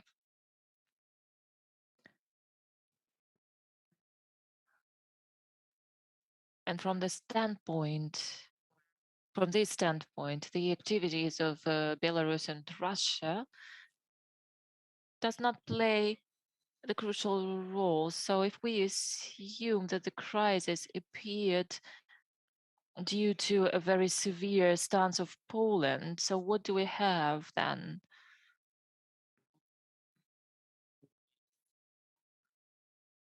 So this is like the reaction of our customs people or people on the border on this crisis. So there is a city or town of Mikhailovo, the city where media activists have found a group of children. So the photo is from there.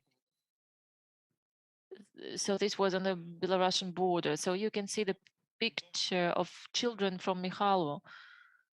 Mikhailovo, and they have become the symbol of migration crisis, and they were spread around as memes. So this phrase, the children of Mikhailov, and what happened to them, became like a political voice, a very important political voice in this discussion.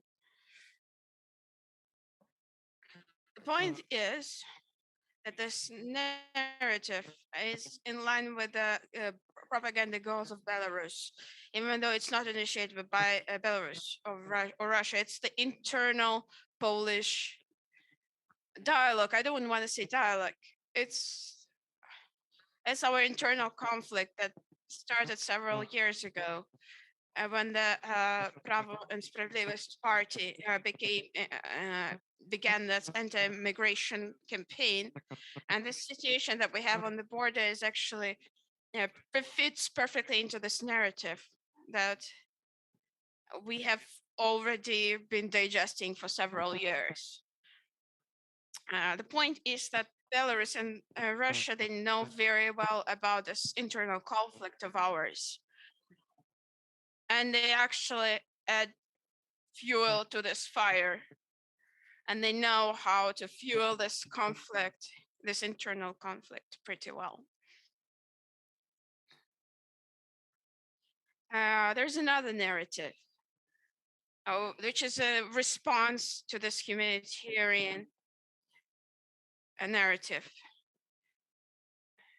is that of the narrative of the Polish government. I'm calling it like defending our borders from the outsiders. That's a very similar argument, very similar wording that the government of the Prawo and Sprawiedliwość actually voiced several years ago when the migration crisis just started.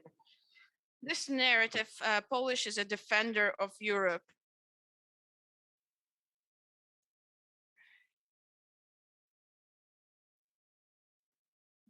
The pictures are very popular, widespread on the right.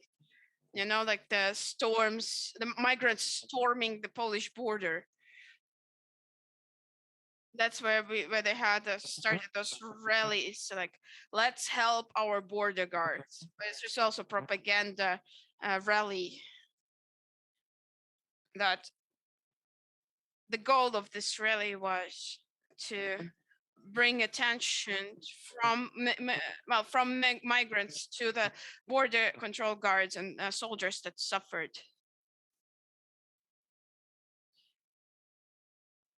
Well, before that, there was one press conference.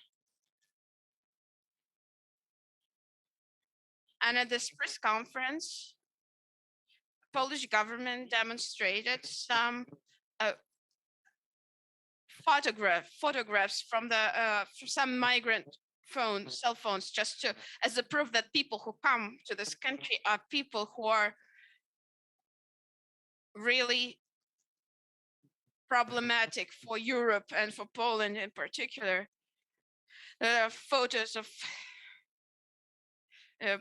sexual intercourse with small children or animals like cow, or to put it briefly, it's well, of course, it turned out that was some fake internet photos, and that press conference ended up being a big total failure from the side of the government.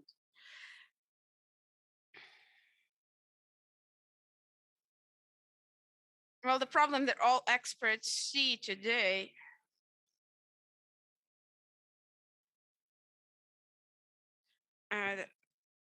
the strategy of the Polish government, well, it's all about the lack of access, a closure of the border, the zones along the border for media, for experts, for medical aid. It was all closed for all those unities. And unfortunately,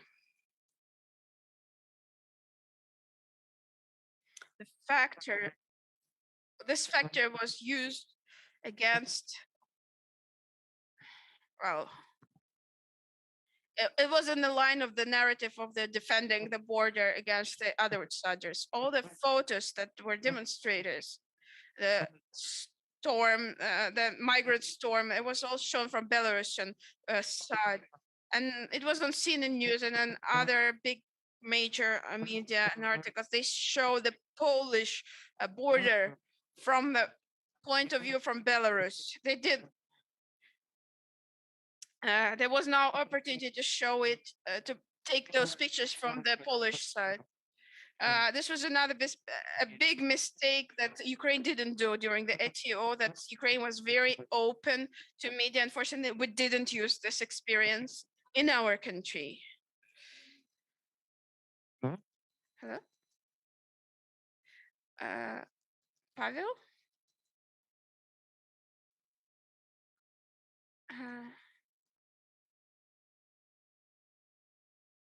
A question here, because it's what's being discussed in Ukraine is that can those migrants end up in Ukraine? So what do you think, whether it's possible or not? I know that you're talking about journalists, that Poland actually enforced the state of emergency in the borderline regions. That's why journalists cannot go there. What can you say about that? Maybe you could comment on that and wrap up after that.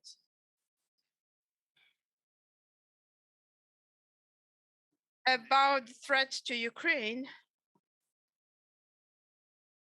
we don't know for sure, because there is an opportunity that this can happen.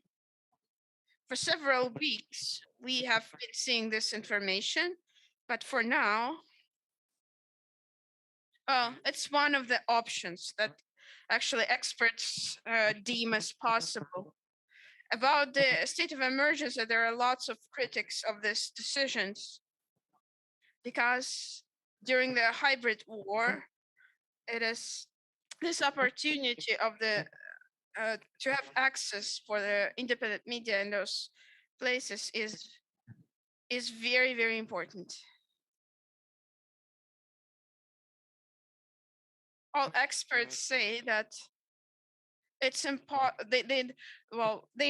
impossibility of Polish and international media to have access to this region played against us in this situation on the border.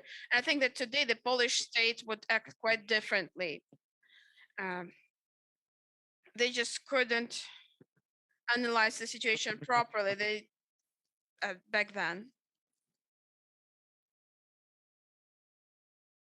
And to wrap up, thank you very much. And sorry for my shaky, rusty Russian. And have a nice further discussion. And it was great talking to you. Goodbye.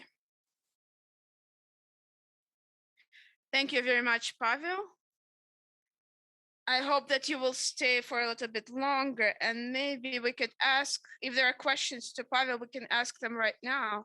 Oh, otherwise you can stay with us for a little bit longer, for 20 minutes longer, and there will be questions. Thank you very much. I hope that next time nothing will stand between you, us, and your personal visit here. So I guess I'm the one to pick up the mic right now. And here comes my presentation.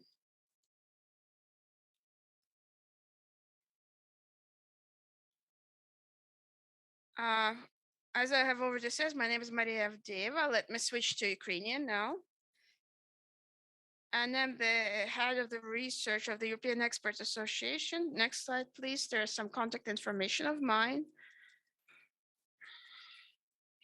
So besides that, why am I interested in Belarusian subject? Because for the last 2 years, I've been working with the international project of iSense, and the manager of the project visited Kharkiv 2 years ago here to this forum, and I'm in charge of analyzing Russian propaganda in Ukraine and Belarus, and we see lots of things in common. But my today's presentation will be not about that. That's my contact information. That's my Telegram channel. That because there is a need to understand about how the enemy works and what mechanism, what tools and tactics it works. So my research of telegrams resulted in me having my own Telegram channel. So because to understand how it works. So please subscribe. It's not anonymous. It's my own content. So that's where I post my ideas about the international politics and disinformation operations. Besides that, lately I've been working together with the OSCE project in Ukraine coordinator. And I have one of the programs that it's called Cyber Hygiene, where I work with the public officials. We teach them media literacy, among other things, and how to be in line with the standards of cybersecurity. And my topic there is like staying safe from fake messages. Let me talk a little bit about cyber threats that haven't been yet covered today. Here you can see the list of the countries that Russia considers non-friendly. And Ukraine is in a very nice friendly group of states which we consider our friends and partners. It means that Ukraine is not alone, that Russian information aggression is not only aimed at our country, but it's also aimed at all of those democratic countries, and not a single one of them should feel safe. And I think all of our partners understand that by now even better. Basically, thinking about the example of what's going on in Belarus and how to react to this migrant crisis, which is also used for the purposes of the massive disinformation operations. A little bit of the background information. I know that there have been many people with the historical background and historical education. And let me talk a bit how I can see the development of this whole situation, how it started in the context and developed in the context of cyber security. It started in 2007 in Estonia. You can see this is the memorial of Alyosha, the Russian liberator warrior that was in the center of Tallinn. And then the government of Estonia decided that it should be removed. Then there was a huge, massive information attack that was perpetrated on Estonia, which blocked the functioning of many services and state organizations, which resulted in understanding that there was a need to be for a NATO cybersecurity center to be created. Besides this NATO center, it was called the United Center of the Frontline Technology of the Cyber Defense. It was also the Tallinn Manual of Informational Rights was developed. Actually, the issue of whether cyber attacks should be considered as actually a reason to use the Article 5 of NATO Treaty of the Common Defense, there is no one solution to that. So we can say that maybe if tomorrow there is an informational attack or the critical infrastructure of one of the parties, the other parties should also stand up and perceive this as a physical attack on one of the NATO member countries. So this manual really gives as good definitions as possible in terms of how to treat those threats. That's one thing. Well, there is also this part 1, and there is also part 2 of it. It's already out. So it will be very useful for everybody present here to have a look at them if you still haven't. One slide back, please.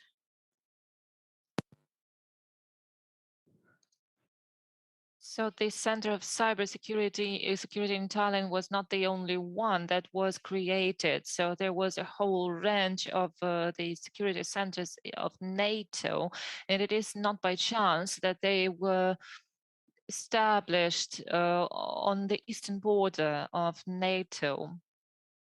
So a very similar center, communication security centers operating in Latvia, and there is a similar center in Helsinki, and they established another center in Bucharest, Romania. So this is not by chance, because the closer the countries are to the borders to Russia, the longer history of coexistence with Russia they have. The bigger the threat they get under the Russia's influence. So this is why these centers were established. So please, the next slide. After this Alyosha monument, there was another milestone in the development of Russia's informational aggression, was the Russian-Georgian War of 2008. Russia realized that it will not get what they wanted. Putin gathered the representatives of the biggest media of Russia, both state and private, public and private, and he said he will not read what they are writing, and he's embarrassed about it, and they will have to write about these events similarly, and if they don't, they will be deemed as the state enemy. So since that time, the Russian media, no matter how it is called, it may be oppositional or free, all of these media are promoting the same narratives. I mean, same narratives on the most important issues.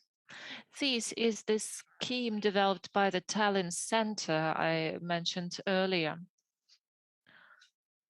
Here on this scheme, you can see the main hacker groups they have detected, and they can prove that they were used by the Russian special forces.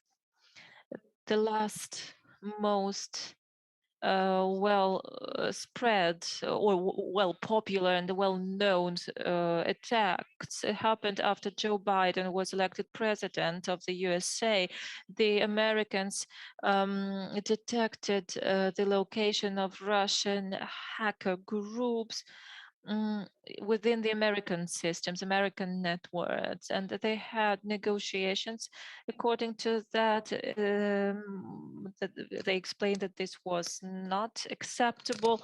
This process is still ongoing, but the threat is still in place. And practically every month we get new proofs that despite all the previous cases, we can find hackers controlled by the Russian Federation illegally intervening into the networks of other states. It is always difficult to prove that,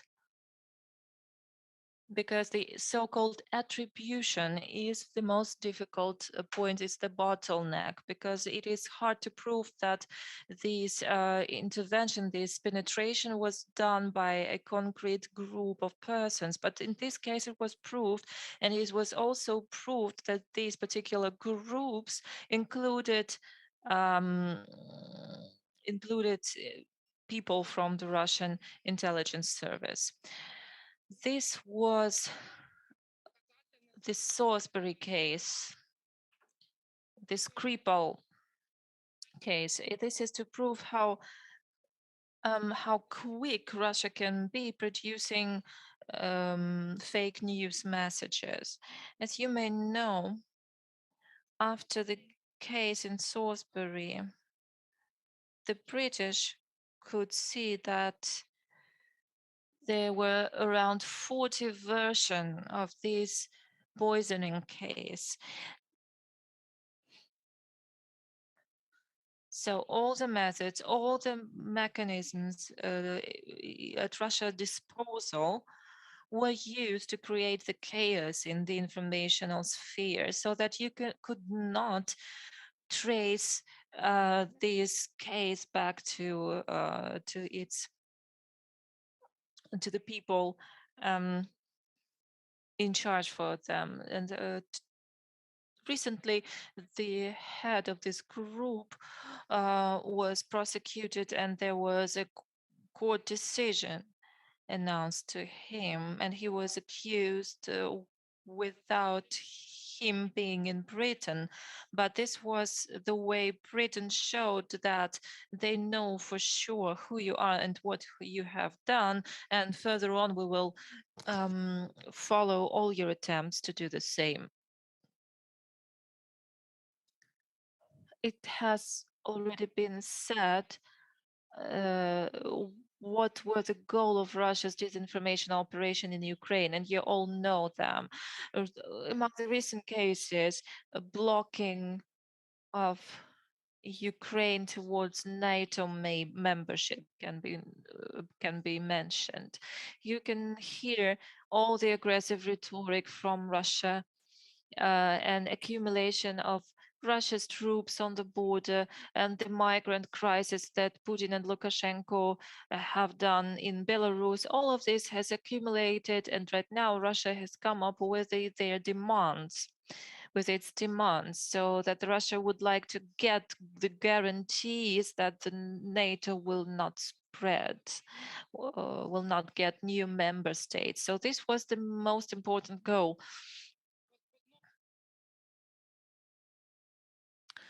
Well, here and now, this is the time and space where all of these factors came together.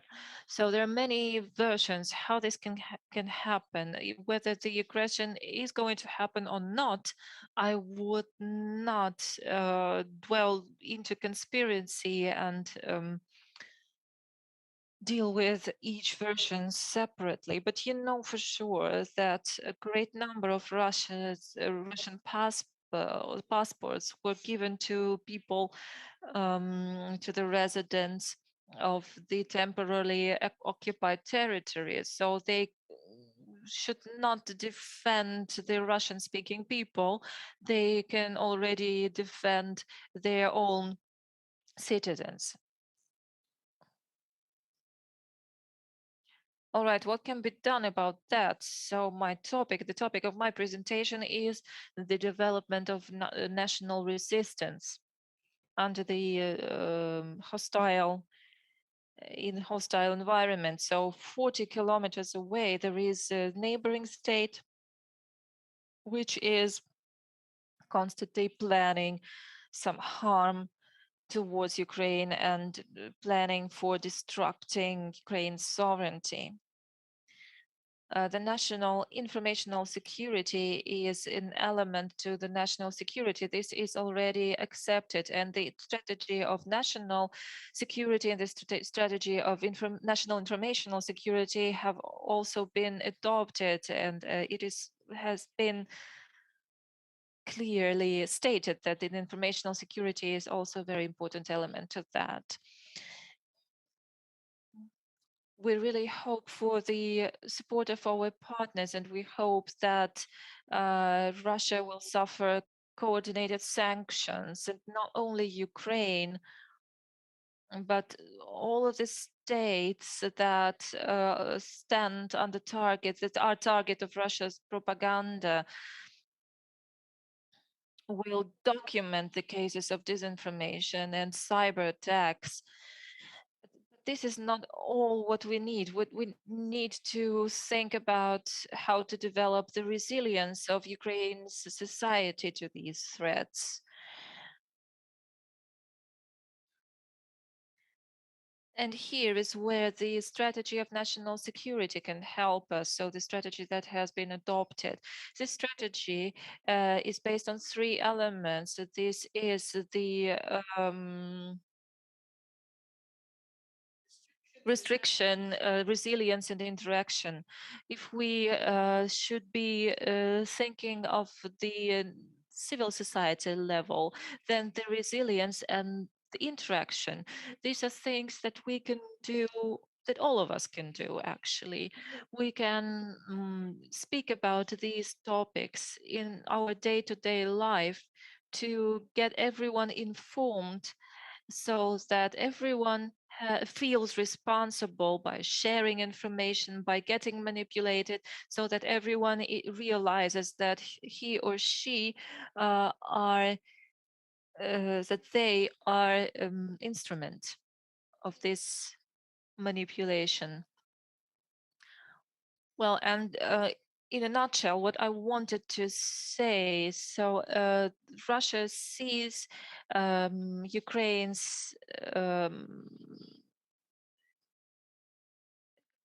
as member of NATO. So this is what Russia is mostly scared of. And this course should be something we are oriented on, so we can fight against the aggressor state by demonstrating that under no circumstances Ukraine is not going to step away from this path. And hopefully this strategy will be effective and Ukraine will become a NATO member state and Russia won't be able to do anything about it. And when this is going to happen, well, this is not the question of today, but all of the questions that we have been discussing from the historical point of view. So in history, some things seem to be impossible, but then they became reality, as we may know from the history. So I wish that this becomes our reality. So the last slide, please show the last slide there. You can see my contact detail. I will be happy to continue our communication. Yeah, we will spread the contacts around if the participants, the attendees of the forum and the panelists don't mind, yes, everything is being recorded. We have the streaming, so all of this will be done. Thank you, Maria. Thank you very much for these positive vibrations. Excuse me, Pavel. He could not make it to Kharkiv because he could not catch the plane. But what he wanted me to bring us across, he wanted to bring across how the Polish society, how differently the Polish society sees the crisis on the border of Poland. So there are 4 other narratives about the poor courts and so on and so forth, but he personally sees that most of the Polish people have no clue about the broader picture, about the bigger picture. So let us also think about how our conflict looks like for the outstanding people, for the outsiders. Well, all the world is orienting on Russia Today's footage. And I wish it was not like that. And I give the microphone to Igor. Yes, when we were finishing our first panel, we negotiated that our esteemed generals will give us the answer if a great war is ahead of us. Well, please, they have a small presentation. So this is an extracurricular speech and contribution, but this is really a question that disturbs us all. So a couple words about what we heard today throughout the day, how it's implemented. Before I started talking about whatever happened, and our army and the society and the whole situation. So there were several examples one of them was about religion. Well, according to Ukrainian legislation, it's everywhere that religion is separate from the state, and that's should be. Well, and the same with the culture. Well, you can be, go compete in Russia if you are an athlete. Well, that's a lie. Let me be quite brutally honest with you. Why? According to the legislation, it's quite clear, but I actually, kind of had a little bit of a self-test in terms of, I'm actually suggesting to have the same self-test to all of us. And like in terms of those religion things, what I would like to say is we have 3 lavras, 3 big monasteries in Ukraine, but all of them are, well, two of them used to be, and the last one was given actually to Ukrainian. I think it was given to the Moscow Patriarchy. I think it was in the Yanukovych times. When was it? When we organized together with my colleagues some event.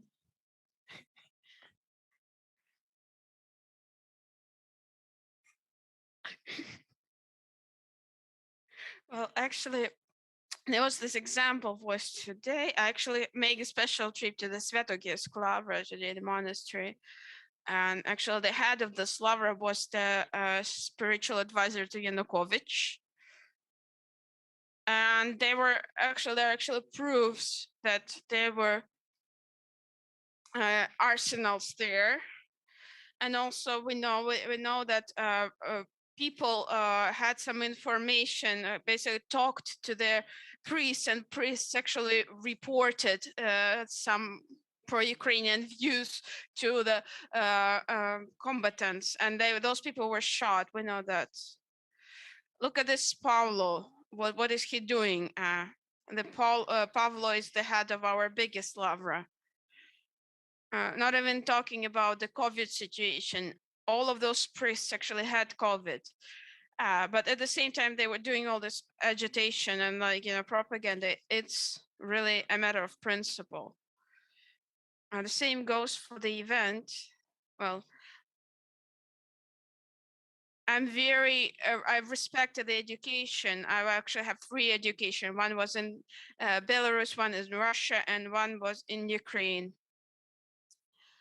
And I actually have the 4th education, which was not military.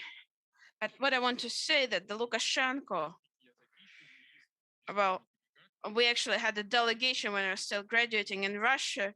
Russia were very represented, well represented, 3 times bigger than us. But even at the same time, Lukashenko was saying, stopping there and actually discussing events, affairs much more with our delegation, not with Russia, about the military forces of Ukraine. And as this goes the same, and the same goes in Brussels and NATO. Our representation was 3 times smaller than Russia's, but still, they actually sent 3 times more of military ships and men of war for any trainings, but still. Well, we should also think that the language is also also a weapon. Even in 2015, there was a research of 65% of people who fought for Ukraine in ATO were Russian speaking. They were Russian speaking. There is a political aspect to that. What Russian language? Well, there are lots of people who live in Russia. So, Russian language is what? Whose is that? That's what we did. We actually kind of attributed it. We just gave it the language back to the state of Russia. Well, we shouldn't. It's actually, we need to think about it.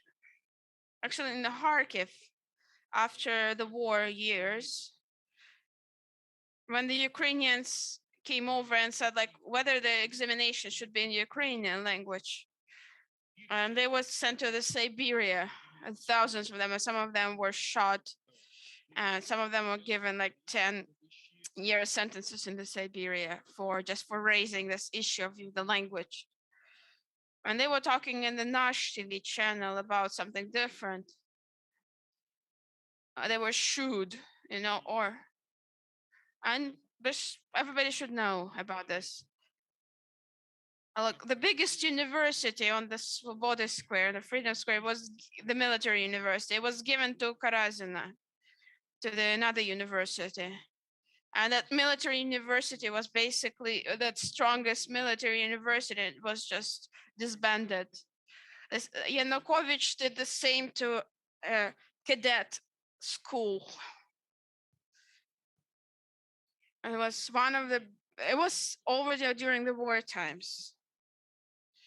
Yanukovych started this process, but still, this school is 100 years old, but still, it couldn't celebrate its anniversary.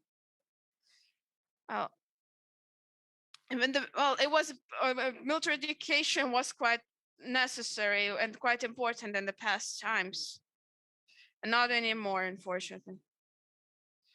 I am a native of Chernigiv, so the village of Kryukovo, 5,000 population. It's the same as Khatyn. But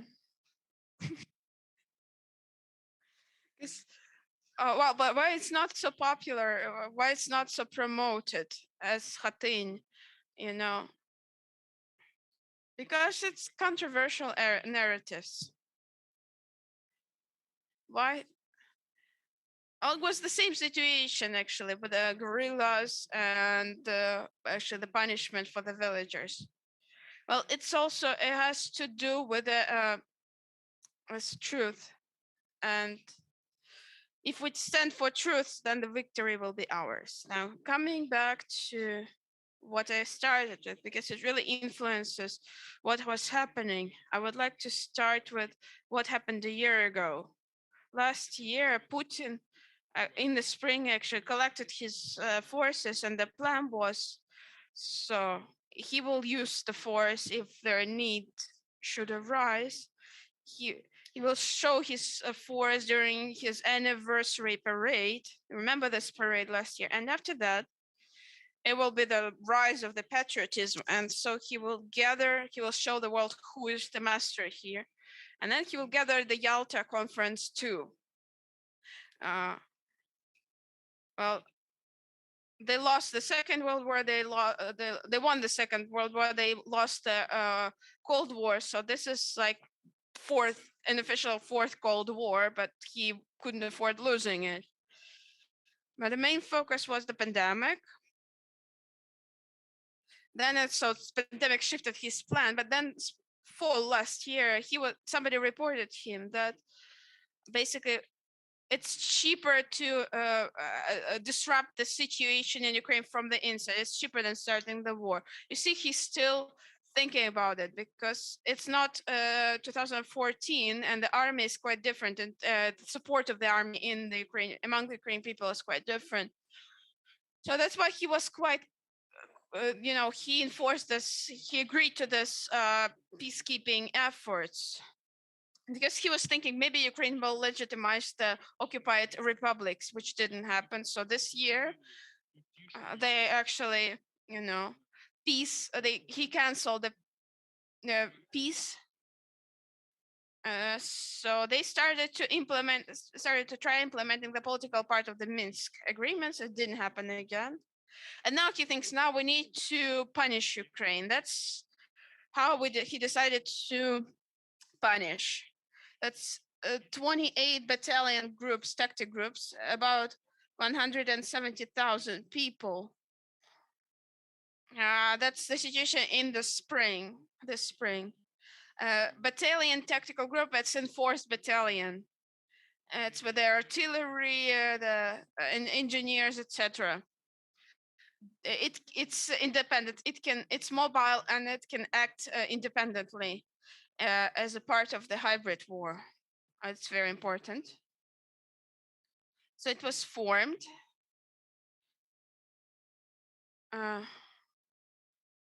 based on the Western and Southern military units. And they're also planning to use as a reserve the battalion tactical groups of the Eastern and Central military districts. So we see 87,000 people. Next slide, please.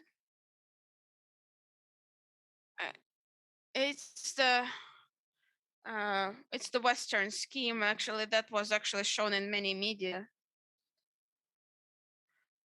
They say that there are, well, that's actually November data.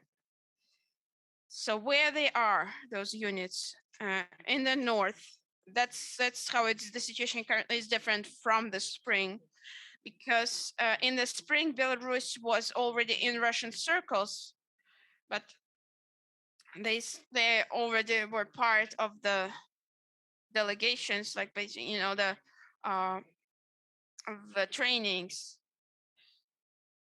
But actually, the trainings were just a pretext to, and now there is a contract that Russian army can use Belarus as their own land. So that's really changes the situation, because now more than 1,000 kilometers of enemy border on the north. Directly on the Russian border, we have up to 8 tactical groups, which is also directed on Kharkiv, unfortunately, because Kharkiv is really important. Well, we need to be quite honest about it. No matter how the situation is, we can say that there are 8 groups, so 11 in total, tactical groups. Why am I talking about them? Because it's not the main formation. The main formation is 2 army corps, but actually they are supposed to be the DNR, LNR militaries, but actually they are Russian army structures. Look at this situation. In Russia, you say that Crimea, Ukraine, and then you'll go to prison. In Russia, you say that there is a non-civil war, but a Russian-Ukrainian conflict. You'll be thrown into prison. Here we have freedom of speech, democracy.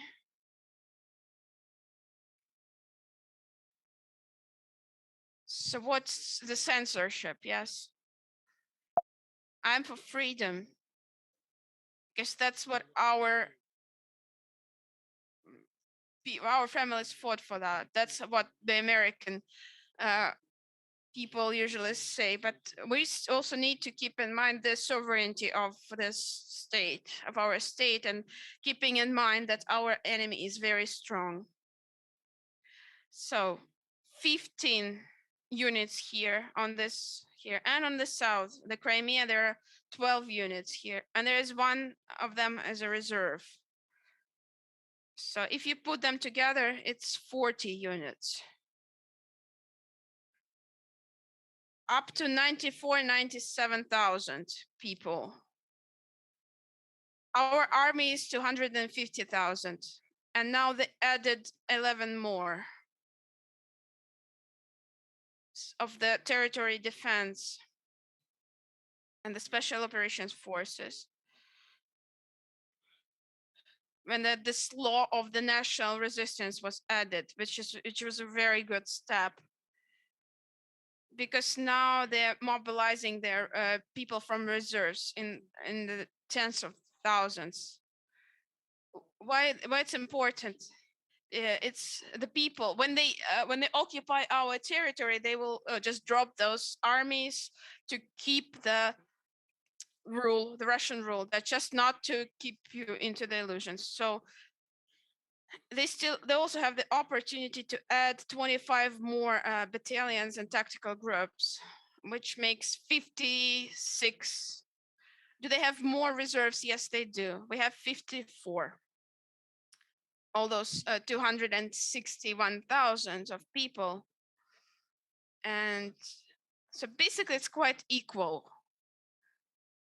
It will be very hard to attack, but well, still their air force is quite, space air force is quite powerful. We were actually fighting together with Sergei to do something like that.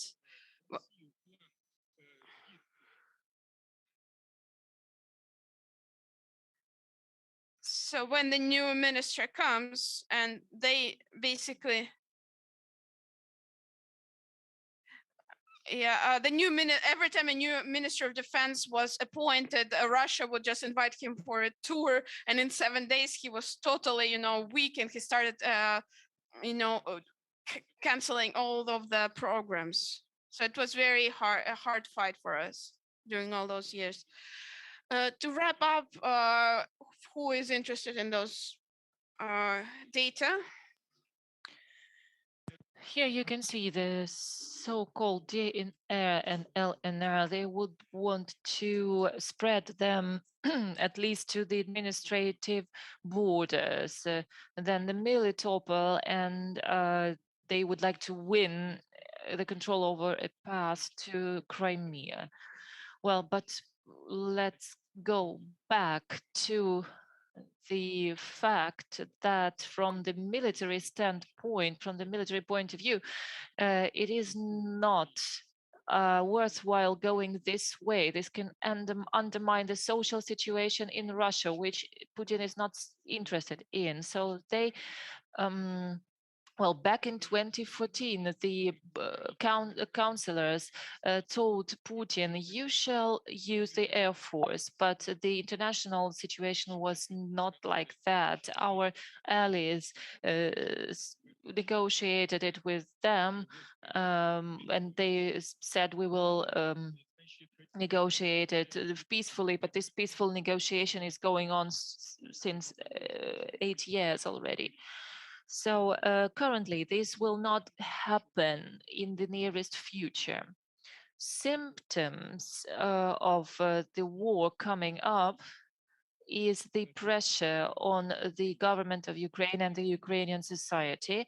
Actually, the symptom is that they have 9 division in their western regions, so they need to add another regiment,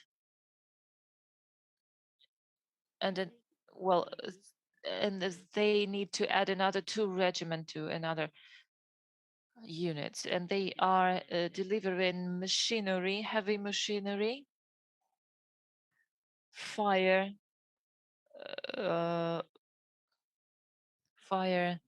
systems. So they plan to use the flame guns based on tanks. But we also have our developments, and we need time and funding. We need to have sustainable development for these plans. We are not ready to this war. We will deal with them, and but now we are saving our sovereignty with military and diplomacy actions. Well, all over the country, they are conducting operations.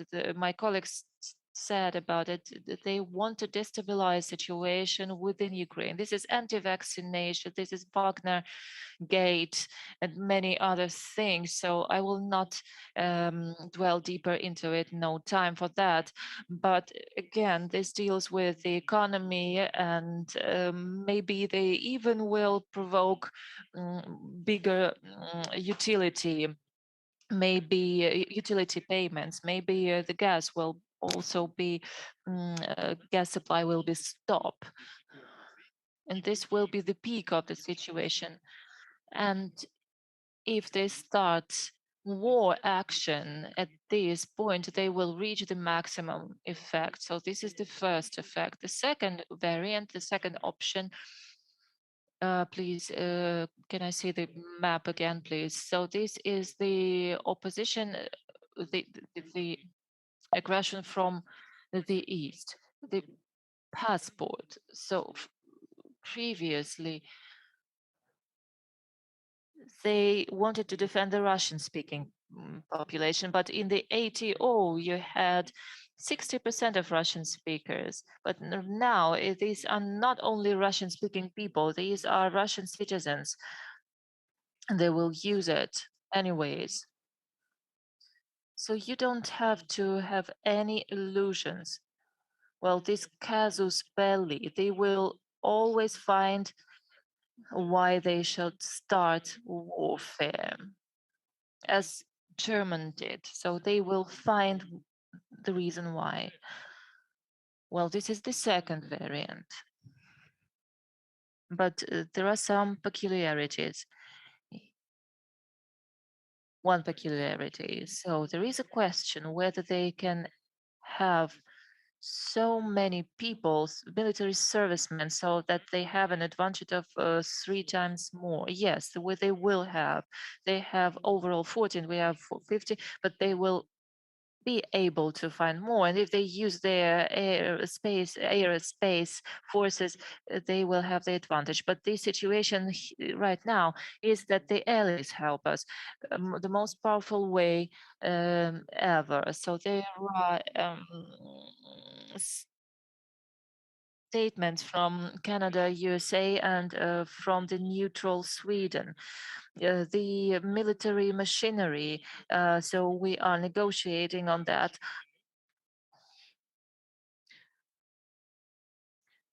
But the armament, for example, shoulder-fired SAMs and even Afghani weapons. So we are negotiating about that. The International Monetary Foundation, they are not too prompt in giving us support. So on the one hand, they have this opportunity, they have these capacities, but the most important thing is the state of mind of our people. Back in 2014, you remember that people could not shoot. We have lost all the illusions about that.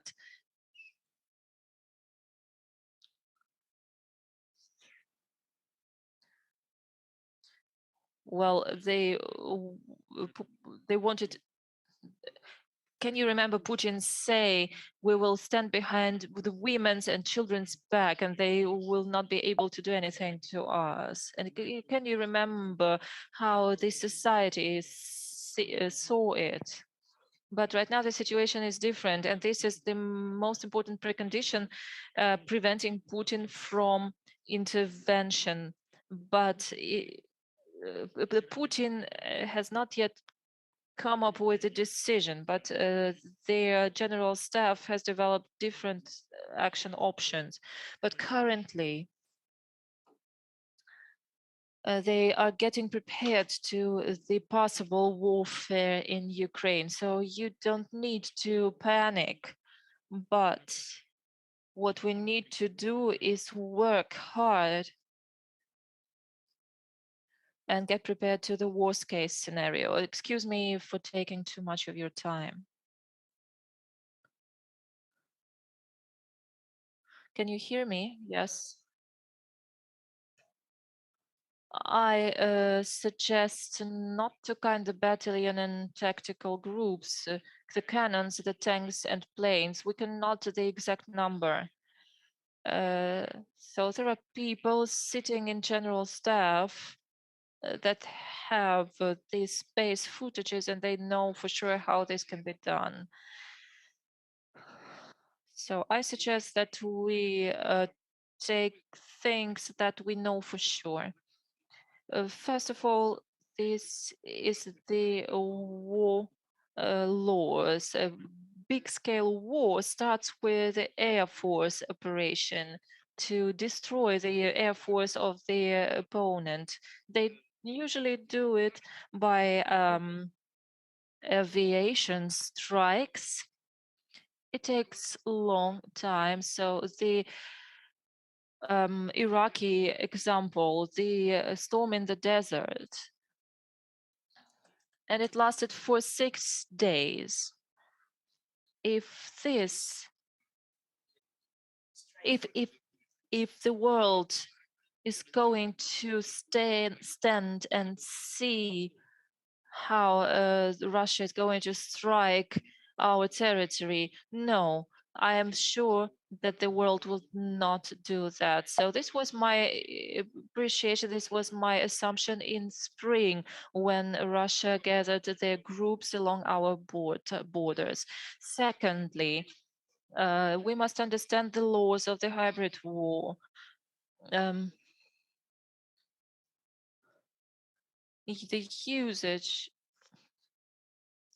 The usage of the military forces happens at the final stage of the aggression, using the active front on the territory of the victim state. And this active front is created by the internal opposition and by the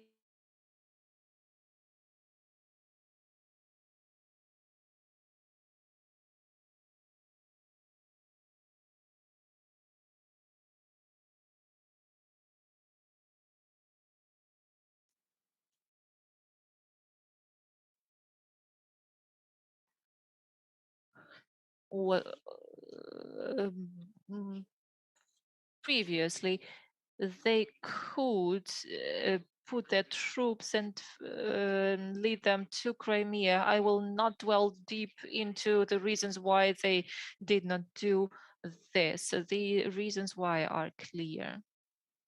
So what has changed? So in spring he was supposed to advance. Why didn't he do that? Why did he want to do it in spring?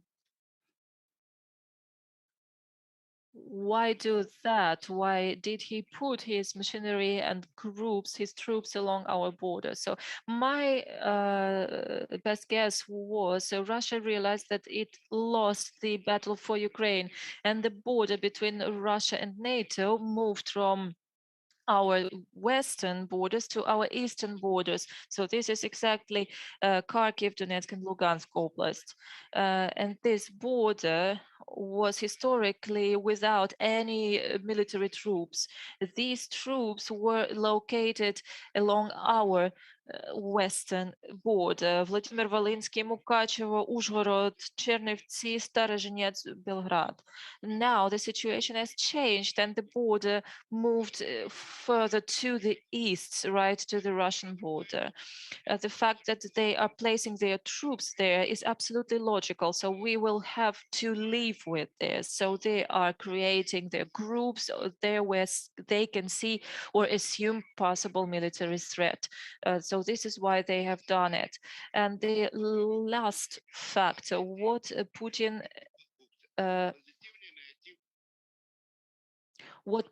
could gain through his aggression and what could he lose?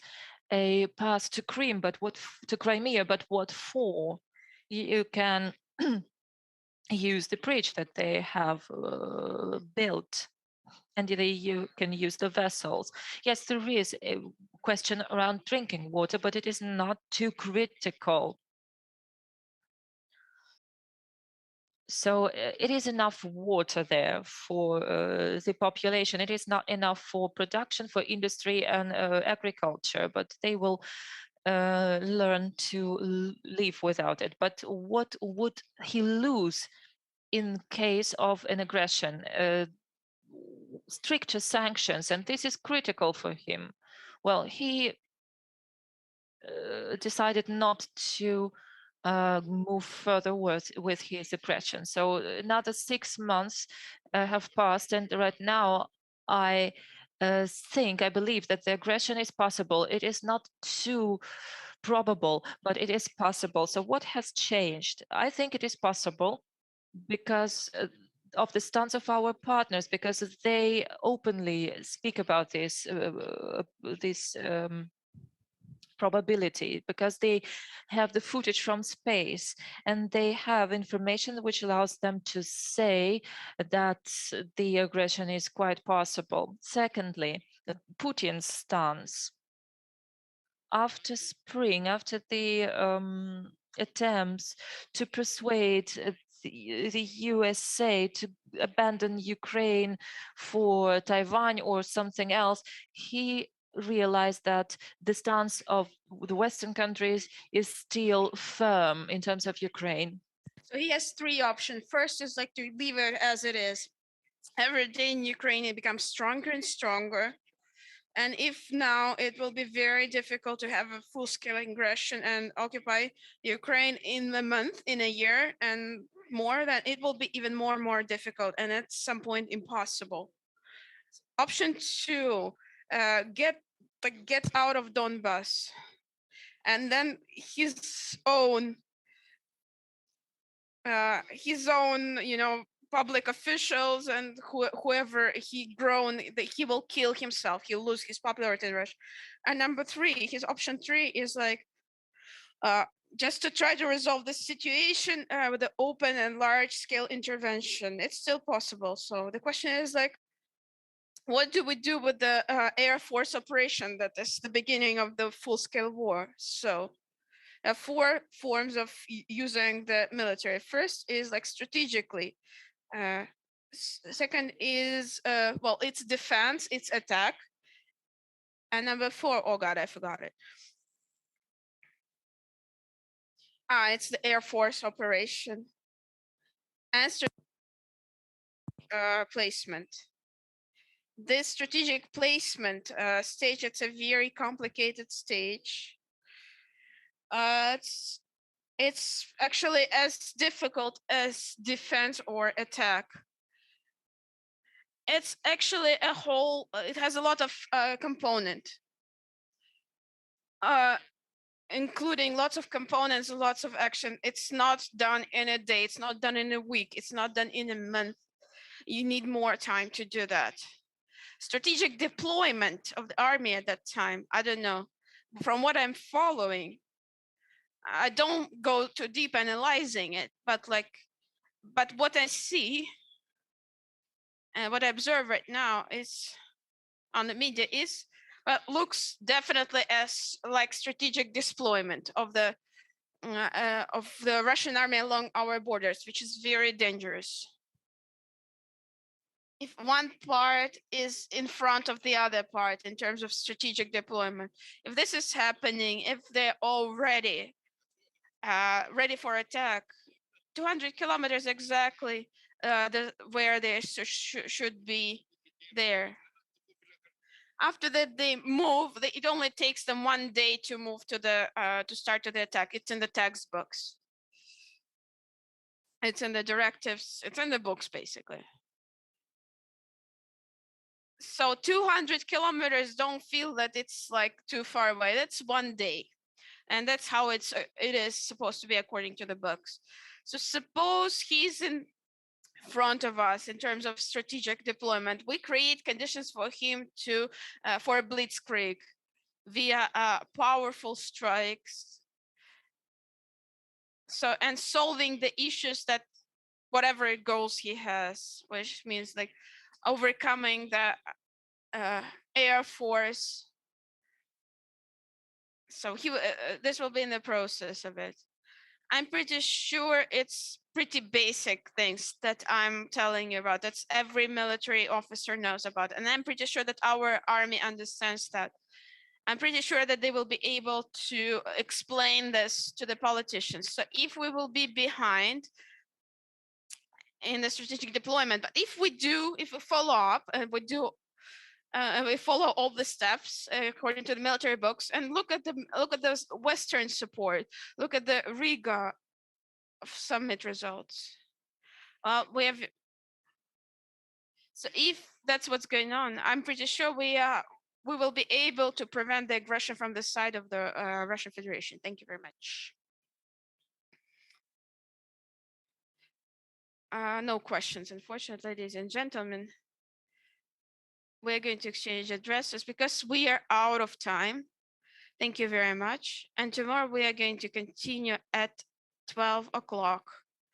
There will be 2 panels, very interesting. One devoted to journalism in times of hybrid war, and the second will be thoughts and ideas of our foreign experts, the national security. So save our questions to them as well. That's it for today. Goodbye. Thank you.